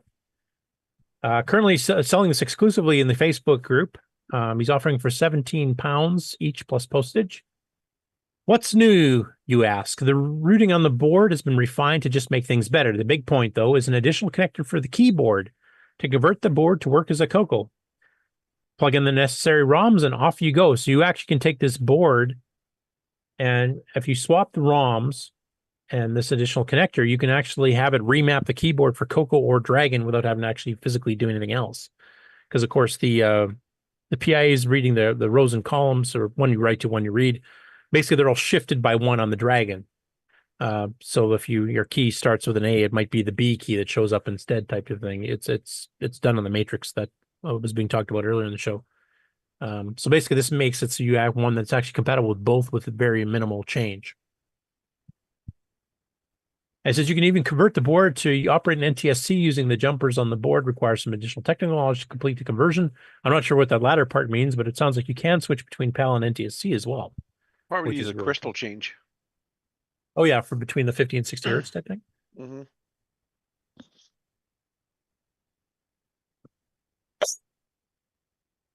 And then the final one here is by a YouTube channel called Fix or No Fix that I saw this morning. And he got a Dragon 32. It's even missing the label. But he does a restoration. He does an attempted retrobrite, which does improve it, but it's still a bit yellow. Recaps it. I don't know how necessary that was. And then do some testing. And it's a half-hour video. I'm not going to play it here. But by the end of it, the Dragon is firing up. He's even got a cassette recorder, and he's got a sample cassette, which he does not load. He's going to save it for a future episode. So he's going to be kind of covering some of the actual Dragon running stuff on the next video. But this was more trying to clean up the one he got here and then recapping it. Now, I know in the older CoCos, recapping is usually not necessary. Occasionally, it does happen. I'm not as familiar with the Dragons. I'm assuming it was basically the same thing there. I'm assuming that most of the time they don't need a recap, but do you guys who have had Dragons have any experience as to whether or not they need recapping that often?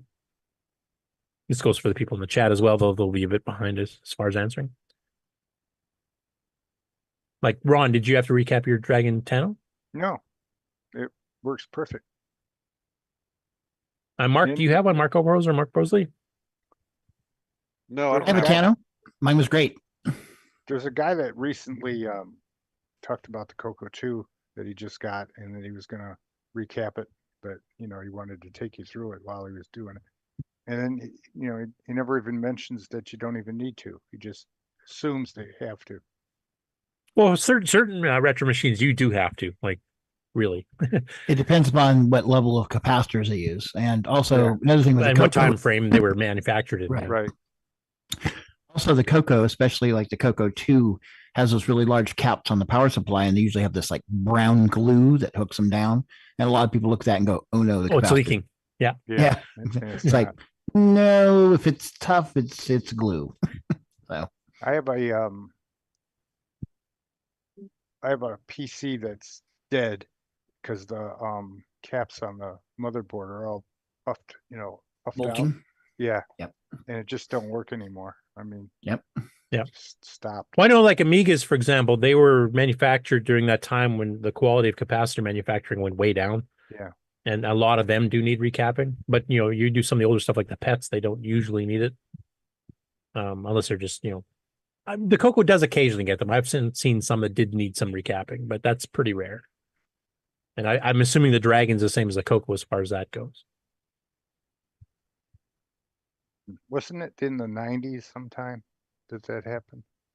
Is it late 80s, early 90s? Late 80s, I think, early 90s. Yeah, 90s. all the way through the early 2000s. Yeah. Yeah, because that affected PCs and Tandy 1000, some of those models too, didn't it? Sure it did. This was the gateway that I had.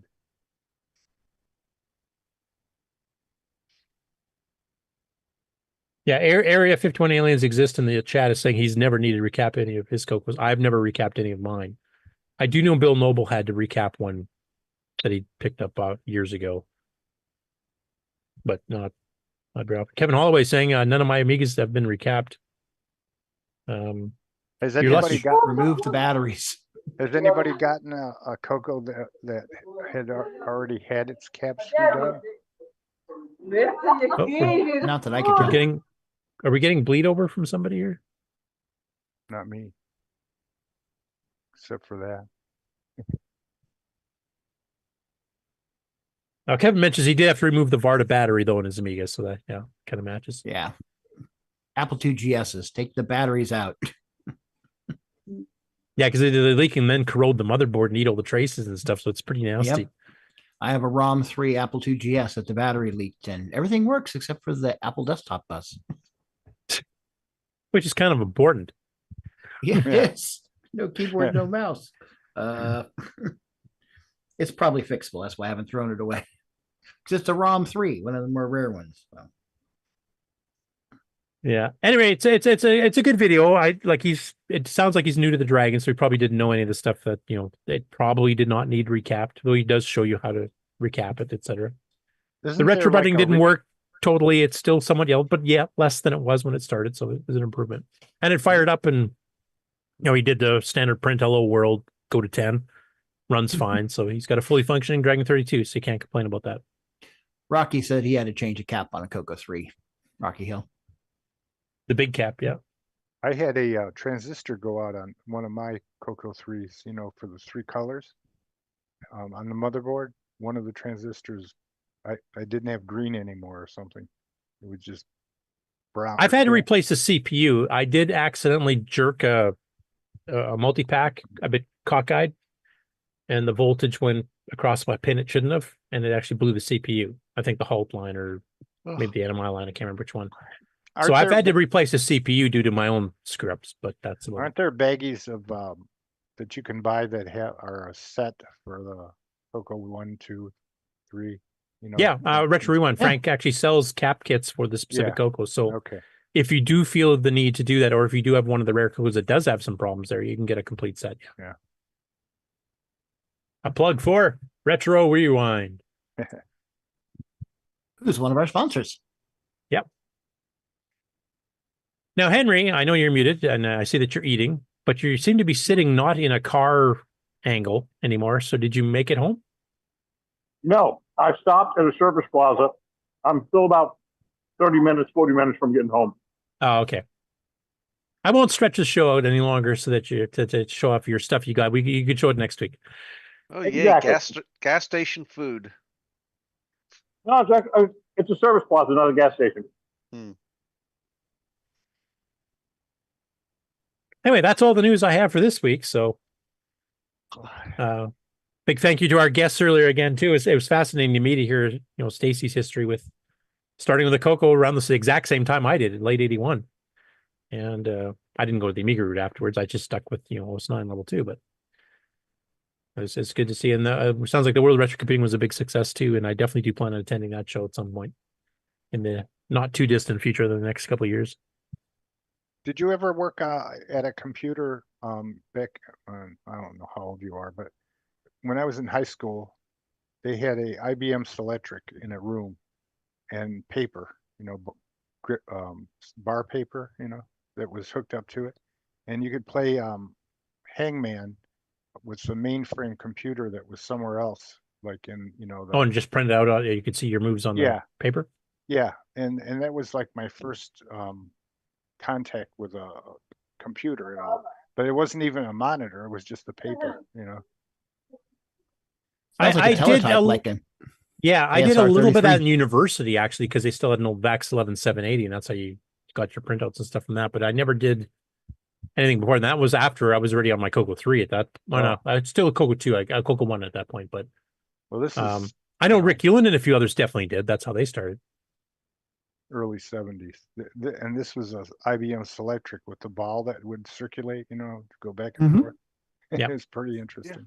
No, the only time I did that would have been 85, 86, and that was on the VAX at university, and I was already running CoCos by that time. Yeah, my wife, when she went to her class that she had to do the cards, a stack of cards with 80 column punch cards. Yep. Yeah, and I think she told me one time that one of her friends that was in the class dropped the box. Dropped their deck. The deck.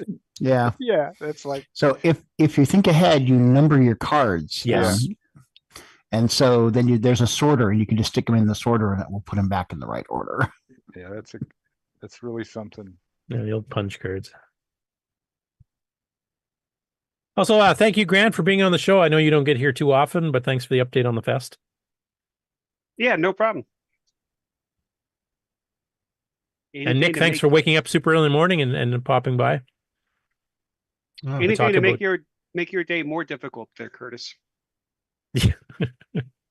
Looks like Candy Tornado back there. And I think Nick was pleasantly surprised with Jim Gary's full write-up on his Stellar Odyssey conversion. Yeah. I actually sent in the Stellar Odyssey 2 source code. So we'll see what he does. He just throws it back at me. No, Area 51 Aliens exists in the chat as asking, has a 6809 been used in space in any of NASA's equipment?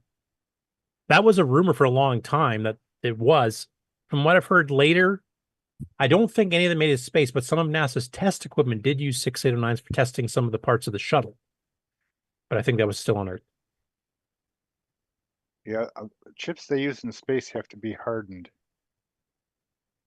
Yeah, radiation blockage and stuff. No, someone can come up with a hardened 6809.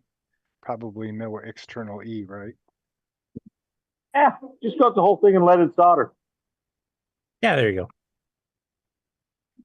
Okay, we ready for the outro? Yep. Sure. Okay, button man. This concludes another episode of the CoCoNation, the world's leading live interactive talk show featuring the Technicolor computer. For all things the CoCoNation, visit us on the web at thecoconation.com. We'd love to hear from you. Send feedback, suggestions, even segments via email to show@thecoconation.com. The CoCoNation show would not exist without the community and its cast and crew. The CoCoNation theme song, copyright 2022, D. Bruce Moore. Mixed, mastered, and produced by D. Bruce Moore. The CoCoNation is over. Join us on the CoCo Discord server. CoCo forever. It says we're the leading live CoCo show in the world. We are the leading We live are. Well, we're the We are. only one, aren't we? The only live one. Well, no, that's not quite true. The CoCo show by the Amigos, you can watch it live on Twitch or YouTube when they're recording. Okay. Okay. Oh. Bye, everybody. Let's switch this over to gallery mode. And Ready, See y'all next week. Bye. Oh, there we go. This is turned back The on. That show way people has can see me ended. say bye.